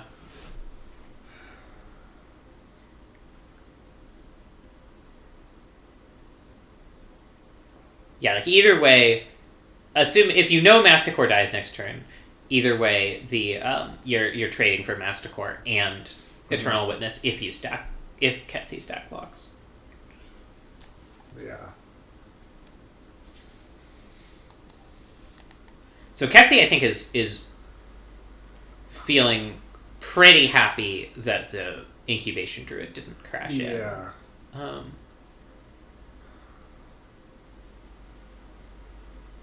don't. Wait, what's that one do again? Because that's also. It lets you cast creatures off the top of your library.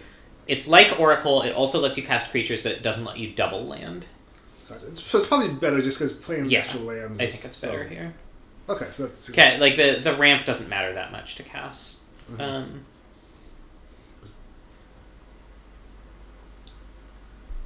And Cass has so many creatures in her deck too. I mean, not like a million, but a fair number. Okay. Now everyone's playing at the top. Ish. Yeah. I mean, Cass is still favored with this Oracle, I think. But with Ketsi having such good action in her graveyard, maybe that's not true.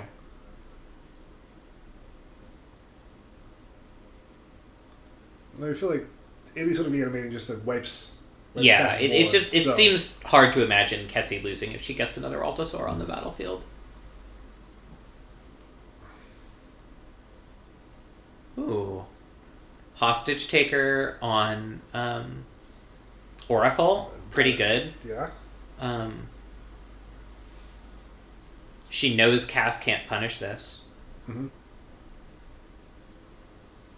This would definitely be a different game if Ketsi were at less life. Because, I mean, not like in... Maybe that's less true than I think. Like, pumping Incubation Druid and attacking is good, but it can just get chumped by Paradise Druid for a turn, and then Hostage Taker at next turn after Ketsi plays Oracle. So yeah, I would say Ketsi is pretty substantially favored at this point. And probably would have been even if Incubation Druid had attacked. Yeah.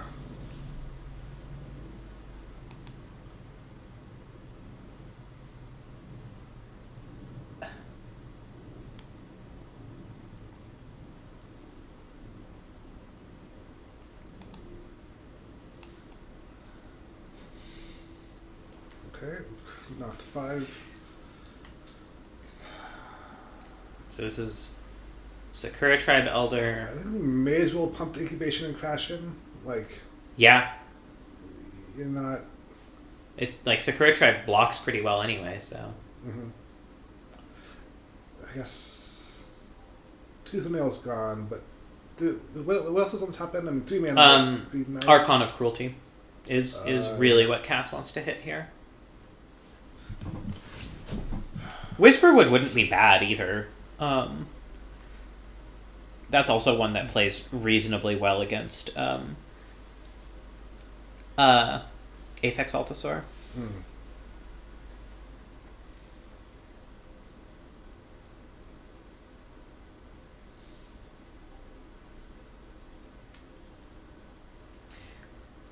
What do we got? Okay. And a land. Ooh. Okay. So Cass really needs to draw something. Yeah. Like direly. Yeah, sack the Elder. 1/1's not going to help you. I mean, I don't know. I actually might have kept that in play because Archon of Cruelty does 3 to Ketsi and makes her sacrifice a creature. So having 2 3-power creatures, or having 3 1-power or more creatures, actually would put Ketsi. Although it wouldn't have attacked because you'd have to tap an elf, because exactly the mana. You're right. Okay. Yeah, it doesn't matter in the end. It slightly improves your odds of drawing action. Yeah. So sacrificing that was right.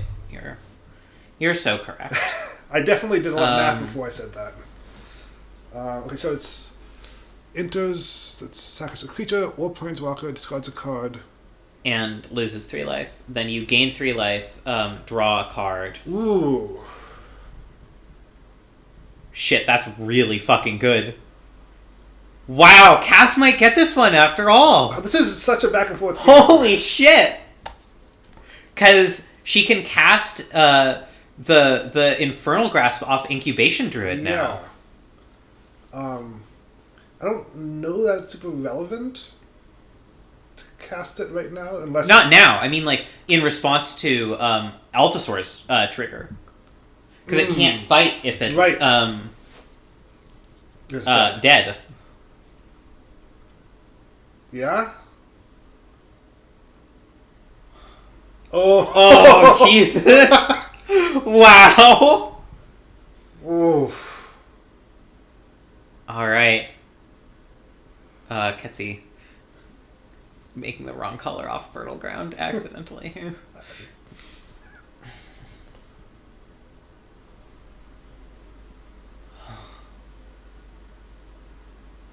Is there some other better option Ketsi can take?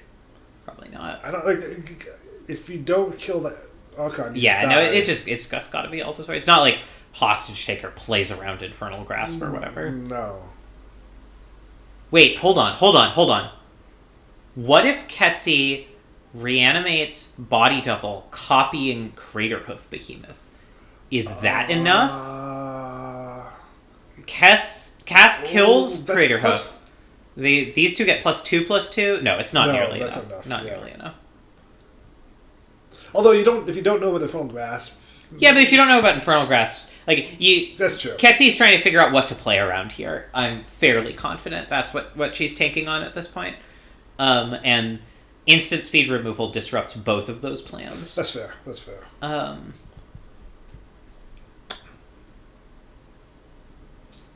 She really does just need to deal with Archon this turn.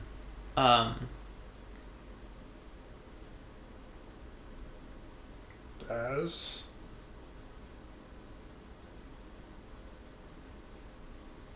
yeah.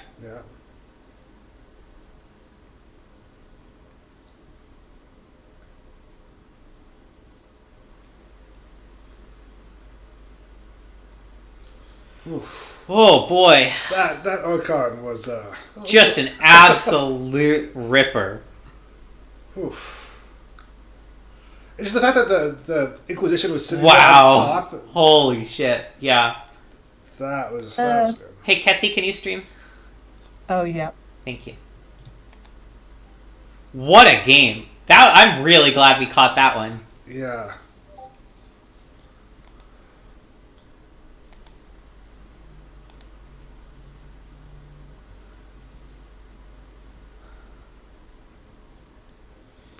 Okay, so Ketsy has still not started streaming. I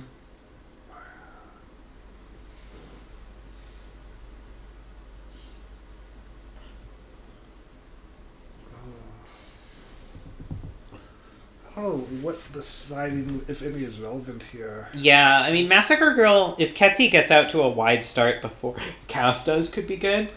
But like, if she feels like there's like an even chance that it's the other way around. Yeah. I think Cass is considering taking Toski out. I could see that. Toski... I don't know. Like, Toski's not bad. It's...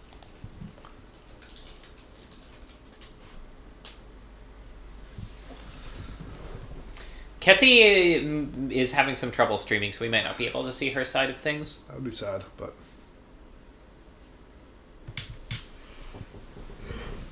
Yeah, Toski against the deck with 3 different pieces of -X removal is just like... It's expensive one more. Good. And Altasaur, potentially. Yeah. It's really bad against Altasaur, as we saw.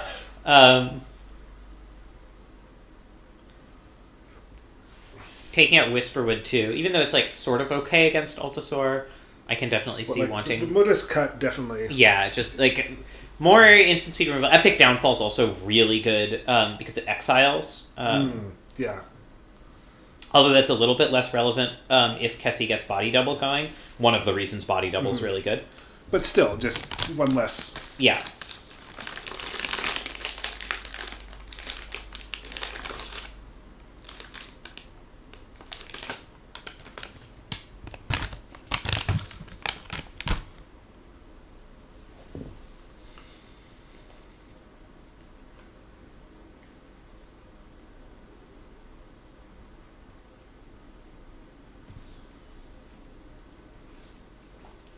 Taking out Vorak just to make room for...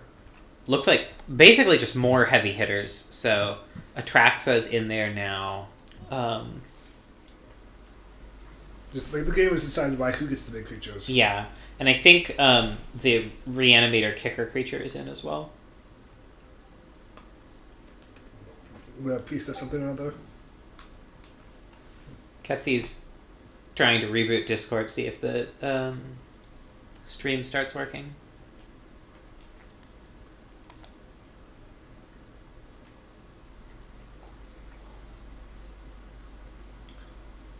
Okay. I guess it's kind of Zenith, so you got some actions. Yeah, this is a great hand. I like this hand a lot. So it's just like turn 3, Zenith 3.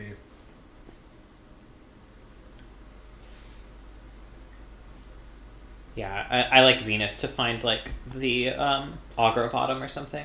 Okay, Ketsy is streaming, so pretend we can't see Cass's hand. Ooh, Arbor Elf. Love an Arbor Elf.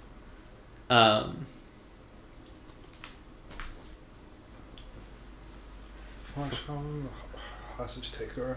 Yeah, well, this is a solid hand. Probably, I'm guessing Ketsy's going to go for just getting Zagoth Triome into play tapped. Although, I don't know, she might just want to keep it for... almost wrecked herself. She might just want to keep it for cycling value since she has a fair number of lands here. That's true.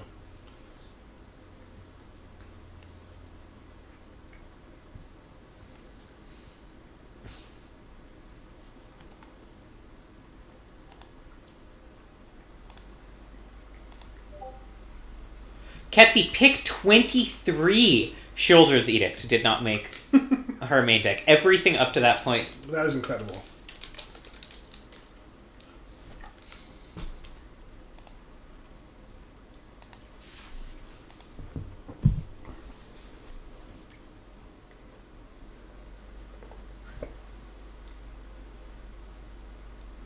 Okay. Ooh, okay. Well, now Ketsy's like really strongly motivated to so cycling. Yeah, just Fauna Shaman out, Hostage Taker, and then unfortunately she can't quite do a full body double next turn.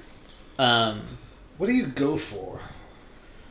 I mean, Altasaur seemed really good against Cass's deck last time. I mean, granted, Ketsy did lose that game, but Cass also doesn't have like a great ability to punish a Grizzlebrand unless she actually hits Crater Hoof, so it's possible you just go for that and just fill up on gas.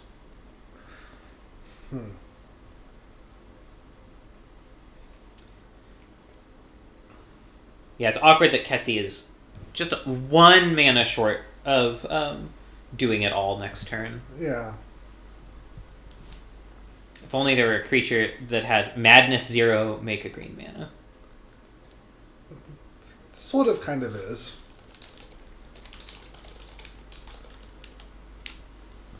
And also every chance that you draw that Ketzi. Basking Spirit guy. Yeah, basically. But I guess, like, Ketzi can just discard the Altasaur or whatever to find just a 4-mana creature to play this turn and still get her mana's worth. Well, no, that's only one activation of Fauna Shaman, right? So activate Fauna Shaman end of turn. Oh, end of turn, right. Get rid of Hostage Taker, get Altasaur. Activate Fauna Shaman next turn, get rid of Altasaur, or whatever. And get just some other value. Yeah, like Witness or something. Yeah. This is where it's so brutal that neither of these decks have the Chupacabra, because Ketzi could just get Chupacabra off Altasaur and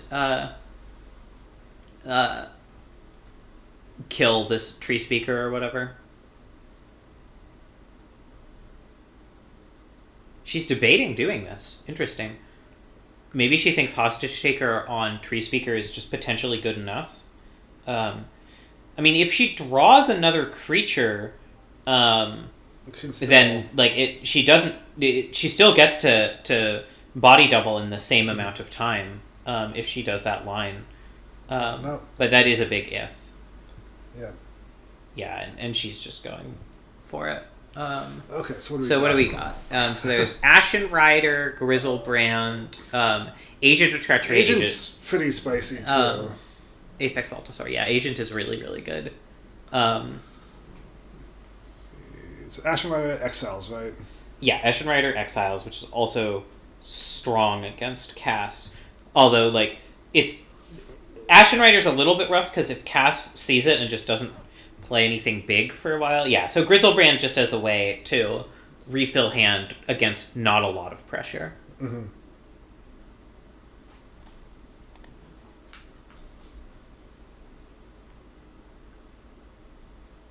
Yeah. So I could see just cycling Triumph. Oh, right. I was going to turn off the stupid last Magic card picked thing from OBS. Hold on a sec. Rotisserie pick. Invisible. There we go. So, like, it could be Fauna Shaman plus Triumph, just to use up the mana. Yeah, Fauna Shaman. Nope. Looks like not. But... Yeah, I wonder, like, what are the 3 or 4 drops that are good here? I think Eternal Witness, getting back Hostage Taker is totally reasonable. Maybe trying to just get, like, Harmonize. Although, I guess that's sort of a little goofy with Grizzlebrand. You probably want something that's more, like... Affects the board. Yeah. I mean, same with Eternal Witness, honestly. It just doesn't do that much on board. When you've said your game plan is get a bunch of gas back, yeah, you don't want intermediary gas back. The irony here is that probably the best card to find would be Hostage Taker. Yeah. If she hadn't had to spend it to get to this point in the first place.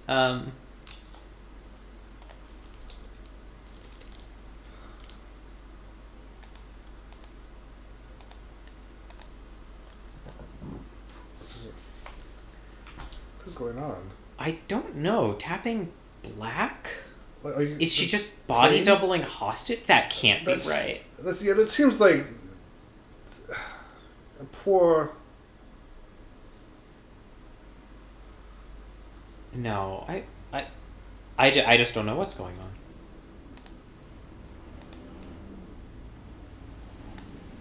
She's tanking for sure. Okay, here we go. This is more like what I expected. Okay. Okay, we got Gideon.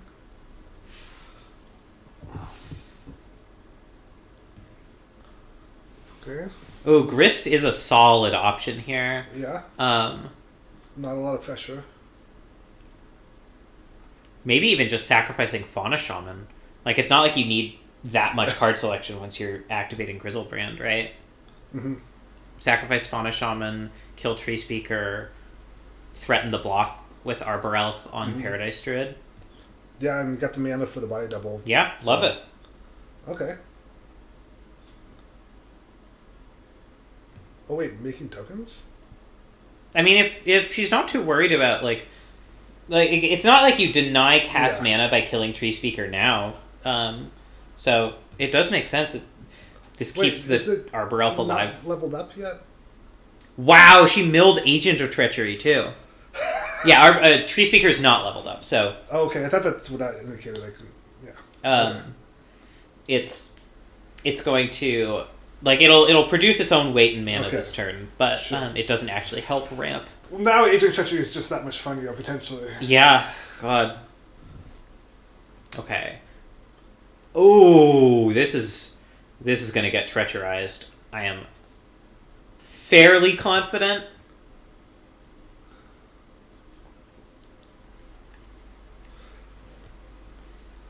Yeah, I think the Grizzlebrand plan has gone by the wayside at this point.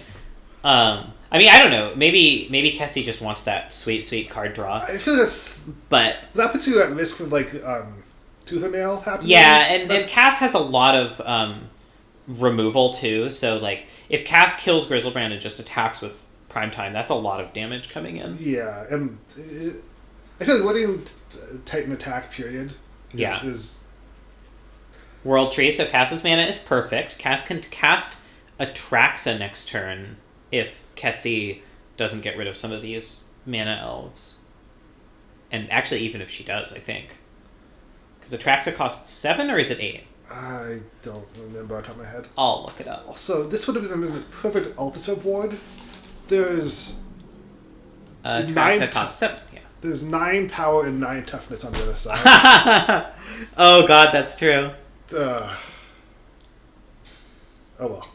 I mean, yeah, Ketsy didn't draw a creature here, so she can't just Fauna Shaman for Altasaur and do that instead.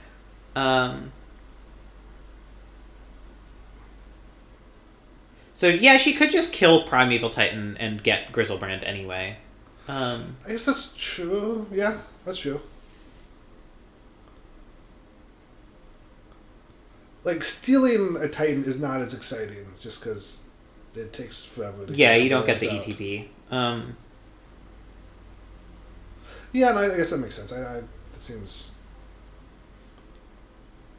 Yeah, I could absolutely see it going either way. You've got 20 life. There's no reason not to draw 7 cards. Yeah. So then I guess just body double Grizzlebrand and hold up Fauna Shaman? Fauna Shaman. Tooth and Nail is a real risk here, but... 1, 2, 3. I mean... So the options, what, like Agent of Treachery? The Tree Speaker? Yeah, that's not exciting. That's really not very exciting. Ketsy does have Dismember? Yes. So with Grizzlebrand, you probably can draw one of those. Yeah. Although Unlimited Force means it has to be... Oh, she's thinking about it. She's thinking about Agent. Oh, she's taking Agent. Yeah, grabbing Rot Farm makes a lot of sense that's here. That's better, yeah. 3, 4, 5, 6, 2, 3. So, still one land turns this into another Tooth and Nail Entwine, but... Yeah. And even, honestly, just an untwined Tooth and Nail isn't bad here. Yeah. Like...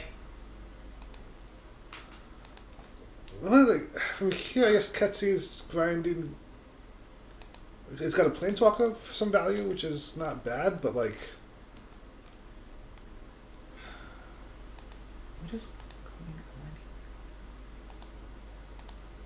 Oh, Twin Tip of Symbiosis. That's another card.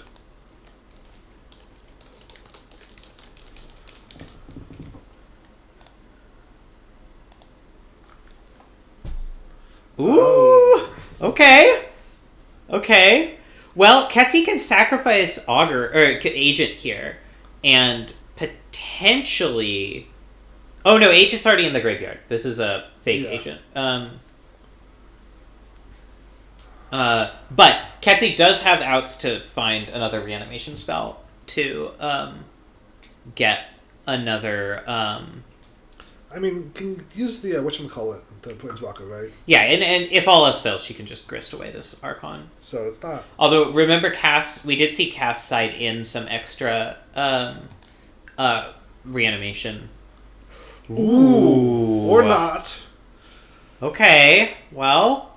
That's a little more exciting. Yeah, Ketzi has pretty limited options available to her at this point. I think he's got to rip it off the top. Or cycle it into it with Triome. Yeah, 2 shots. I mean, she has, like, outs. Okay. That's not quite. Although she could potentially just attack and see if Cass takes the bait. I mean, she has to do it, right? If she doesn't find anything here. I think I gotta go sideways. This is not great. Because it's pretty unlikely, I think, that Ketzi wins if Cass gets another Archon trigger. Not impossible. But, and we've seen some real haymaker back and forth already today, so I won't rule anything out. Yeah, no. I, after those first few games, no, not calling. She's taking the bait. No. She's not taking the bait. She's not taking the bait. Wow, she almost took the bait, though. Yeah. Ketzi not playing Tar Pit, I guess, to keep it as a discard option. Yeah, I feel like a win probably does involve playing Dismember in some way. Yeah. Tar Pit is not the key to that win.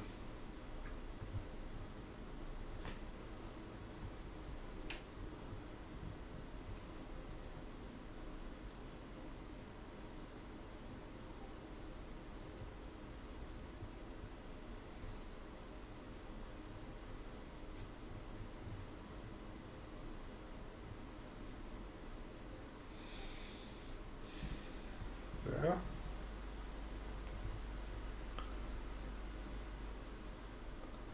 So that's 6, 8, 9 plus 3 is 12 because it's 5. Yeah. Part of me wants to dismember the Dryad just to be at 7. No, actually, no, because if the Archon attacks again, it's another 3. So, so the Archon attacks, that's just game. I think Ketzi's thinking here about, like, what are even my outs? I mean, it's Cass who's tanking at the moment, but... Yeah.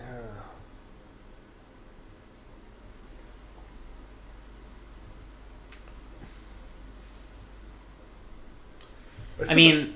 I feel like you gotta kill one of them, because then maybe you can, like, reanimate Agent to steal it, and then you have the Agent to block the one, but, like... Well, if you're reanimating Agent, you're definitely stealing Archon, right? Yeah, but, that's what I'm saying. But if you as you try to save yourself 2 damage.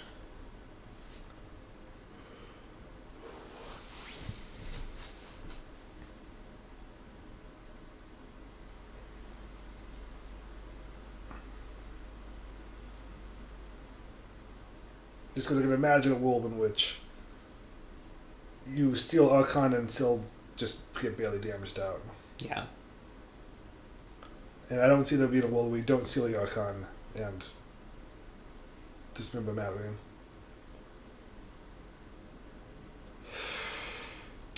I don't think that does it. Yeah, you can I mean, kill the Ketzi Archon. can kill Paradise Druid, gain 2... no, she can't kill and gain 2 life. She can kill... You can kill the Archon, chump 1 so you don't die necessarily. Yeah. I mean... Also, like, Body Double can copy Archon if she does hit a reanimation spell. Yeah, like, this buys her another turn. So, I guess that would be a reason why not to play Dismember. Yeah. Yeah,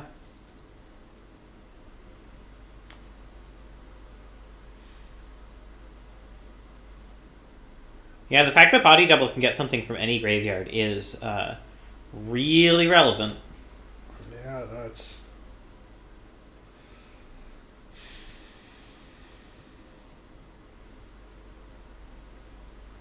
Is this a crater hoof? Yeah. Okay. Well. And that'll do. Yeah. There was lots of cool things, and then we just do math. All right, let's take a look at Ketsy's post-board deck because we haven't actually seen that yet, and then we'll swap over to Cass again for. No, Cass won both games. Never mind. Yeah. No. This is match. In that case, so we need to see Graham and Evan, who I guess are battling right now. Perfect. We can just watch all Yeah. of the people in 4 games, 4 matches. Ketsy, just let the game end. Ketsy, please. I don't want to switch away until the game ends, but... Oh, it's Cass. No, Ketsy has priority. What? Alright. I assume they're just bantering now, so I'm going to switch over. Yeah. Hello. What is the match record so far? Or the game record? This is game 1, right? Game. Yep. Yeah. Game 1. Okay. Graham, can you stream when you have a chance? Yes. Thank you. Alright. So, Graham is beating down something fierce. Evan has 1 Chupacabra and some good cards in hand, but probably... I mean, Metamorph is... Metamorph killing... Well, the problem is Metamorph can't kill the Guardian because it can discard a card to become indestructible.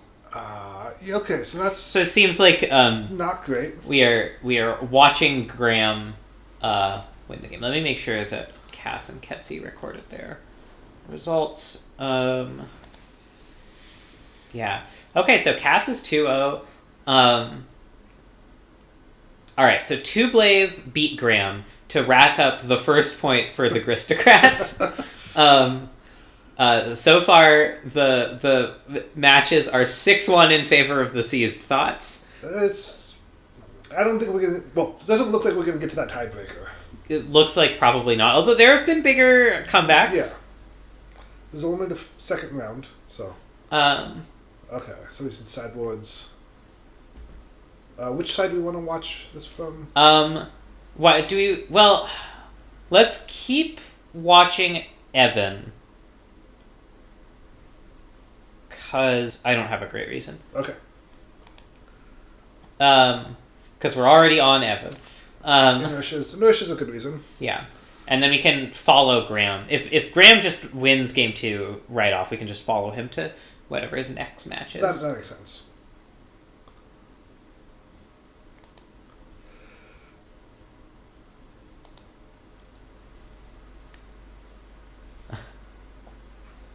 So I notice a decided lack of white cards. Yeah. Yeah, looks like Evan decided against that direction for this deck. Yeah. I feel a little bit bad leading him down the garden path, although I feel like maybe it was supposed to be self-explanatory that, like, you do need to take mana fixing for it to work. Yeah. I feel like if you want to play 3 colors, if you want to play 2 colors, you should play some mana fix, and if you want to play 3 colors, you definitely need to.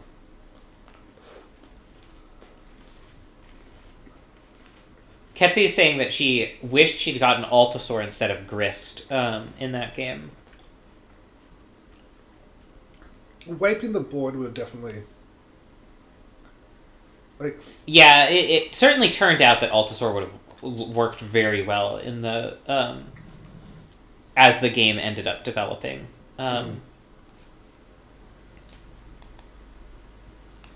Although maybe like the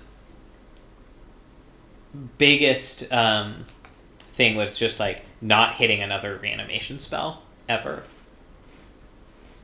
which you can't really play around.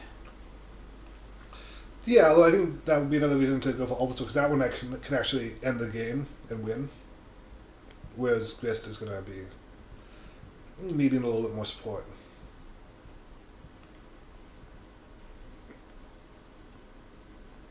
Okay.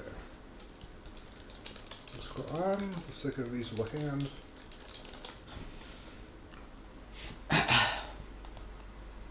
Yeah.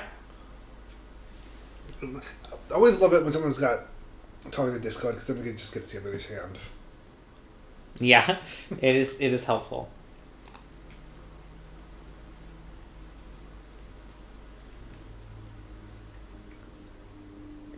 Graham hitting 1-drops, despite it all.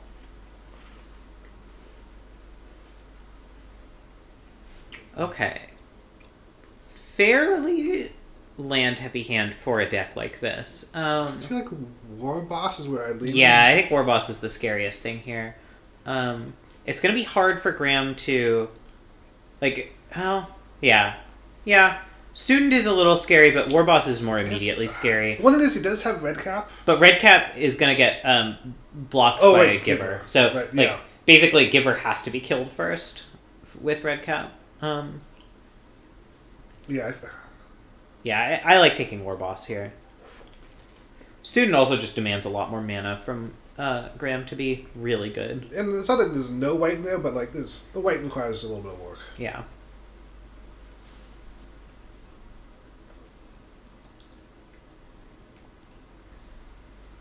I'm really taking on this. Yep. Okay, takes War Boss.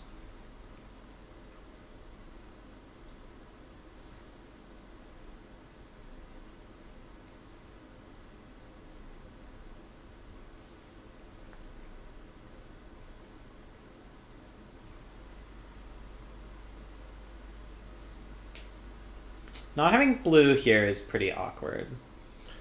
Yeah. I mean, not like Chart of Course is amazing. What's but... the vehicle do? 2 tap, loot. Okay, so it enters with 3 charge counters. 2 tap, remove a charge counter. You can loot and create a 1/1 that crews as though it had power 3. And I think it has crew 3. Okay.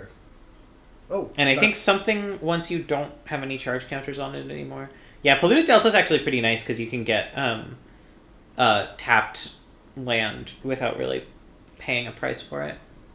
Mm-hmm.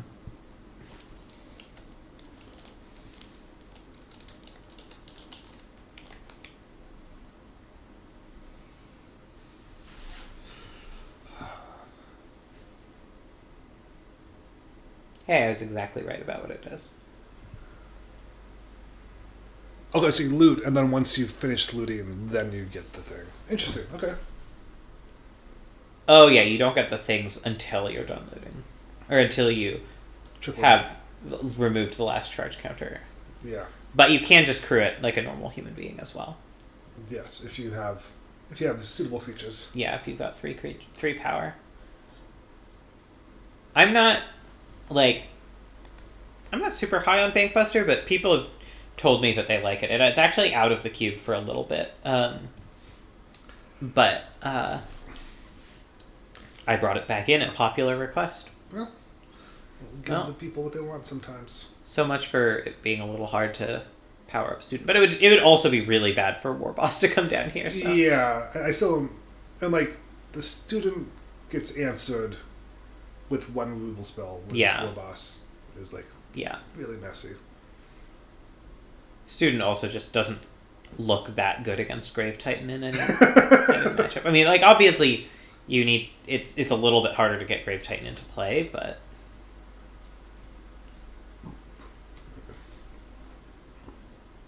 alright, well, Red Cap Giver here isn't the worst. Yeah, I think Red Cap pops wounds. Bitter Blossom a little bit scary against the red-white aggro deck.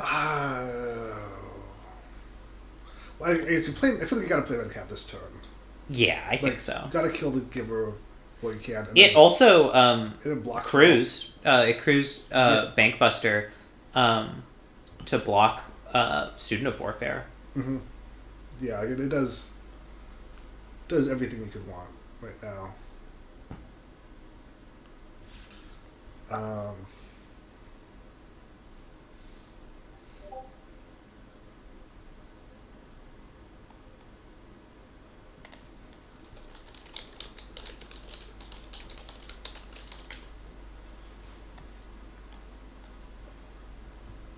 Yeah, okay. I feel like failing to attack seems aggressive. Like, I feel like getting foot damage in is not worth. Yeah, no, This is- Graham is the beatdown in this match, no question. Evan has Grave Titan in hand, like, And yeah, okay, good. Okay, we looked at it, but we did not actually click on it.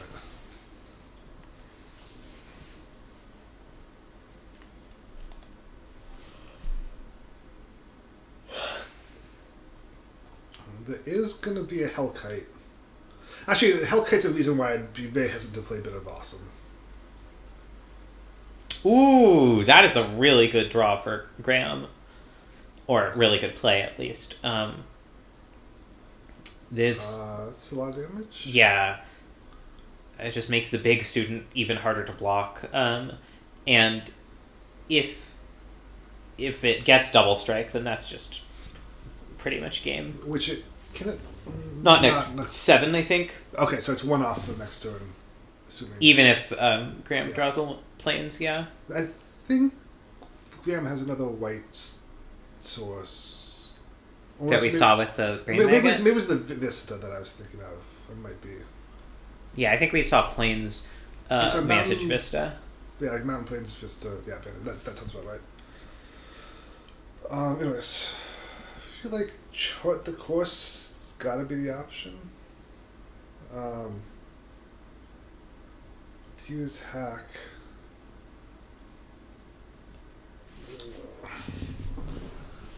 Yeah, I mean, swinging Redcap into Elspeth is fairly reasonable, I think. Or Yeah. Bankbuster just forces the chump, I guess. I feel Because like- Evan just desperately needs to find removal. Yeah, I think Big Buster just. Yeah, if there was somewhere good to throw the Redcap damage, then Redcap alone might be better, but there's yeah. not really right now. And just knocking a couple off is not gonna. Yeah, 1 or 2 loyalty doesn't matter that much to Elspeth. So chart. Okay. Bitter Blossom when you're about to go to 3 seems very sketchy. Also, wait, does the Hellkite have haste? Yeah. So that seems. Yeah. I think not. Hopefully. I feel like I mean. Actually, yeah, you might just. I think it's just dead. To Hellkite plus Flying Student. Yeah. All right. Wow. Crushed by a Graham.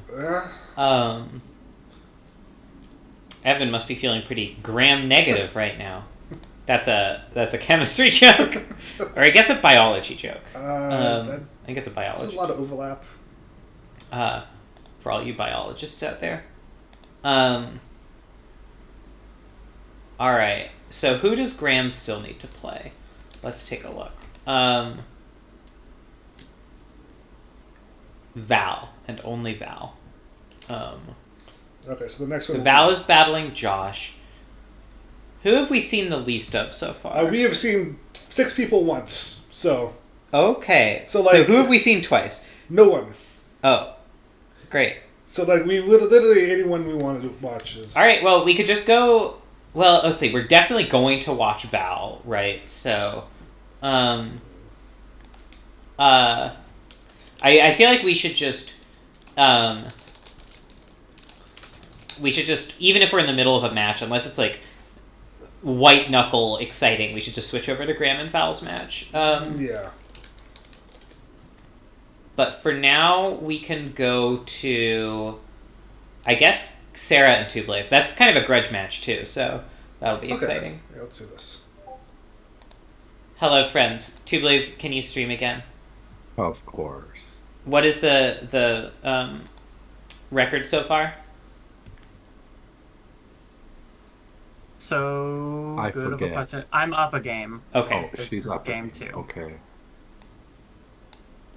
All right. So Sarah's up a game. Looks like Sarah is winning on board, but Tublave has at least revealed Splinter Twin. And there's the Deceiver Exarch, so it seems like Tublave is about to win this game. Yeah, there's not a lethal attack in here, it doesn't look like. I don't think so. Because, yeah. Brazen Borrower can block Aristocrat, and even if it couldn't, I don't think Sarah can get through 2 on the ground. So unless this Splinter Twin reveal is fake somehow... it does not look like it. Okay, so we're 1-1. Do we want to switch over to Tublave, or do we want to keep watching Sarah? I thought it was sticking here. We Okay. didn't really see anything. Yeah. Alright, while sideboarding happens, I'm going to get up for a sec again. Sure thing.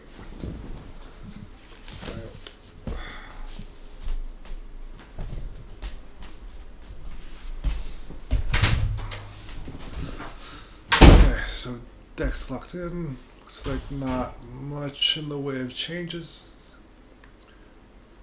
It's interesting to see a braid in and strike out, because I don't remember there being a lot of relevant artifacts.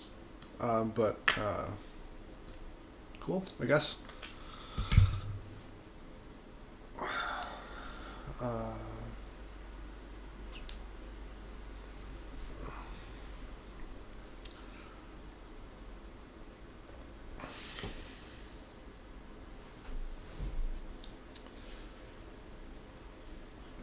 I'm going to tab over to Twitch chat because we are.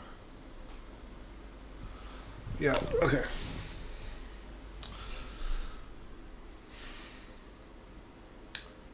Waiting for Dex.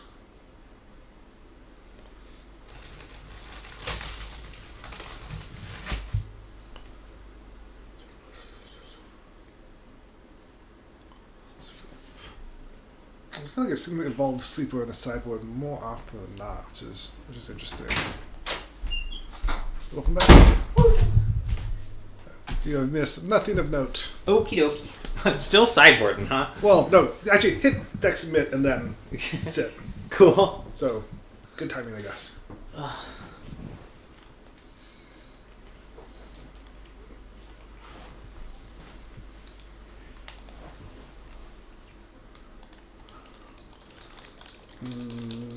Okay, simply solid opener.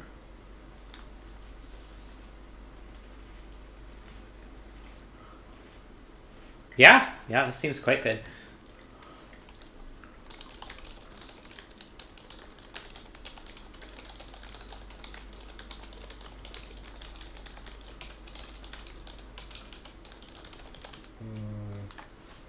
Cool.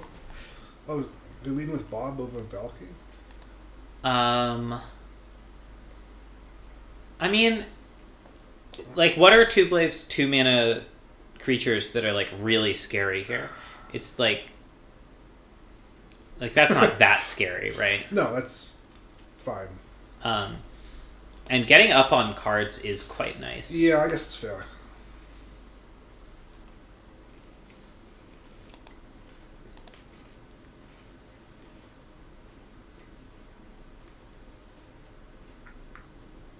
Wait. Is this really Sarah's second match? Wait.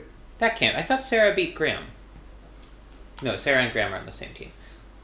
I thought Sarah beat someone. Well, I thought we went to the third round of matches. I'll ask Sarah. Hey, Sarah. What's up? Is this really only your second match? This is my third. Who was your second match against? Evan. Okay, it was not written down. Oh, I thought I put it in records. Oh yeah, it was in there. I had it there. Someone must have overwritten it. Rude. Hope it wasn't me. So true. Alright, we are deafened again. Okay. Yeah, Tublave is having none of this, Robert. I just went out the night, like. Yeah, Knight and Valky is probably what I would do. You could keep up Hagra Mauling, but it seems like when that doesn't work, it's so much less valuable. Okay, so Knight called up Murderous Rider instead. Mm-hmm. Or Pump against Burn Spell. True. So, seized thoughts are 7-1 right now. Their only loss being Tubelev beating Graham. Ooh. Another Robert. Sarah's just a Robert theme deck. like Robin Knights, I guess.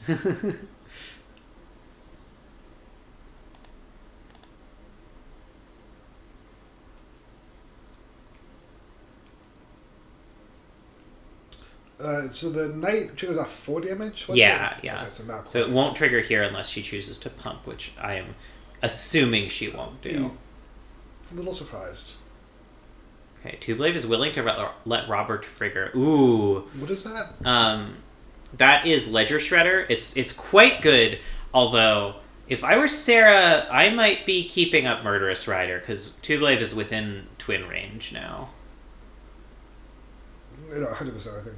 You've got the set pressure on the board, why would you not? Yeah.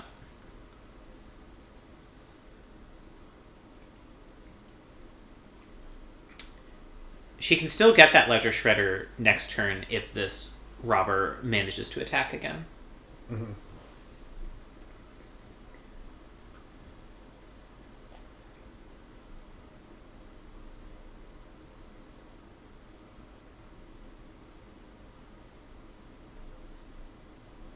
Okay. Lutri into Tubelev's hand. Tubelev only keeping up 2 mana, which does give Sarah an opening to tap out this turn if she wants to. Oh, okay. She's taking advantage of it, not just to tap out, but also to... maximize. Yeah.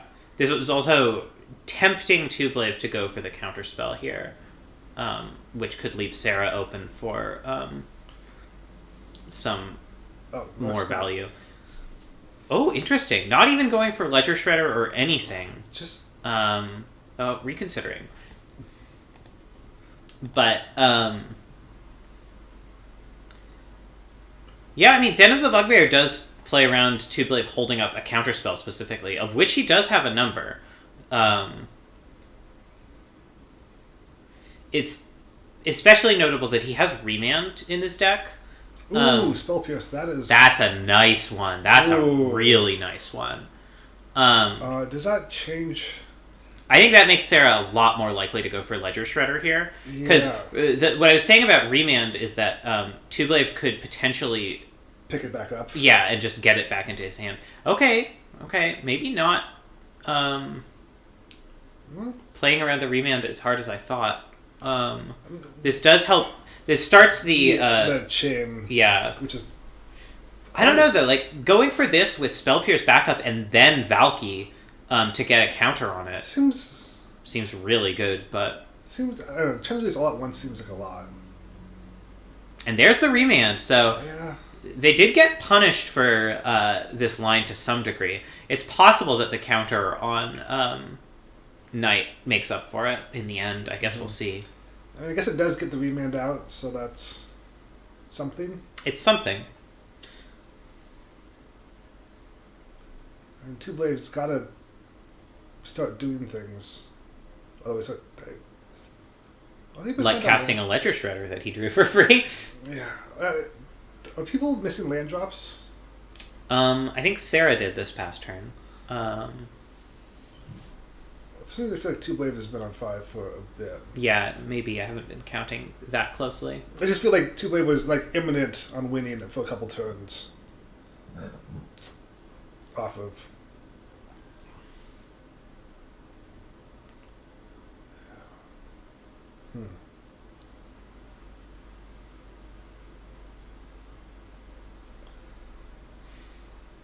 The other thing I gotta be careful now, though, is that with the pump, that's what, 7 damage? Yeah, it's a lot of power coming in. Tubelev now starting to represent like wins. Combo, potentially even with counter backup. Although with the Mob of the Rich, that's going to be tough. Hey, something or other. Yeah. Unless he can stop this robber from attacking in. Okay, so Exarch threatens a block here. Well, that's fine because it's not going to kill anything, and then you can just 2 damage it. Yeah, it does die to Burst Lightning here. Untapping an island. That's fun. So Sarah could kill it right off with Hagra Mauling.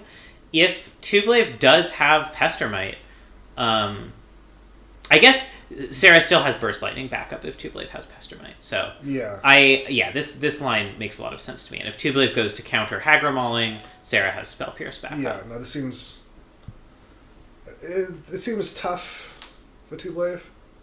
Yeah, Sarah sort of assembled the ranks here. Vendilion Click as the other card.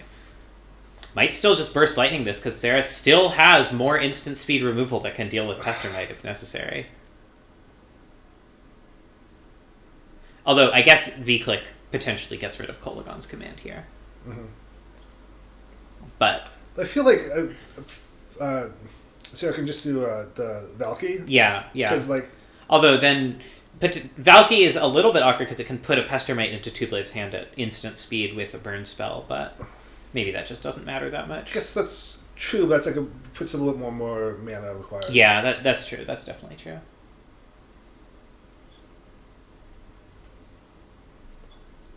Again, so it's 2 damage, and then... 2 damage to anything, or destroy an artifact, or return a creature from your graveyard to your hand, or target player discards a card. Choose 2. So relevant now would be mostly just the damage. Mostly the damage. Discard is something. But right now with 6 cards, that seems... Aristocrat is a lot of damage out of nowhere. I mean, although... The only weapons are lethal. Between that's true. Pumps or the bears. Yeah, and it's not like Aristocrat actually gets you lethal just in the air. So.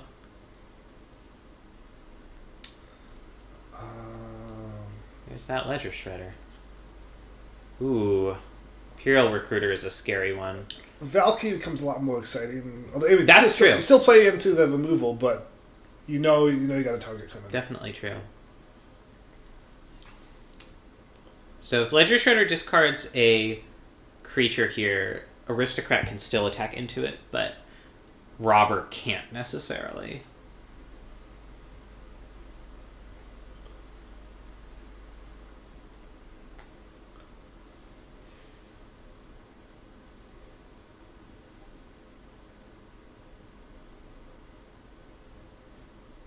We are pondering. Yes, this is... Getting rid of the Lutri he put into his hand ages ago.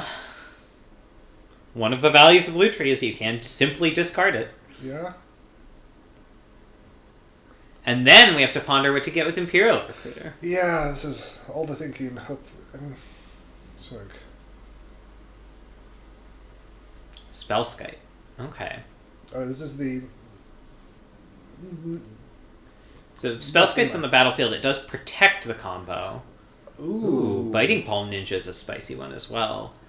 Although, Sarah not having the 6th mana here is pretty rough. Yeah. Because it's like, it's painful to attack with Knight just because like you don't really want to pay the 3 just to kill Ledger Shredder. It's painful to attack with Aristocrat because you really need to get Valky down. Yeah, just it's all not quite enough. Maybe, I mean, there's a line where you just attack with Robber and Knight, and like you're just basically trading Robber for Imperial Recruiter and another look at the top of Tublave's library. I would say, if the Robber dies, can you still play the cards? Yeah, you still can. So you got whatever's on top, maybe. I mean, you do though lose the Spell Pierce, which is really nice as far as... Yeah. A little bit, but I mean, maybe... That is true. But this turn is really awkward. Yeah. Not drawing a land there was pretty rough.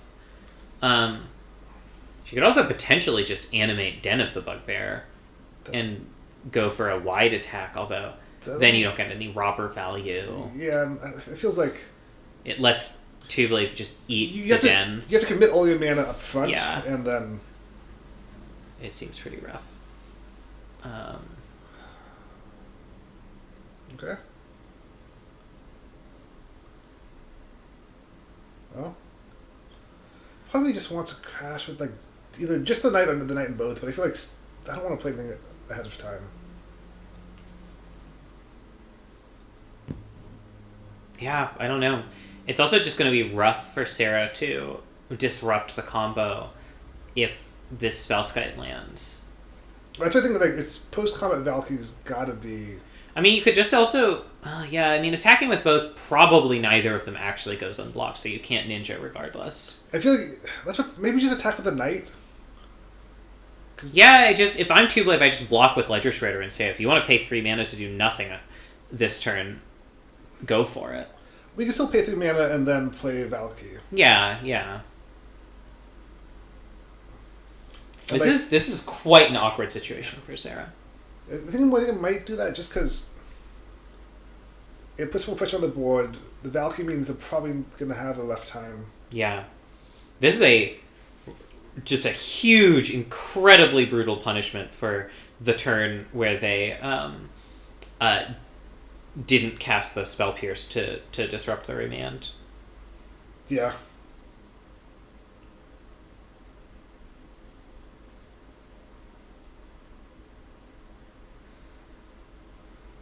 Because Ledger Shredder just being a 2/4 is a lot of what's so good here, and a flyer too. Yeah, that's what I think. It's just like it sucks to spend so much.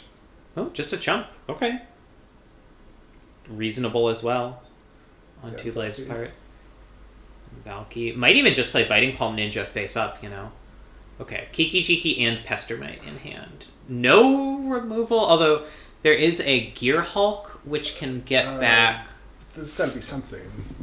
Actually, there's not. There's nothing in there. No. Shatterskull is X spell. You can't get back an adventure off Brazen Borrower. So just like dig or something. Yeah. I mean, it is also a 5/6, which is awkward. It's big. Wow, Ketsi. Sarah's thinking about getting Gear Hulk despite the combo being present there. Well, there's not enough red mana for Kiki. But there's enough red mana for Splinter Twin. Oh, wait, there's a twin there? There is a twin there, yeah. Yeah? And? Because Xander's Lounge is the black, red, blue one.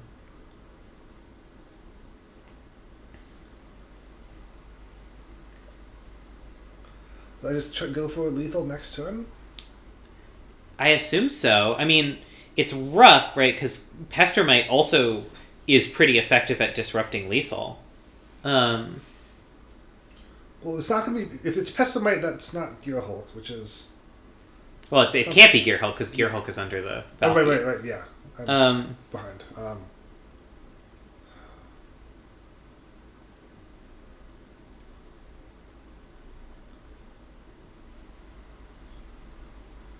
Well, you can't combo off this turn, because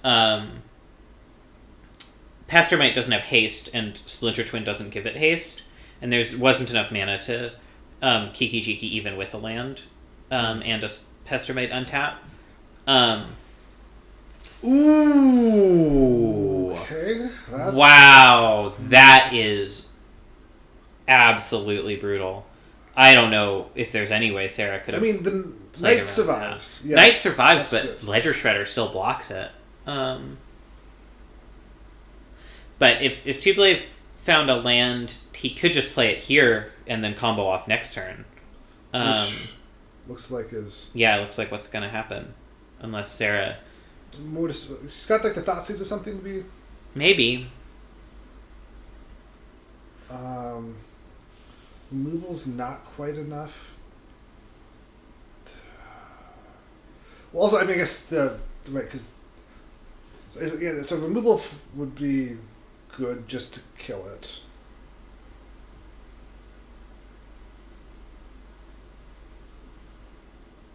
Yeah, that Ledger Shredder is just really... It's absolutely just pissing in her milk.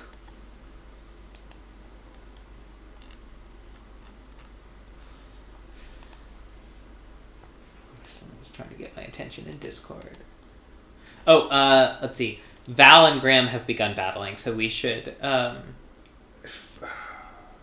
Like, I feel like this is... Yeah, let's finish up this game, and then we Yeah. can pop over.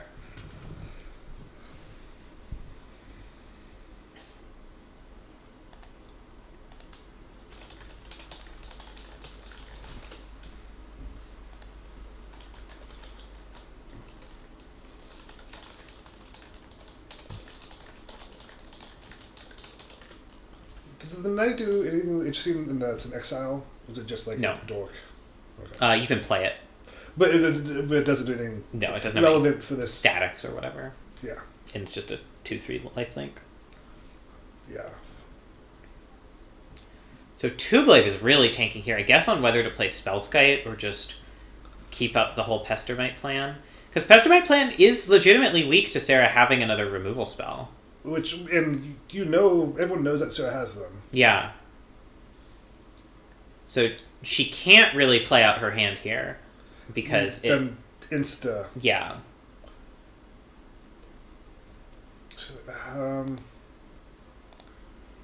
Okay. Oh! The Gristocrats got another win. Okay. Val took one off Josh.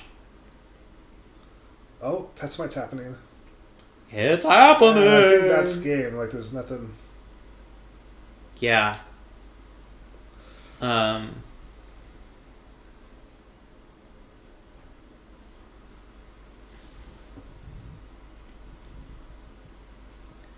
Yeah, assuming Two-Blade doesn't fucking try to trade with Den of the Bugbear. Yeah. Which Sarah is giving that the option of happening. And it doesn't. Okay. Alright. So, I guess Two-Blade takes a match off Sarah then. I guess that was game 3. Okay, yeah. And we will head over to Graham and Val. Let's focus Graham first, because we've watched less of him. Yep. Why did it...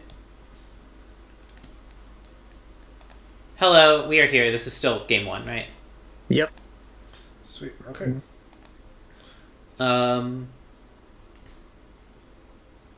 White versus white.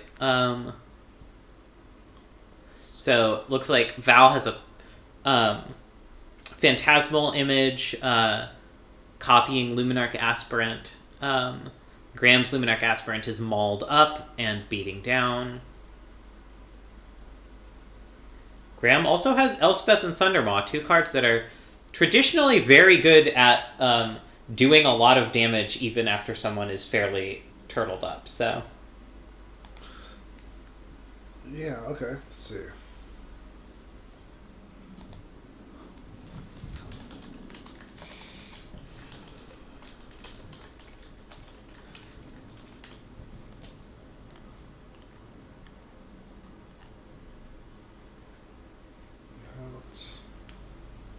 Yeah, I mean...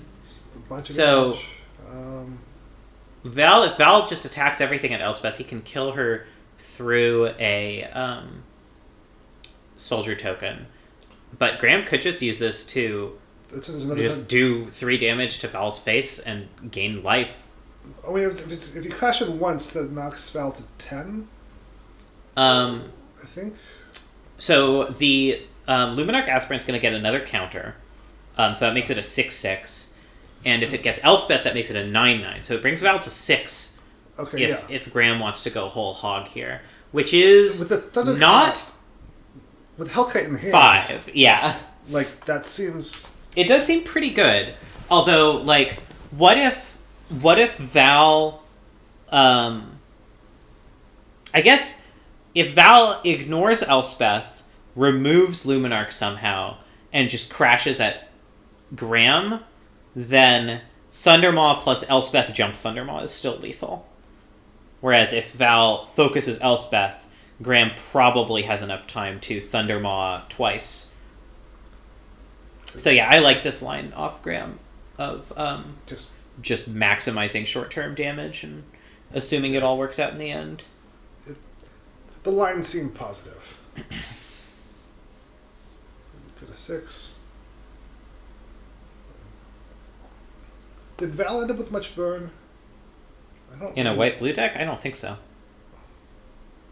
Wait, am I looking at the wrong person? No, yeah, Val, yeah. Graham is on the bottom, Val is on the top. Oh, I'm looking at, okay, yeah. So, Graham, did Graham end up with much burn? I don't think so. I don't Okay. think he Yeah. tends to prioritize that. That's what I thought. So yeah. Okay, so Val can exact see Elspeth here and do 4 to Graham if he wants to. But he still needs runner removal spells to deal with this Thundermaw. I mean, the Thundermaw kills on the next turn, right? No, because it's 5 damage and Val's at 6. The Luminarch does +1/+1 counters? I was assuming Luminarch would die. Oh, sorry, yes. If Luminarch doesn't die, then Val's just dead to Luminarch to begin with. Sure.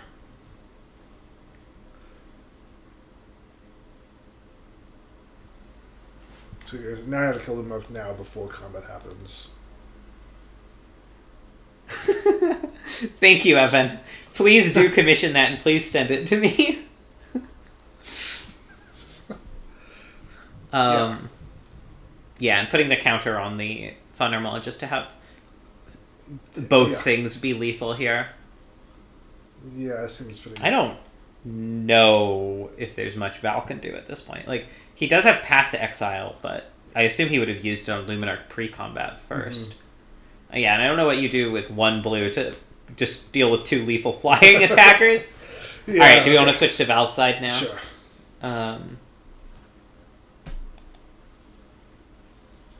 Alright. Aggro? Still good. Who's live to Exo? Cass is live to Exo. And that's it. Cass is the only person who has not lost a match so far. Okay. Seems like a good candidate for the next watch. If Cass 4-0s after being the backup drafter, she fucking deserves, like, a crown. Holy shit. Like, 4-0ing in Roto is really hard, like, to begin with. Goddamn. Alright, I'm moving this over to the other screen so it stops popping up in front of everything when I accidentally click it. Just like something that says like LOL planning or something. I don't know. Yeah.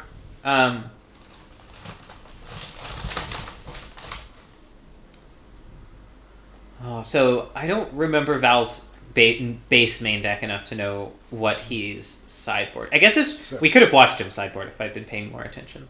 We could have. Looks like Time Warp is out, Cast Out is out, Temporal Pilgrim is out because it's just probably too slow. They all seem like slow things we don't want to deal with. I don't know exactly what came in for those. I assume some creatures. Welcoming Vampire, maybe, just as a 3-power blocker. Yeah, I think like Venture I don't think was in a base. Yeah, that could be.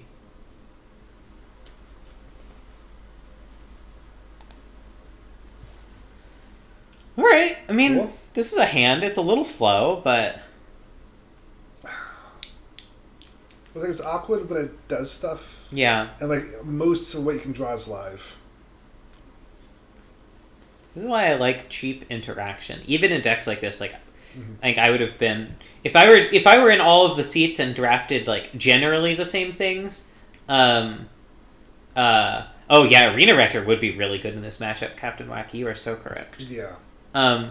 If I were in both of these seats, I probably would have fought with myself over Journey to Nowhere a lot harder. Even with the redundancy with ossification, like... Yeah.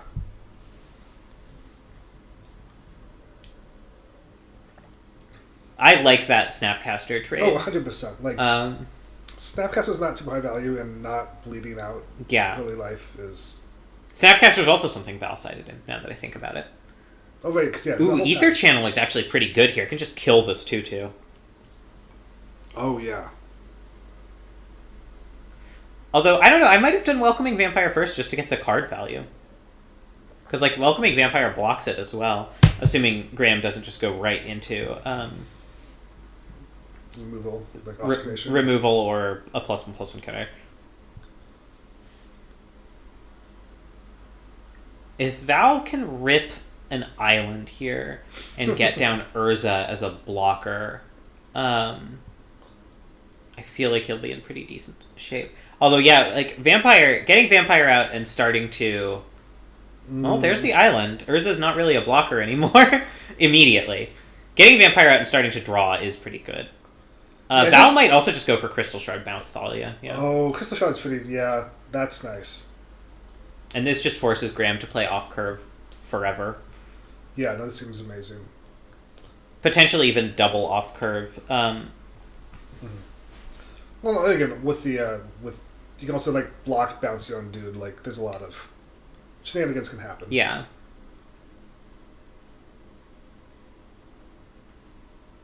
Oh, Shard does not take over any longer, I think. Well, Skyclave Apparition, what a fucking magic card.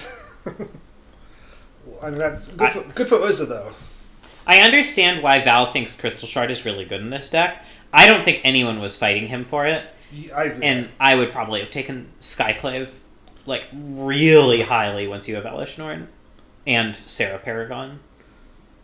So what do you do here? Just like, part of me wants to just like straight up run out of Mole Drifter just to... I don't hate that at all. Like you give it a value with a Vampire, but... Or... Yeah, I just want to use my mana effectively, Yeah. you know? I don't know. Like... If for off of the trade, may as well. Starting to draw a lot of cards is good, but, like, it's a decent chance that if Val Muldrifts this turn, he can Welcoming Vampire plus another play next turn. Mm-hmm. But no, he's going for the full value, which I also don't think is crazy. Also, like, it does represent... Count no, because he tapped wrong. Yeah. I was gonna say the only counterspell in his deck is actual counterspell, and this doesn't represent that. Yeah. Otherwise, I think I'd be more excited about this. But Yeah. This thing still, I mean, it's still removal and Yeah, stuff. I mean, it's also turn 5, and Graham has done 0 damage, which Yes. is just really not where Graham wants to be. Yeah. That is not how his deck is built. And like, if he spends removal on the Vampire, then that's great for Urza. Yeah. Ooh. I mean, that's good, but there's Mole Drifter draw. Mole Yeah, Drifter it- Ancestral is like just fine. Yeah.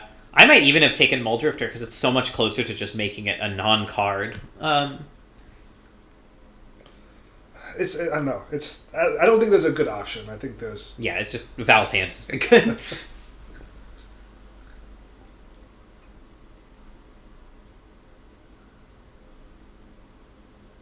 And also Muldrifter blocks Elite Spellbinder, which Urza does not. Ooh. oh This is an interesting question, because Muldrifter... Oh man, but Elish Norn plus Muldrifter, is the value just too high for Val to turn down? because like, it also turns off all of the removal from the other side. That is true. Like I Yeah, feel like Val just can't pass up the value here. and also like draw 5 more. That's why they call it value, actually. I mean, a lot of it already came out, but yeah, like all of the removal that would be relevant. Yeah. There's like Oving. Yeah, that's true, Captain. Honor bound to play Elish Norn here. This is going to be a 6-card Muldrifter if nothing gets disrupted. And it's hard to imagine how Graham disrupts anything here. This seems real rough. He can play Thalia, which does make Muldrifter ETB tapped, which is, something, I guess. But Yeah. That is true. It is technically something. Maul doesn't trigger. Yeah, that's... Whew. Maul is a lot worse when it costs 7 mana to get onto a creature the first time. Do you just trade with Welcoming Vampire here? Like, you're gonna get your card's worth, right? Like, I mean... it feels so bad when it can, like, Elish Norn can double its card draw, but card draw is just not relevant anymore. Oh, Sarah Paragon's a really good draw, too. Don't evoke it. Thank you.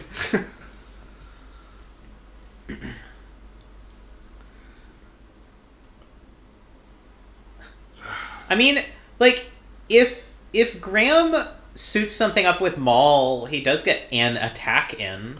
It's just like 20 then life. like yeah, then Val double Vencers something and Just like 2 Jesus. lands even. Like, this is oh man, Not- Val's deck really popping off here. This is beautiful to see. I'm glad we caught this yes. game.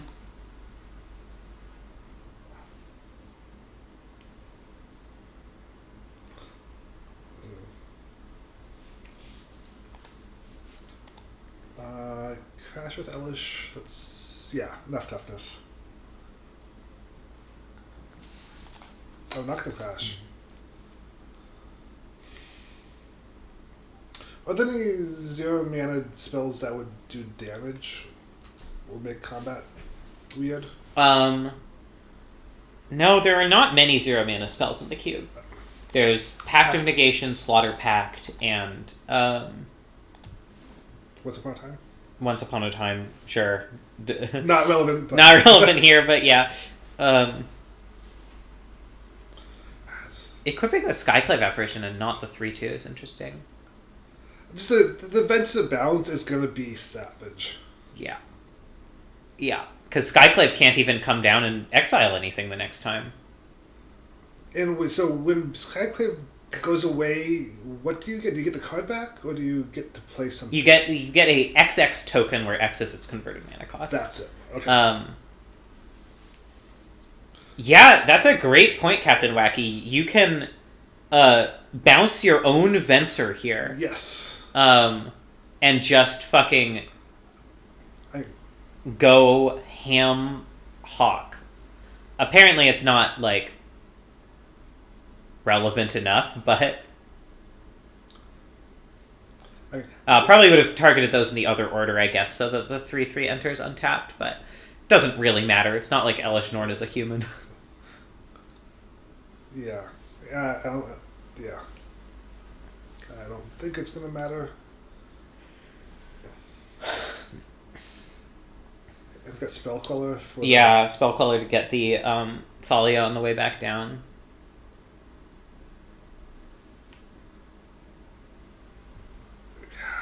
Oof, this is... Could also Sarah Paragon Welcoming Vampire at some point if Val wants to.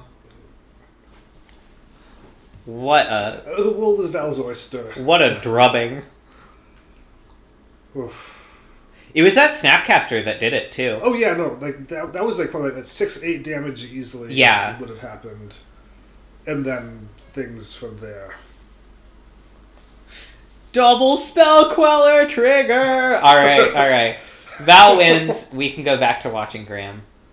It sounds like we're going to get a lot of Cass, because she's still got a few matches to go. Okay. Not too surprising that Graham and Sarah are the ones with 3 matches in the bin. Yeah. Both lost to Tublave, worth noting. I'm surprised Sarah lost to Tublave. I felt like that was a good matchup for them. Sarah's deck is just really good. It is really good.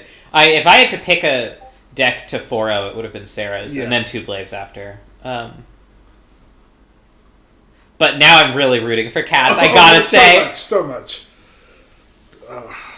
There's a lot of sick decks. You think Tublave is your hardest matchup, but you have so much instant speed removal. You have, like, by far the best ability to disrupt him of any deck at the table. Like, other than his own deck. Like, he could disrupt himself really well in the mirror match, but... Also, I think you did have him if you didn't let him have the Ledger Shredder in practice.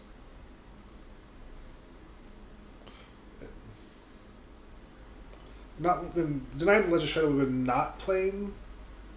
Would be the Spell Pierce instead of the Blade and Follow Up or something, wasn't it? Yeah, it would have been instead of I think it was animating Den, maybe? Or I forget exactly what the play that actually happened was, but it would be no, it wasn't animating Den because it was post-combat. It would have been Ledger Shredder with Spell Pierce backup to get the remand, and then Valky that turn.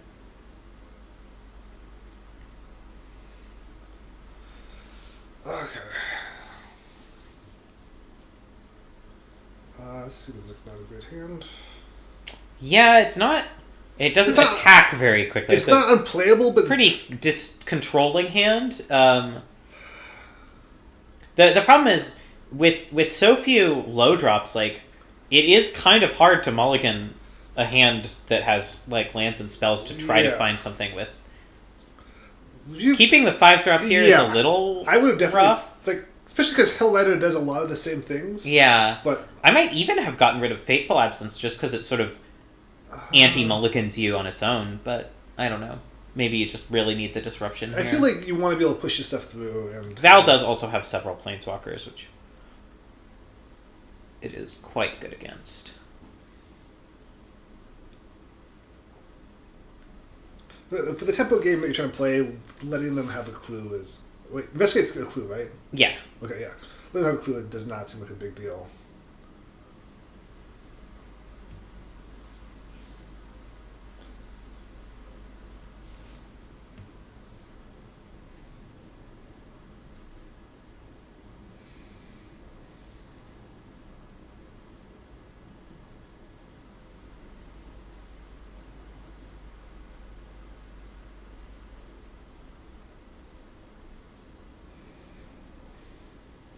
Oh, don't even have to give them the Investigate. Yeah. Yeah, I really like Fateful Absence here.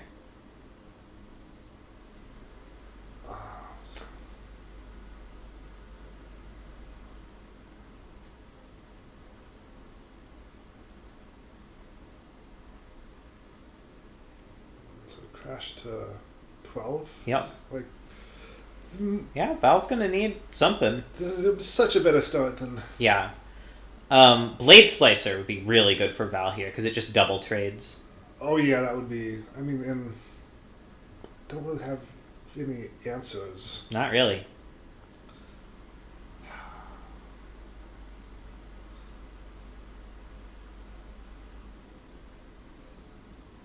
Blade Splicer just... Like... It's never been, like, best in class white 3-drop, but it has remained about the same level of, like, that's pretty impressive for the entire duration it's been in the cube, which is crazy to me.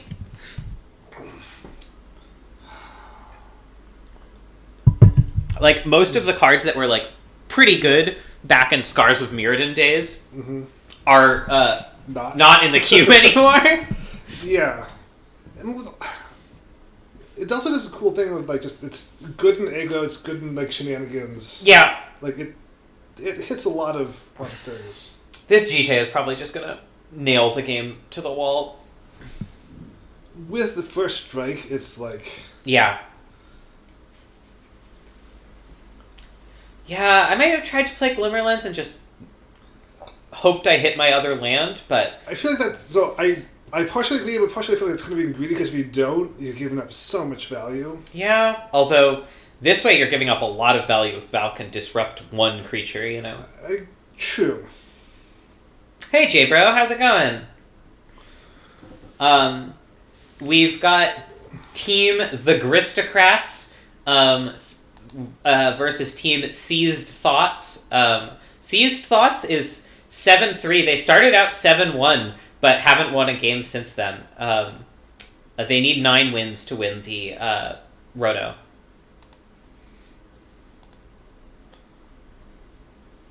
All right, so Val did answer the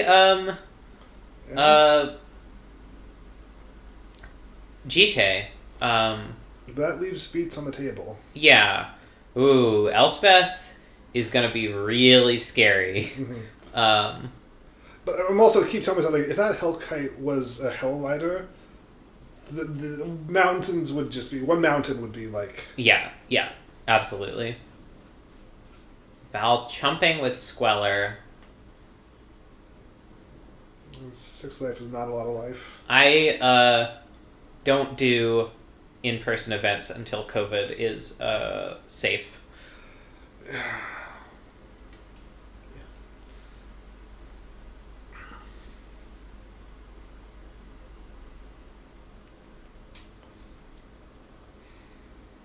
Okay, Channeler. Solid. Chumps. Yeah. Gets rid of the Rebel. Chumps a 3-1. The problem is... If Elspeth happens... Yeah, if Graham hits Elspeth, it is just... Ooh, okay. Now Val is starting to, like, really stabilize. So Elspeth make a dude is not terrible. Oh, congratulations, J-Bro. Mazel tov. Oh, wow. Yes. All right, Graham getting really choked on lands here.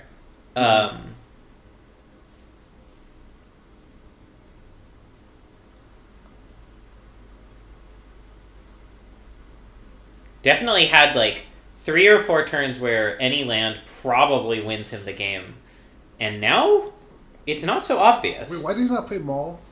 Because a lot of the value of Maul is ETB. Oh, that's what I mean. Okay. Attached to a creature. If you played, I was actually less mana efficient. I thought that was the one that made a dude. No, okay, never mind. So student, that's...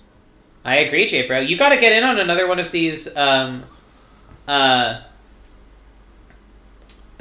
drafts. I mean, now that people seem to be into it...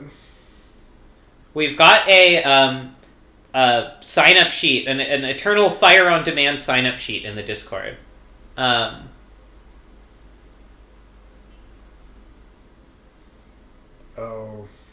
Yeah, bouncing your own Ether Channeler just to, like, force the bounce here. Yeah. Makes sense. The new one will probably go up tonight. The old one is for this cube draft. Yeah, I totally understand, but if you can ever spare a Saturday.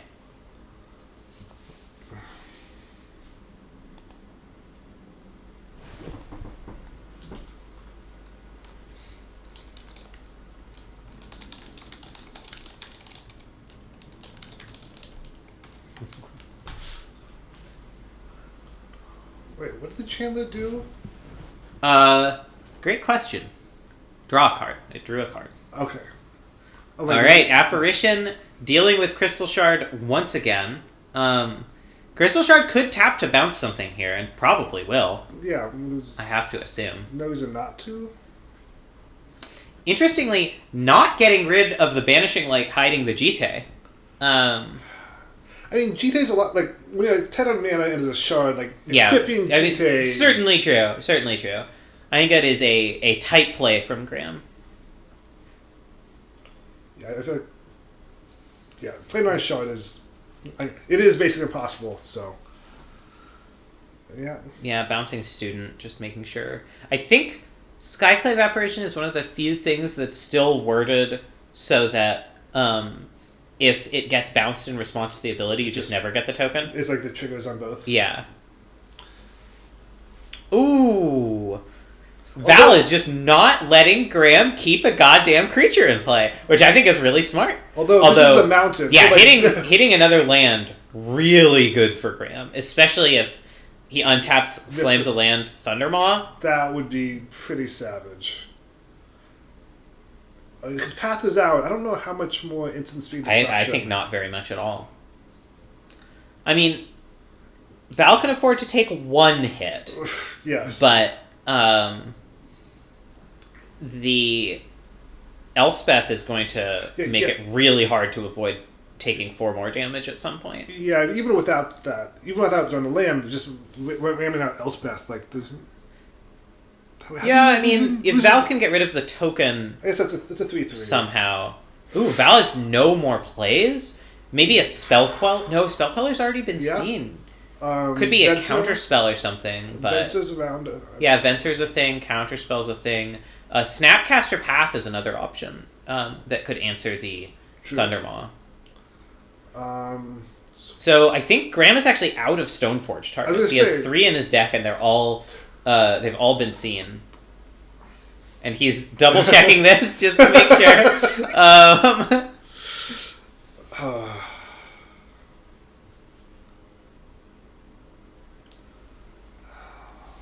Yeah, I think if Val's got a Venser chilling in there, it's gonna be pretty hard for Graham to. So Venser's if you do Elspeth, make a token. Venser probably bounces the token, then 4 damage to Elspeth, 3 damage to Graham, I would think. Yeah. I mean, you could just go all 7 at Graham, put him to 4, depending on what Val has in hand, how much pressure he thinks he can generate. Yeah.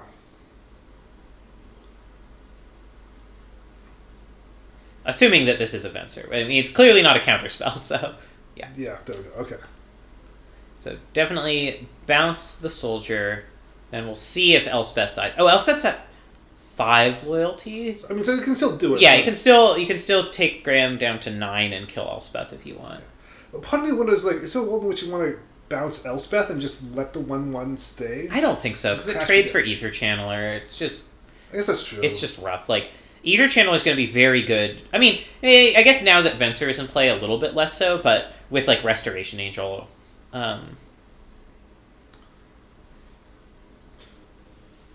Just thinking about how much damage could go through, potentially, but yeah. Yeah, so this is sort of a critical decision point for Val, I think. Well, that's... Wait. Not what I expected at all. That is... Yeah, I saw 2 paths. Yeah, I did not... This... Huh. What does the channel want to do? I know it was, like, silly, but... It, flicker... It can slow flicker something, and it can... Why would so, you, wait, then why attack Elspeth? It must have been a misclick. That's the only explanation. Yeah.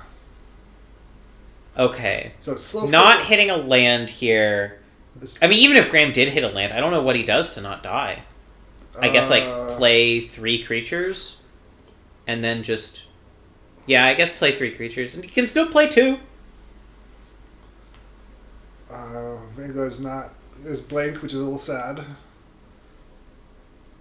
You can block... Actually, the blocks are actually okay. What does the Wonder do? It's got a lot of words on it. It has -4, choose a creature on each side of the battlefield, sacrifice all other creatures. And then it can make 0 to make a 2/2, and it can +1 to slow flicker something. Alright. So, Val votes for Adonto Vanguard, and Graham, unsurprisingly, also votes for Adonto Vanguard. And then, yeah, flickers the Student of Worker, and Val wins! Alright! Wow! That seemed like a really tough matchup for Val, and I thought he was dead. Yeah, the start was strong. Yeah, that was a really impressive rally. And a good start from Graham, too. Like, if it hadn't been for missing that 4th land drop turn after turn, I think this could have been Graham's game. Again, still talk about Hellrider, but I don't think Hellrider would have been enough. No, not at this point. Let's see. So, who's playing now? Cass and Tublave. I'm always here to watch more Cass. But she has there's a Cass and Val match coming up, too, that'll probably be the last match, so we should probably do one of the others. There's Sarah and Ketzi, and Josh and Evan. I feel like Josh and Evan is the least watched so far, although we've only watched one Ketzi match. We'll watch one Ketzi match. I don't know if we've caught an entire Evan match. Although we caught 2 partial ones. So, whichever you want, or chat if you have a preference. If chat has an opinion, I'm willing to go. If I had to choose, I'd lean towards Ketzi's, because I think Ketzi's got a really sweet deck. Alright, Ketzi's it is. Actually, they both have sweet decks. Let's be real here. Hello, what is the record? Friends? Romans? Countrymen? My green light isn't lighting up. Why isn't my green light lighting up? Is my... No, my... What's going on? That's... fascinating. It's weird, because, like, OBS is picking up my mic. Oh, you're unmuted, Nat. Hello. Why was I muted? Oh. Anyway, what's the record? Sorry, you both talked at once. Sarah, what is the record? Ketzi is up a game. Okay. You're going into game 2. Alright. Okay. Let's see. Okay, we're seeing. So Ketsy's up. So if Ketsy wins this one, that is match point for Ketsy. Wow, so really the Gristocrats are rallying. It's now 7-5 in favor of Seized Thoughts. Don't call it a comeback. Yeah. I'm just going to change Ketsy's. Oh, I see. She did change it too. I'm just going to get rid of this goddess thing because it will screw up my long-term records.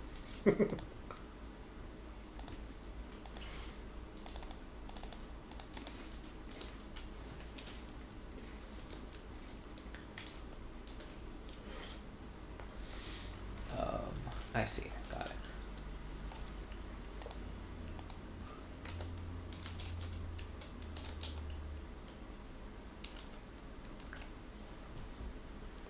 Hey, Ketsy. Mm-hmm. How many games did your match with Josh take? 2. Okay. I got rid of your little parenthesized thing because in addition to screwing up the records tab, it will screw up my long-term records as well. Okay. Sorry. It's okay. I only did that to see if I had edit access. Okay. All right. Okay. This seems like a pretty sick hand from Ketsy. Yeah. She's got everything she needs other than like maybe a few more lands. She's got mana, she's got fixing, she's got Argentum Masticore to put Agent of Treachery in the graveyard, and Body Double to get it out. Like, Disfigure now helps deal with Sarah's early aggro. It's like turn 3, assuming we draw land is Masticore. Yeah. Although well, it's got to take the Disfigure, otherwise Disfigure's just gonna... Can't take Disfigure. So yeah, I guess it just does die to Disfigure here. Well, it only takes a creature. Yeah, it only takes a creature, then yeah. Yeah, that's true. Not super relevant. Oh wow. Ooh. So Sarah could even just do Fertile Ground into Caryatid. Yeah. Or That sorry, seems... Ketsy could do Fertile Ground into Caryatid here and just like save Disfigure for another turn when it's a little more mana efficient to do. Yeah, it seems...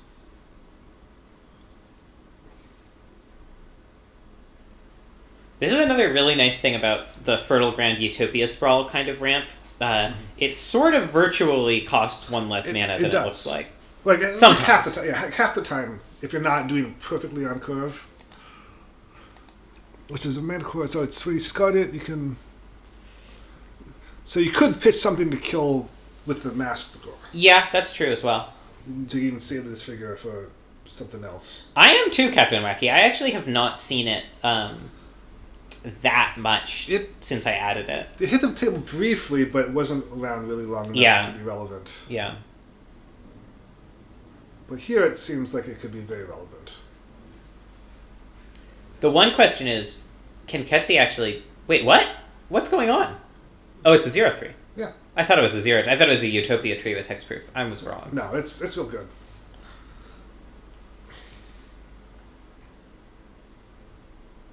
Murderous Rider on the Ignoble hierarchy. Does make sense. Like, Sarah knows about this Masticore in hand. Yeah, no, that makes perfect sense.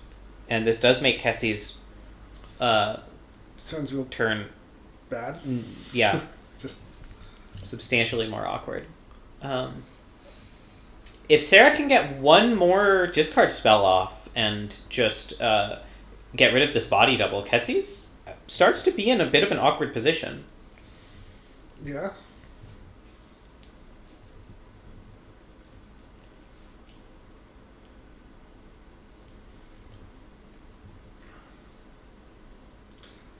Although like, the Masticore is still like pretty strong against just like Sarah's deck. Yeah, that's true. Like I could see a world in which it just with the distance, just eating cards and blowing stuff up.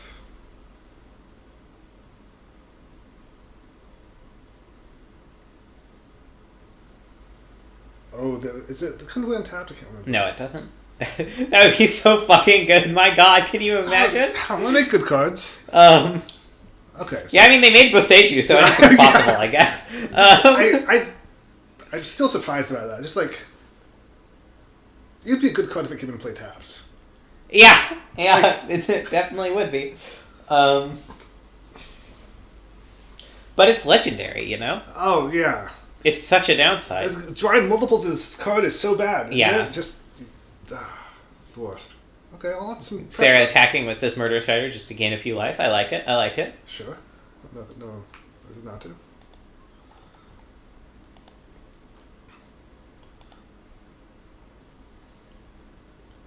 Oh, wow, you even got this member for the rest of Ooh. that.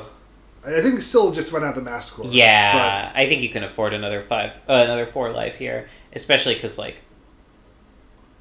But next turn the mask core eats to something, you can hard cast this member to not even pay the full life. yeah, Or you can body double Agent of Treachery that you discard. Like, this. yeah. Well, you do kind of want to get rid of the aristocrat before you play Agent of Treachery. Otherwise, whatever you treacherize is just getting sacrificed. Good point. Good point. Hey Val, nice game last time against Graham. That was so fucking impressive. Yeah. Ooh. Yep, here we go. There's that body double down. Yeah? Alright, Ketsy's gonna have to do this the hard way. She's only 2 lands away from casting Agent of Treachery. Graham, I do sympathize with, like, how you probably would have won if you'd drawn a land for, like, 3 turns running. Yeah, that was... Yeah, the start was so strong. You just did that. Ooh, Biting Palm, exiling Agent here.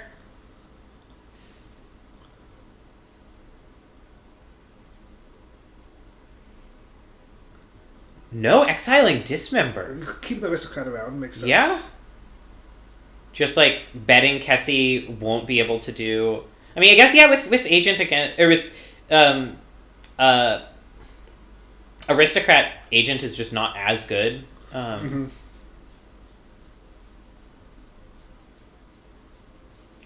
It's okay, Val. Game 2, you won to your deck just going absolute poggers apeshit. It was gross. It was... Ooh. Really heads up play also siding in the Snapcaster and then just like using it for no value to block and save yourself like 6 life. Yeah. It's a flash bear. Sometimes flash bears are good enough. Listen, no one loves an ambush viper like I do. I am probably like top 10 people in the world who are fans of Ambush Viper, the card. It is a good card, and it is also a very fun card.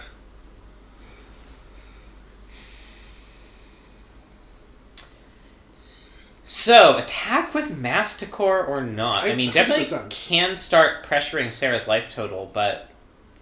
I feel like I would, just because you've got a decent chance of Deluge on the defense against Aristocrat plus that. Yeah.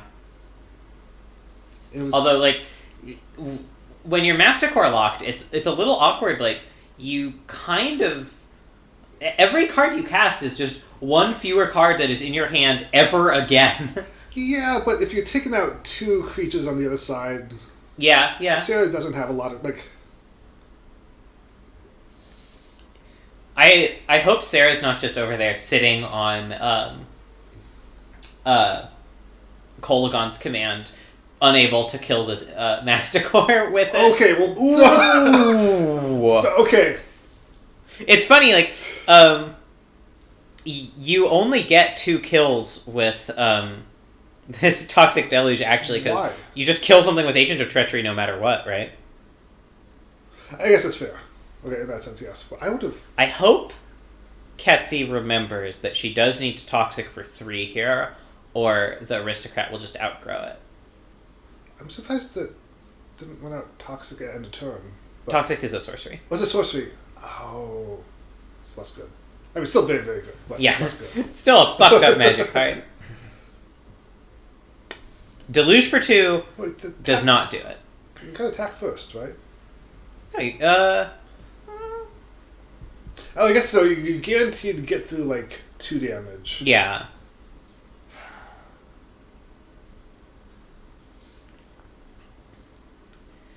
Sarah does have some burn though, so it's possible that unless Ketzi can get this Grizzlebrand back in play at some point, Sarah could just lightning bolt, lightning strike Yeah, their way out of this. definitely possible. This is why I like burn spells. It turns out they're very flexible.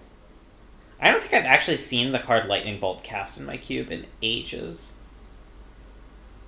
Yeah, Holding on to this forest to discard to Masticore. yeah. Not throw a good creature in the garbage. Oh, Lava Claw reaches. That's Lava Claw is a real threat. If does it, I mean, I can't even let it die because then if you don't draw a blocker, you also lose. This is Yeah. cycle.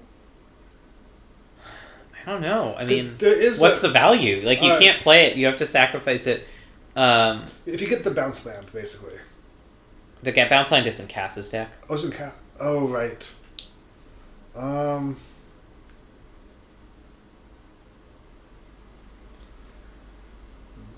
Yeah, so Ketzi is pretty much priced into blocking with the Masticore at this point. I mean, now that Because if Sarah draws a land, Lava Claw is lethal. and even if you Sarah doesn't, then that's still you're not winning. Yeah. This is now. This Masticore is very awkward. Yup. Just. Just eating Ketzi's hand. Ketzi, I think, is probably consulting her deck list right now. Let's see if there's an out. See We'll see if what there's Zagoth could cycle into, or if it's better to just keep it as Masticore food. Disfigure's already in the graveyard. Dismember is an option if Ketzi wants to go to 2. Honestly, Meat Hook is generally good in situations like this, but does not deal with Lava Right. Claw reaches. that doesn't. Yeah, there's nothing. Okay. Yeah. Yeah, Sarah getting pretty rewarded for finding her way into a color pair that is uncontested and just, like, getting all the lands. Mm-hmm.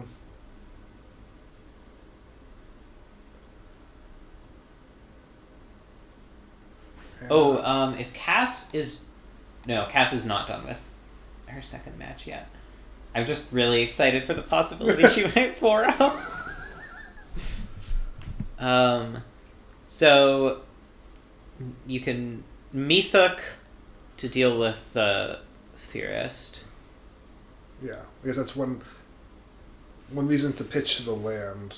This doesn't. Fauna Shaman does block Lava Claw. That's true, and doesn't. And- I mean, Yeah, and it doesn't require a card every turn, and you can search up better things.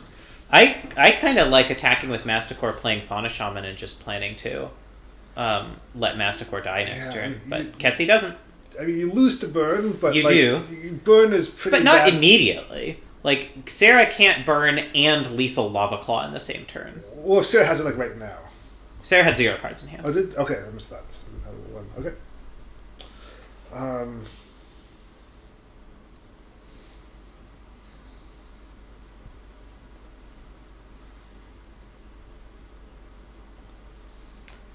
Okay, Gix does not get killed by discarding Fauna Shaman.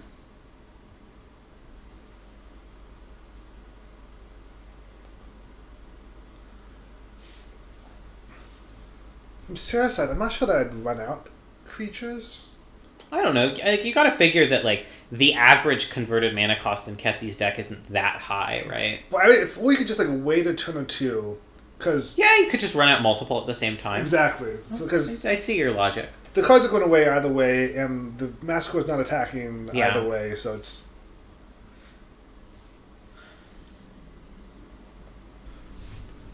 I wonder if Ketzi's deck just wanted 1 or 2 more reanimation spells. I could see that. Because we've seen this situation here and against Cass. Ooh, wait. What does Gix do again? I don't think Gix gets through a 5/5 first strike. I don't. Gix has some goofy activated ability that rarely comes up because it costs 1 million mana. I don't remember what it does. Oh, there's a Kessig Wolf Run. But the Kessig Wolf Run does not help against First Strike. Oh, true. Well, that would be a reason to hold on to the Massacre a little bit longer. What is Gix for BBB? Yeah, okay. So Gix, I think that was just a mistake on Sarah's part. I think she did not see the First Strike on the Massacre. Okay.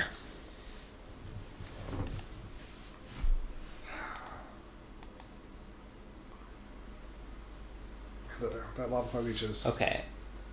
Cass and Val are now battling. If we want to, we can go do that after this match is done. Okay. Because we haven't seen very much Cass. Or sorry, I meant after this game is done. Mm-hmm. Which might be the match, although may kind of feels like Sarah's winning here, even with the Gix misplay. Yeah.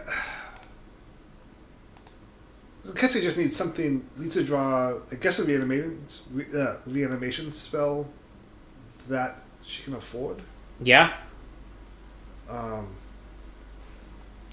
mean, that's the line I see. Unfortunately, she doesn't have a couple more life because can't, whatchamacallit? I guess Whistlebrand and just let the Massacre die. Yeah. Does the Massacre just die, or does it like shoot you in the process? No, it just dies. Okay. I mean, you could also do something crazy like Agent of Treachery, Lava Claw Reaches, but... That seems bad, because you can't use it, like, you just... You can. Ketsi has black mana natively and red off Fertile Ground. I guess it's much less good for Ketsi. Like, sure. Something like... Or you could just take the Wolf Run, because presumably it'll be incredible at some point. Okay. Grief probably decides the game. Menace. Even though Masticore can stay alive a turn, Grief has Menace, and with Menace plus Wolf Run... It's pretty good. I mean, Ketsi basically needs reanimation now. Or a removal spell. That's not it. Alright, do you want to swap over to Cass and Josh? Let's just check, just see what's going on over there. Alright.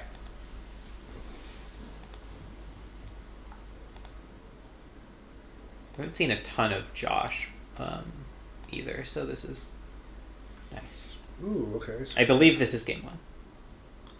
So this is still game 1, correct? Correct. Sorry, this is Cass and Val. I don't know why I said Cass and Josh. Yeah, no good. So life totals are high. You might be seeing a Toski. Yeah. Actually, not that far from activating Golos, but I don't think that's what's happening this turn. Oh, I do have to check. What did... Oh, Two-Blade beat Cass. We have no Exos. Yeah, the dream was good for a little bit. It was. But that is another win for Team the Gristocrats. The Gristocrats now 6-7. Really rallying like fucking crazy. If they come back for this... I want to know what you think of that. So this is Red Bean? Yeah. It's specifically Daifuku flavored Kit Kat. Oh, so strawberry. No, it's like white chocolate on the outside, red bean on the inside. Okay. I think the white chocolate's supposed to mimic mochi. Okay. I think. Like, when COVID is not a thing, one of the places I want to visit is the Kit Kat place in Japan. Yeah. Like, it's just fully tourist trap, but also... Like, sometimes you just gotta go to a tourist trap.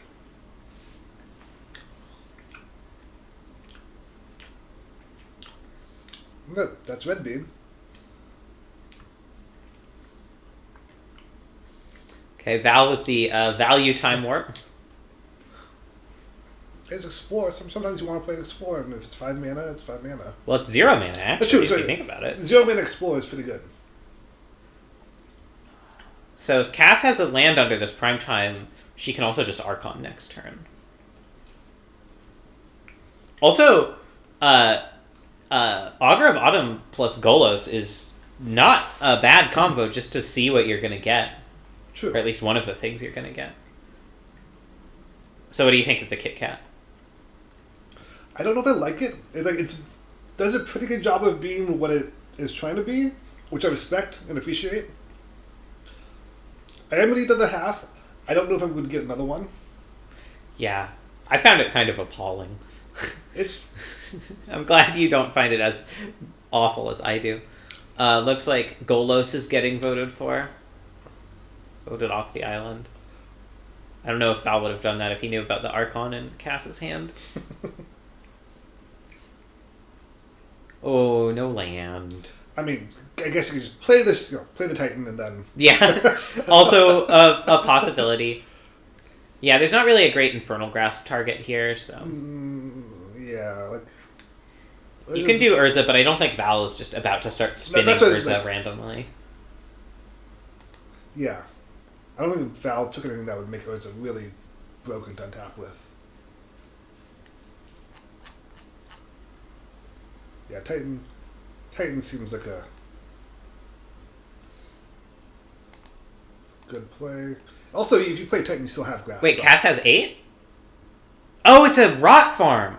Ah, I am fooled once again by the Rot Farm. Oh yeah, okay, never mind. Or you could just...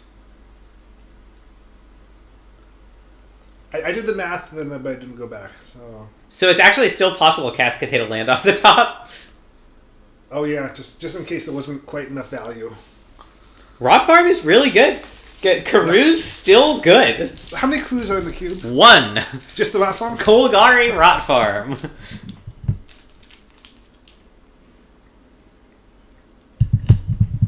A cube with a lot of Karus is kind of miserable. A cube with 1 Karu, that's the perfect amount of Karus. 1 Karu, 1 Signet. That's how we do it in Moddy. Which Signet? Boros. Boros, okay. Well, that is a sure creature to have on top of your deck for next turn. Yeah, when you have 8 mana. Mm-hmm. Good luck, Val. I mean, he could have, like, Ossify and Counterspell and just be fine. Although, I guess then... There's still all the other... Yeah, Cat still has all those cards in hand. Also, whatever gets Counterspelled is just going to come back from Marin at some point. Yeah. Fine is not dead, would be... Yeah, of course they can't overlap. You need the Karu to be green, because you need it to be, like, a cool thing to get with Primeval Titan and, like, Ren and 6 and whatever. And black, I mean, because... not that it, like, goes to the graveyard often for Ren and 6, but... and you need the Signet not to be green, because it's interesting when non-green things have non-land fixing. I can see an argument for, Basilica? Just because white also has some reanimation, so that puts it, like, there to support both sides. You mean Azorius Basilica? No, Azorius is white-blue. Yeah, you said Is It, which is blue-red, which does not No, have I mean... Orzhov? Orzhov, yeah, Orzhov Basilica. Basilica, the one that's actually Basilica. Yeah. Yeah, I can see that. We actually had the Orzhov Signet in for a time. Okay, Archon gone. Con. That puts it on the top of the deck, or top couple cards? Second from the top. No, third from the top. Wow. Just bricking over and over on this Augur. So the question is... Oh, the prime time makes it go away. Yeah, that is true. I mean... I might just... Hoof is pretty tempting. Just, like... Even so. Crash into Teferi. Yeah, like, one at Teferi, one at Val's face. Like, I know it's not lethal and you want it to be lethal, but... But it could just be really good value. That's...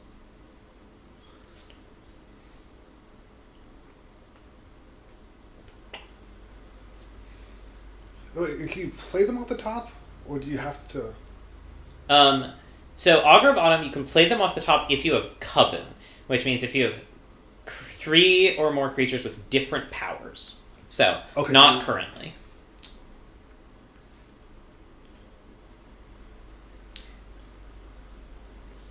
How big is Teferi? 4? Is it just me, or did, like, the stream get weirdly blurry?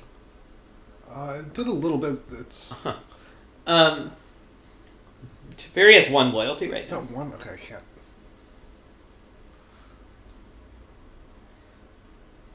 Oh, attacking Teferi with both.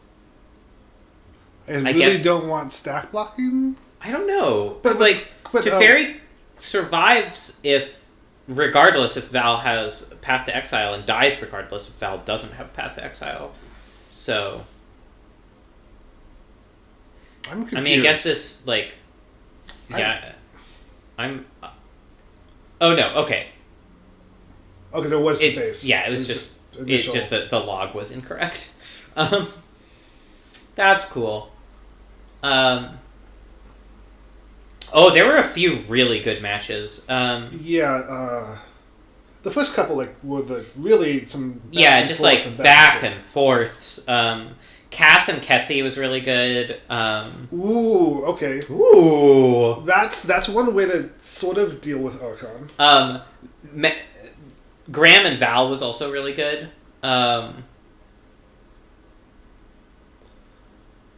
Unfortunately, the Fatal Grasp, I think, sort of makes this... less relevant.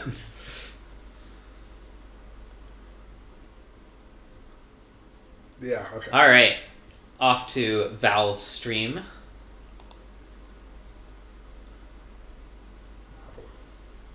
More. Who did we watch second? We watched... Or was second Ketsi and Cass?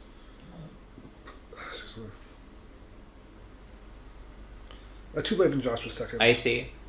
Third was Two Blade and Josh was also quite good. I mean, you were there for that Two Blade, so I guess you know.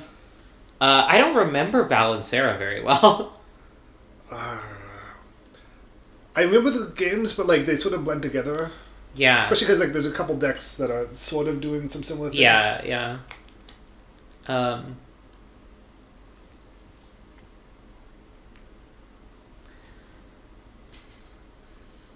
Right, so this is... Let's see. The truest crown you can possibly get, the absolute God Emperor crown in Roto, is if you are the backup drafter, you go 4-0, it is a sudden death, and you win sudden death for your team, EXO. That is the... you basically can't do any better in Roto than that. Even not EXO. Even just, win the sudden death match for your team. Yeah, I feel like...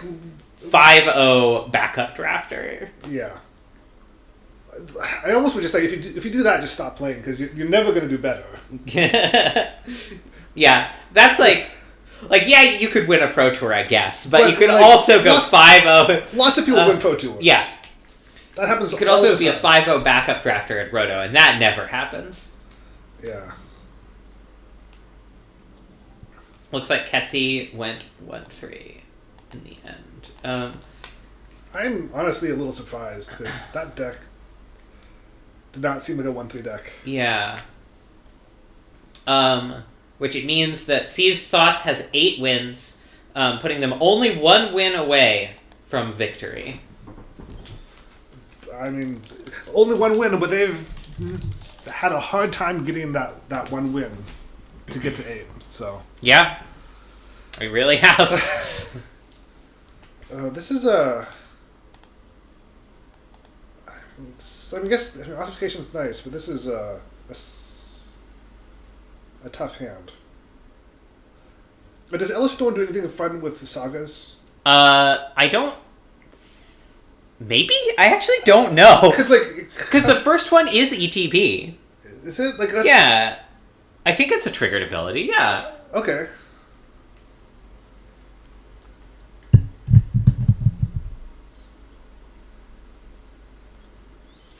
Alright. Val's got a value engine lined up one way or another. Woo! Terra Sunder, secret mode.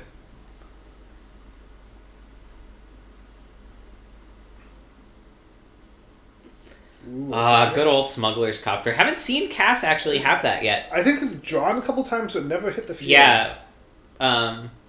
I would not be shocked to see Val just eat it with Restoration Angel here. Yeah. I mean, you can't do anything else, right? Yeah, yeah. And it's pretty good value to eat a copter. Mm-hmm. And that's why they call it value. Yeah, although I feel like No attacks with Copter. She's playing around it. Holy shit. Looked Val dead in the eye. Or maybe across just... multiple miles Oh! of distance. Woo! That's a Okay. spicy meatball. And well, that would be another reason not to attack with Copter. Yeah. Val just rawing out Restoration Angel here. I feel like, I mean, next turn you want to play Elshnorn, and Yeah, probably then you're after playing, that, Elspeth. Probably ECD targeting Immortal Sun and whatever else horrible nonsense Cass plays.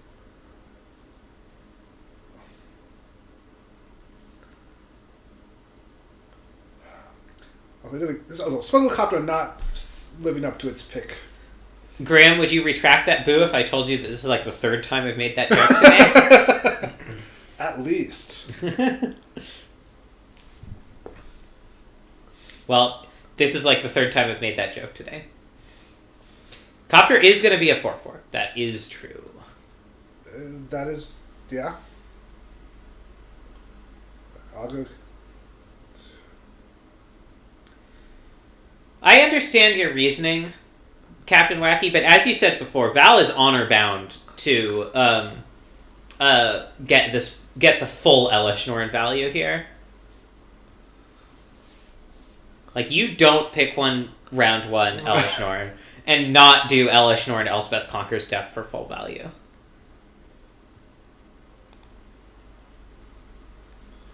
It's 3 of great. Okay, so there's the whatchamacallit is good, big enough.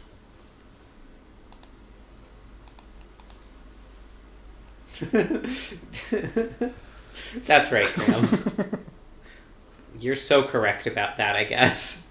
Yeah. Ooh, that's bad though. I mean, it's not great. Like, it's still gonna blow up, but Yeah, this is certainly the reason why you would perhaps try to do the line that Captain Wacky suggested. But on the other hand, honor bound. I mean, would you really be that much better off if you had, like, I don't know.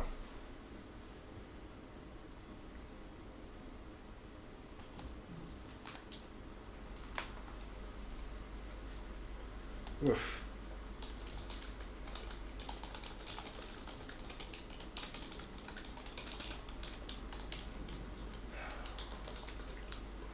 Five, 6, 7 mana. It's getting close to some scary numbers.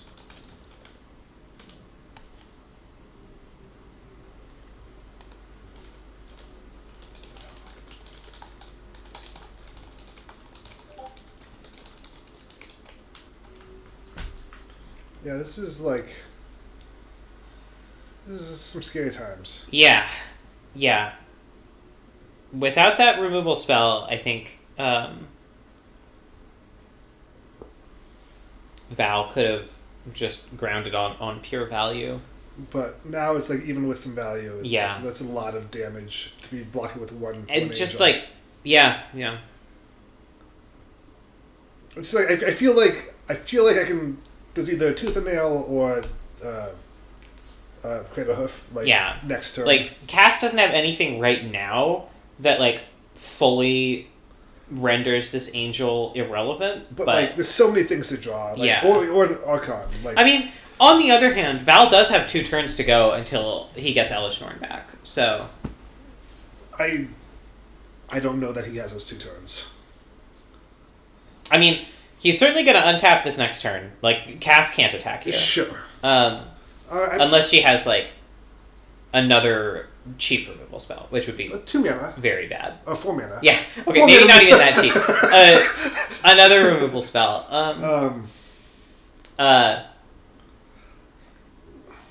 Can she entwine Tooth and Nail through Elishnorn, or through ECD next turn? That's 2, 3, probably 4, 5, 6, that's a lot 7, of 8, mana. 9, 10, 11. Yes. Yeah, yes, she can. Oh, Green Sun. Okay. Wait, what is so? Whack, that just sticks with lands, right? Yeah, or proliferates if there are no lands. I'm shocked that that's this. Like, does that mean there's already the kill in hand, like just because that could have been like a Crater Hoof, right? Yeah. So I gotta assume that the Crater Hoof's in hand. Well, I mean, Something. Cass also is aware of this ECD trigger, although even then, Crater Hoof costs 8. So that's 9. 10 Yeah, mana. it's still 11. It's still castable. Although she'd have to tap most of her creatures, so. She's got enough creatures that you wouldn't need. You wouldn't need a lot to. I think it might not have been lethal though. Like, oh, it's okay. So it's 1, 2, 3, 4, 5, 6, 7 in lands, 8, 9, 10 mana. So that's 2 creatures plus the Crater Hoof at +5 each. I think that'd been enough. Would it be 2 creatures? I think you'd need. I It's 10 think you'd mana, only right? get 1 creature plus Crater Hoof. It's. Oh wait, the 2 creatures got played this turn. Okay, my bad. I miscounted. Yeah. I mean, the fact remains that Cass's deck has a lot of mana and is built to do really good things with a lot of mana. So, like... I guess, yeah. Wow. Val's he's just playing out his hand despite the Elishnorn coming down next turn. Oh, nope, he's thinking better of it. He wants that double golem, as do we all. Alright, so I guess what happens on this turn, though? Gubble golem.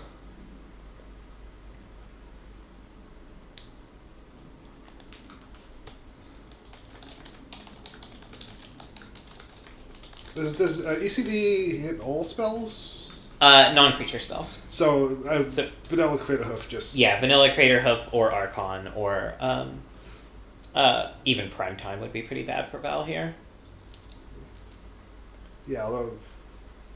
Yeah, okay, yeah, the others don't end there immediately. Cass also does have Coven going, so she has one more look at creatures from the top of her library. Wait, and we can't see that because that's Yeah. not a public. This is looking.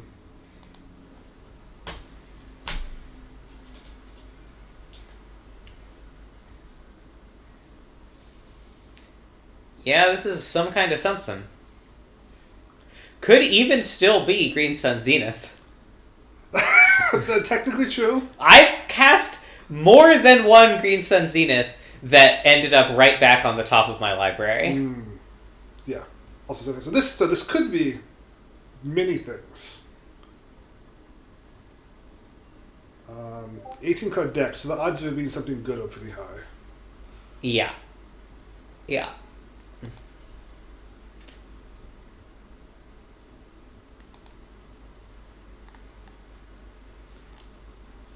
Once again, brutal that this mom isn't out.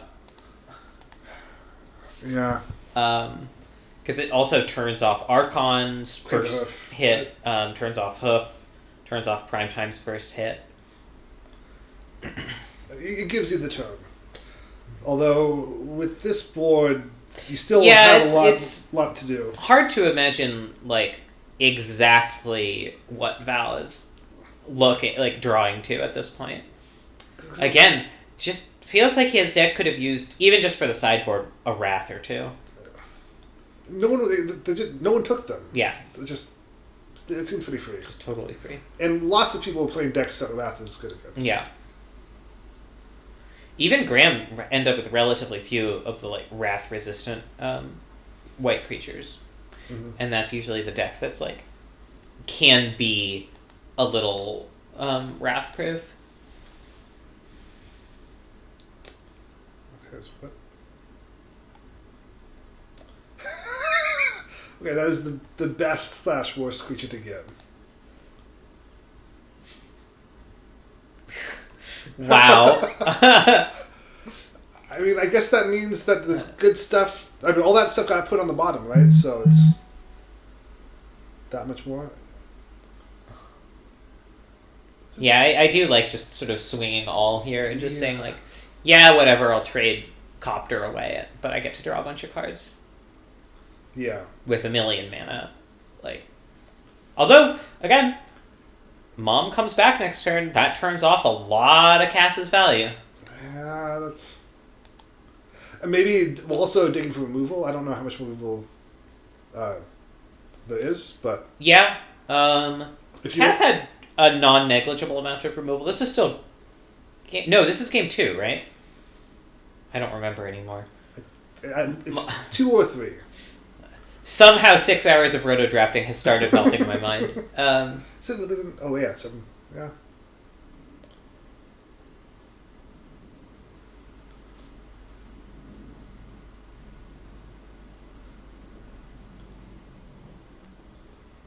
But yeah, so drawing into removal seems like the plan. Yeah, this seems like a very solid This proliferate. plan. Oh yeah. Given missing Whiffing on the turn timber. yeah.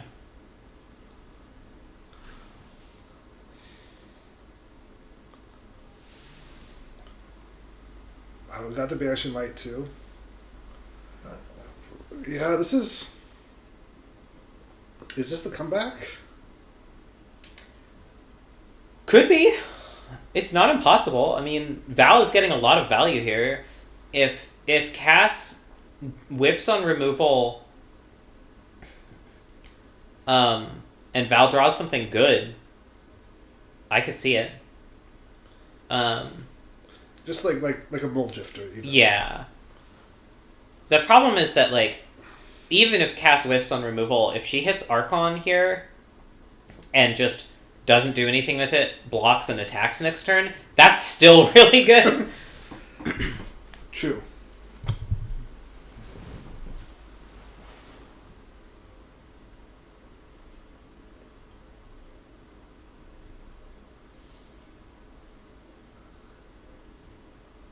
Okay, she's digging. So I'm shocked at how few channels some people are in Discord. Yeah.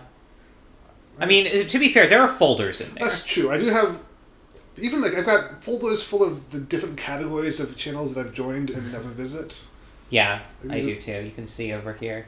Yeah. This is my Souls folder. This is my friends who don't actually post very much folder. I should actually go see what the hell is going on because there's a little white dot there. Yeah, I've got like stream folders. I've got various Twitch streams. I've got various game design stuff. And then at the very top is the one I actually care about, Fun Dumpster. Yeah. Alright, Hardcast Atraxa for no value, but it is still a Flying Vigilance Death Touch Lifelink 7/7, and Val drew nothing. It feels like we got a game here now. Yeah. I mean...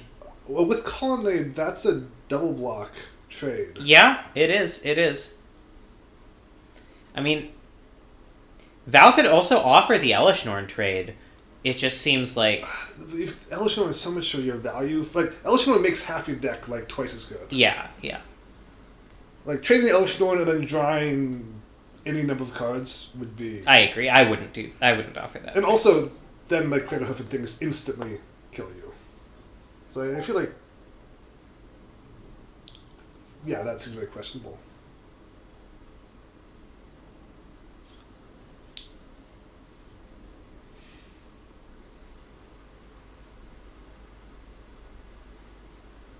Golos. Ooh, with pretty the good trigger. here. Pretty fucking good, even though it can't activate, like... I mean, still pay Or it can't, it doesn't trigger, like... Yeah. And there's Archon. Yeah, I mean, attack with 2 giant flyers is, like, not a bad thing. Because that would put to 8. Yeah. So you could still get away with stack blocking one of them. Ooh, not anymore. Paged through the attack stat. Alright. Okay. Val to 4. Cast to 19. That's a whoopsies. Yeah. Oh, that's Okay. I mean, it looks a lot like a Zero-Man Explorer. Yep. Well, but, you know, I mean, it's still a redraw. Yeah. Yeah, there might be a Snapcaster or something. Could be. Also, actually, Oh yeah, the Ancestral Vision is super real here, huh? Yeah. Okay. So this. Oh, Phantasmal Image? Holy shit! you only Double Archon trigger? Yeah, that seems. Oh, jeez. Or do you, like, double Atraxa trigger? It's gotta be Archon. I feel like because Yeah. like that's like You can... So, hold on. How much mana does Val have? He has... Let's see. 4, 5, 6, 7, 8? Oh, Can you not Sarah quite Paragon enough to Sarah Paragon, Ether Channeler, and Phantasmal Image.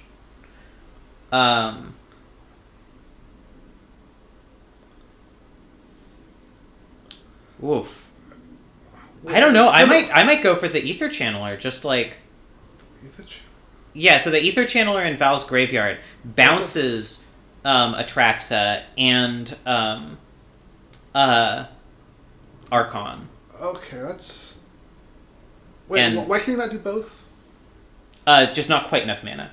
Because it's 7 mana to Sarah Paragon plus Ether Channeler, and then it's 2 mana more to Phantasmal Image. But maybe he just feels like he can just get the cards he needs off this Atraxa. Which isn't unreasonable. I mean, that's looking at your entire deck. So, like, yeah, if the cards in there, they're there. that's true. That's true. I don't know the deck well enough to know what would. Ooh, God. Ugin. Crystal Shard is active here. Teferi. You have to choose between Ugin and Teferi. Hard life. God, Counterspell. Okay, I think Val might be clawing this one back. Holy shit. Oh, the Archon is 8. Is Atraxas also 8? 7. Atraxa is 7. So Ugin can kill Atraxas, but not. Not Archon, yeah. So, I think I mean, I don't know, Captain Wacky. I don't know if I love this play just because, like, I don't know if you have enough mana to do your things.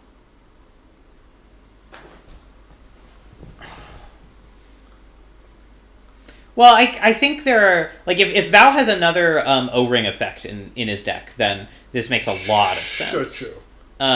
Also, like, getting attacked by Atraxa isn't great, but it's not the end of the world as long as he can bounce Archon, especially because you can block with your own Atraxa at this point, right? Sure. So, like, being able to, like, Teferi tuck Archon is still very good.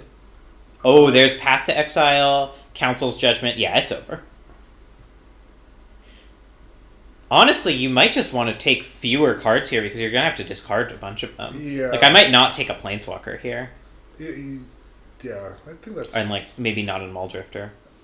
Muldrifter is kind of not very good because you've already got all the cards you want. Yeah. Although, actually, Eternal Wanderer is kind of sick, too. What else does she do? So her -4 is choose a creature on each side, sacrifice all other creatures. So it's a great way to get rid of all of Cass's bullshit. Just like, I've got Elishnorn and you've got... Yeah, but, I mean, Council's Judgment, Path to Exile is also a great way to get rid of all of Cass's bullshit, so... Yeah. Oh, man, Val is going to have to make so many decisions on what to discard now. So that's... I don't think we played a land yet, so that's... Yeah. 6 mana. So... Almost certainly the 2 big threats are going to get removed here.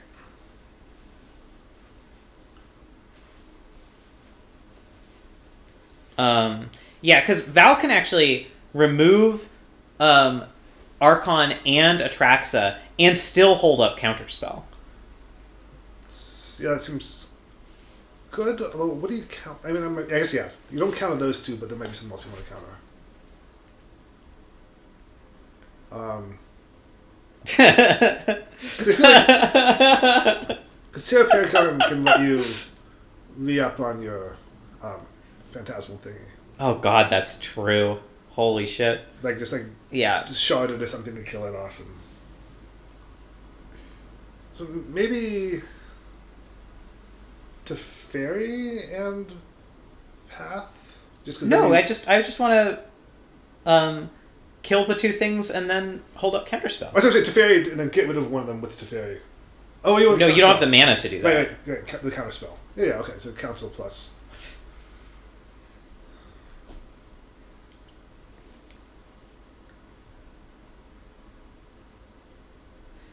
You can see he's thinking about Golos, which isn't crazy. Like, Golos does give Cass a lot more maneuverability here if she actually has any relevant spells left in her deck. I'm just not sure she does.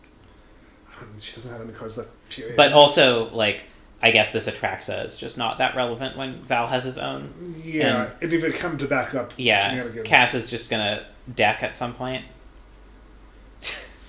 I'm so glad we caught this match. My god.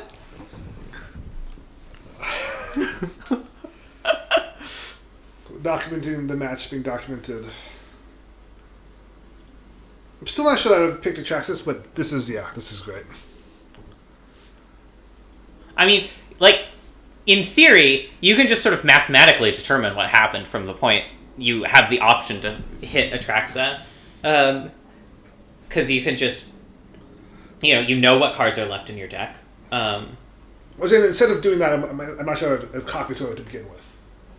Okay. Right, but Val knew what he was going to see. I mean, I guess he didn't know exactly which things he was going to have to choose between, but he knew he could get both Council's Judgment and Path to Exile. That was guaranteed. Sure, yes, yeah. The alternative is if you grab the... like if you get double Archon. Yeah, double Archon's okay, but it doesn't actually necessarily solve the problem of Cass gets to attack you with Archon. Yeah, I get... Yeah, maybe that's true. I'm forgetting exactly what was in the hand.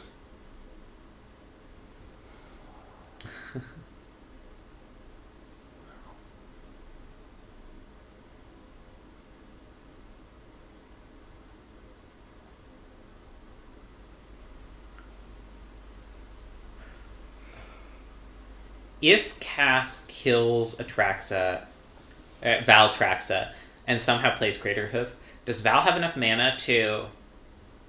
No, not quite enough mana to Crystal Shard. Oh no, if Cass kills Atraxa, Val can definitely Craterhoof. If Cass just plays Craterhoof, Val doesn't have enough mana to kill his own Atraxa, then Sarah Paragon it back and copy Craterhoof and win that way. With double Craterhoof trigger. Yeah, that's... in that specific set of circumstances, yes, though I don't think that would be an issue. Finding a different way to win.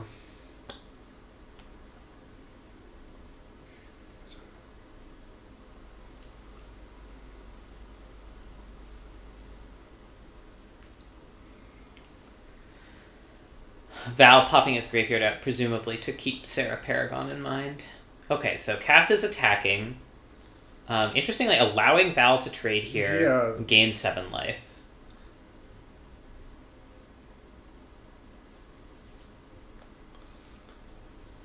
Does Cass have a way to prevent mill? I don't think she does. Or prevent decking.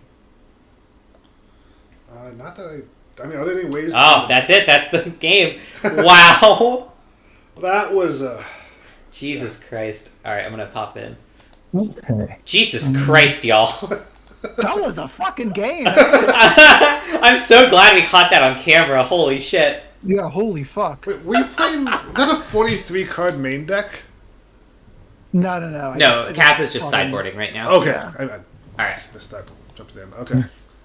I'm gonna go refill my water. I'll be right back. Cool. Do you want more water? I think I'm good. Thank you. How's this? Ooh. Yeah, the early plays that was just wild with the back and forth. The letting the sun live for a turn.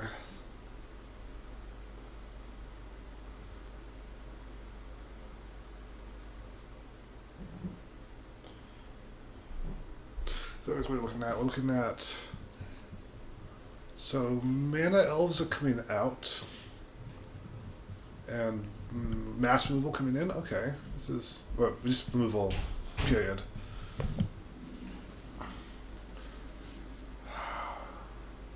Tooth and Nails out. That's... Archon coming out seems like a stretch. I mean, Archon is so good. Like, yeah, it's not great against Elish, but... I mean, it's great all the other times, and it's still not that bad. It's your deck. A lot of your deck.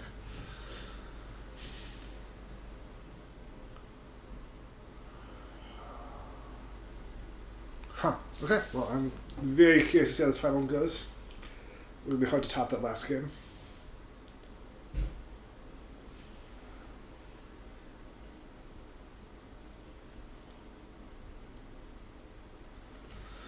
Okay, let's see. We've got Once Upon a Time is always nice. Got 4 lands. Like, this is a little slow, but that's kind of to be expected when you pull out a couple mana elves. So it's got a lot of gas. And yeah, that seems solid.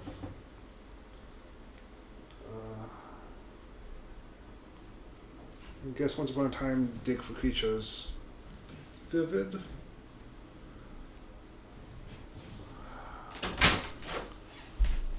So we've seen a couple mana dorks getting sided out, a little bit more removal coming in. Okay. It's like Magical and the Modest Cut, I think it was.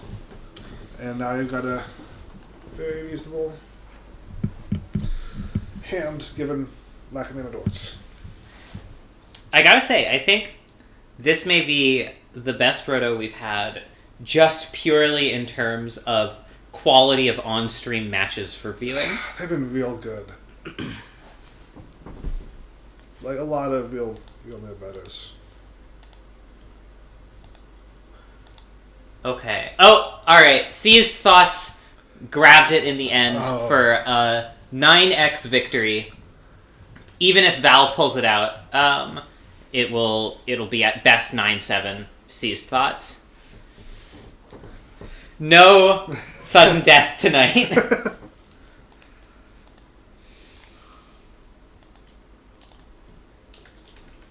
Val is really tanking on this one. 1 molded to 6 and still thinking. That is not a promising start for game 3.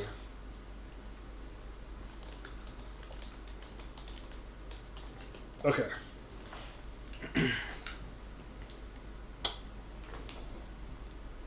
Obviously, not playing a Once Upon a Time. I guess waiting a turn to see. Yeah, I mean, if you aren't going to play a spell turn 1, you might as well wait. Yeah, I guess if you don't have any, I don't know if there's no 1-drops or just fewer 1-drops, but so this is because you might dig a 2-drop. Prime Time seems fine. Yeah, with effectively 3 lands, I guess 4 lands with Turn Timber still in hand. I like taking a spell here. Yeah. I think. Like Triumph could be cycled. It's kind of cute because next turn you're not going to be doing much. Yeah, but what are you helping to find off a Triumph cycle that's better than Primeval Titan? No, totally. That's what the lands in yard don't really matter. So, also actually, wait, you totally have Ogre of Autumn, so you totally have a turn to play. Oh, wow! So they did take the Triumph. That is a curious play.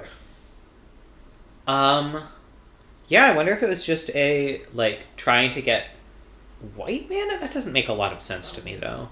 I mean... this does make Atraxa castable. But, also, we could... So does Primetime, though, so I don't know. And you got, a Vivid plus farm, so... Ooh, well, that's a different big threat.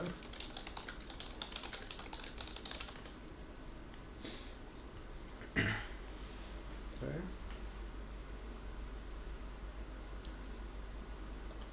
Well, I mean, Atraxa's castable.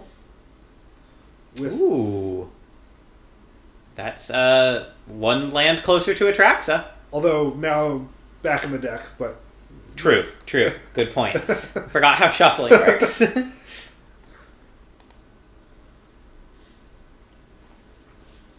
The others are on my YouTube channel, The Real Captain Wacky.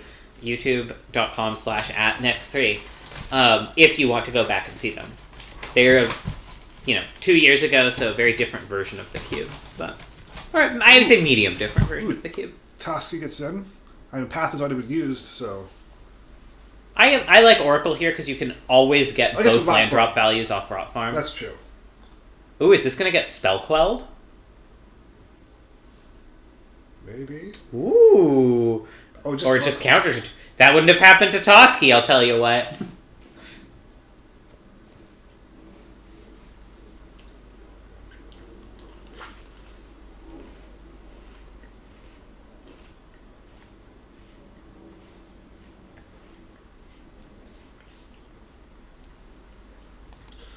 Val's getting a little choked on mana. Like, I'm not getting too much pressure, but like, if he doesn't start drawing land soon, that could be. Yeah, digging for him with the drifty.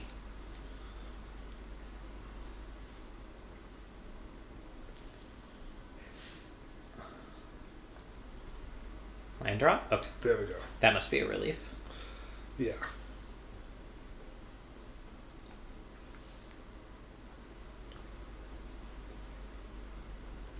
Cass getting pretty close to this turn timber. Ooh, that's also. So did no one take Hornet Queen? No one took Hornet Queen. That it would have been real nice. Yeah.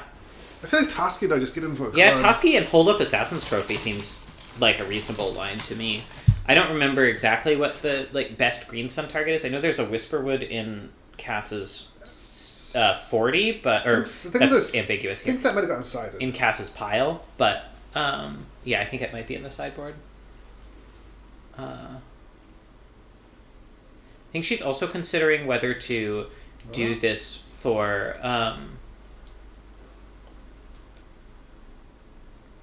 for 4 mana. I don't know. I was thinking like Marin.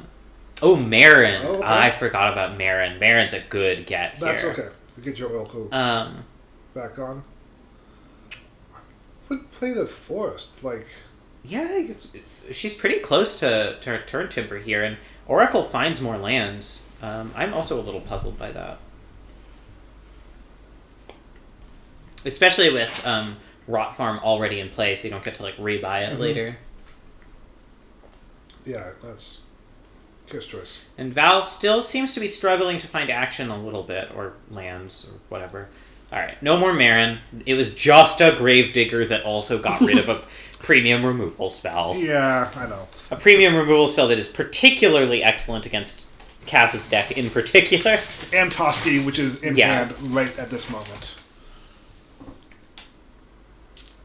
Okay. I mean, got 2 good pieces of removal up.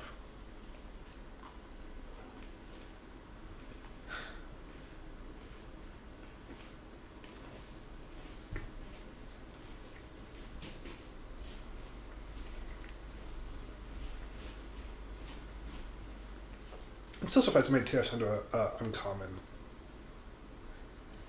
Yeah. It's like... Yeah, it's really good. So Val's just sort of sitting back here, not activating Colonnade or anything, potentially threatening a Spell Queller. Or a Path to Exile. Or even Venser. Not having good luck with the Oracles. No, not today.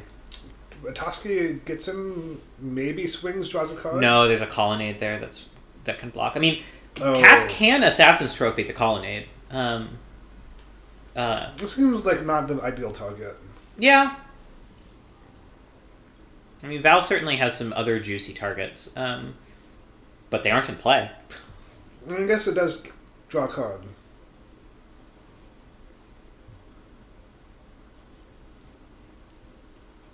And Atraxa is just castable next turn, without even a land or anything. Val does not care to Colonnade. Okay. Got something to do on the turn. I just wanted to stay open in case follow-up. That's a great question. Nothing. No attack, no block on Colonnade is a little odd. Probably. I mean, I guess maybe must have had Spell Queller or Snapcaster Counterspell, and that just got bricked by Toski. Yeah. Or does Spell Queller actually counter? Was it Exile? It might just be Exile. Yeah, it's just Exile. So Spell Queller can actually hit Toski, but Val might not realize that. Yeah. Still, it's an interesting. I mean, Atraxa seems solid here, right? Like, I feel like crash first, make them do something, draw some cards, or. What is going on in Val's world right now? Don't know. Wow. Just Cass has been through 6 cards of her library and seen 0-bit lands. Well, 7 now. I guess there actually aren't that many lands left, but okay, there we go. Okay. Can still cast Toski or Atraxa from here, I think. Yeah. Can actually cast Atraxa with a mana to spare. Almost would rather leave the mana up just because you've got so much power on the board that you don't need to draw cards. Like, you're going to draw But Archon. you just want to play a big thing, I think. Like,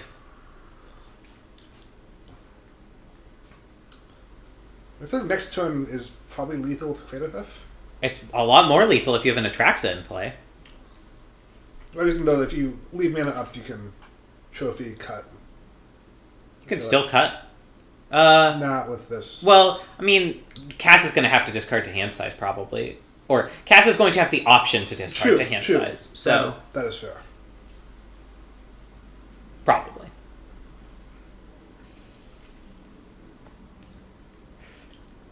Yeah, that's possible, Captain Wacky. Although, there's not a lot in Cass's deck that can actually... Oh! He sided in the Subliphony! So This is actually not, like, an incredible Subliphony for Val. it's fine.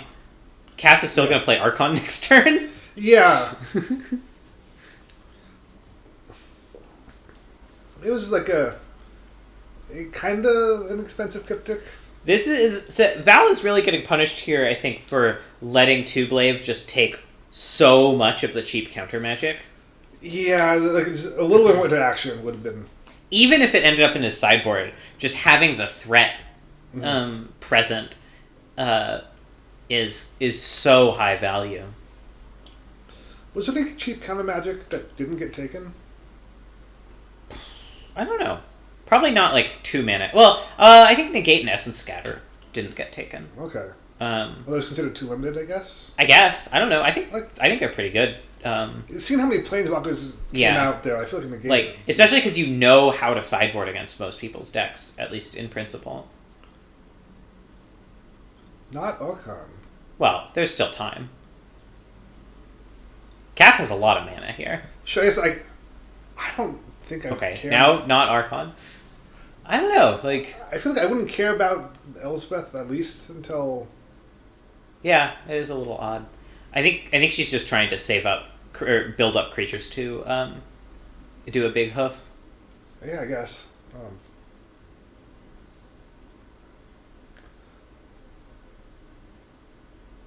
Yay. Okay. Big hoof. Okay, and now it cuts up, trophies up. Yeah. Everything's live. Hoof is lethal. Archon is very good. Now we No, have a this is- colonnade attack. I'd probably just murderous cut this, I think.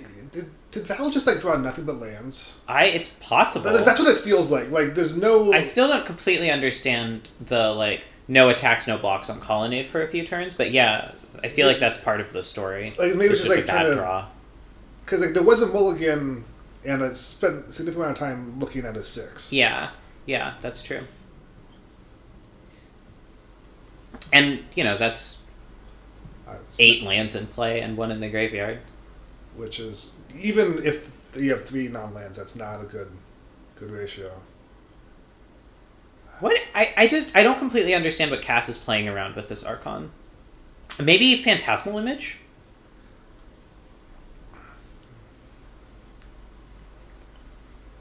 I mean, you even have Assassin's Trophy and. Yeah, it just seems like if you trade Archon triggers, Cass still wins that exchange. Okay, looks like it's coming now. Unless this is Crater Hoof. It could have just ends the game if it lands. Does it?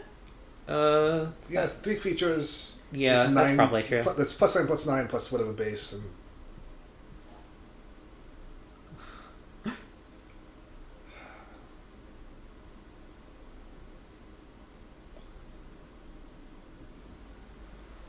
Yeah, this is just the slow beats.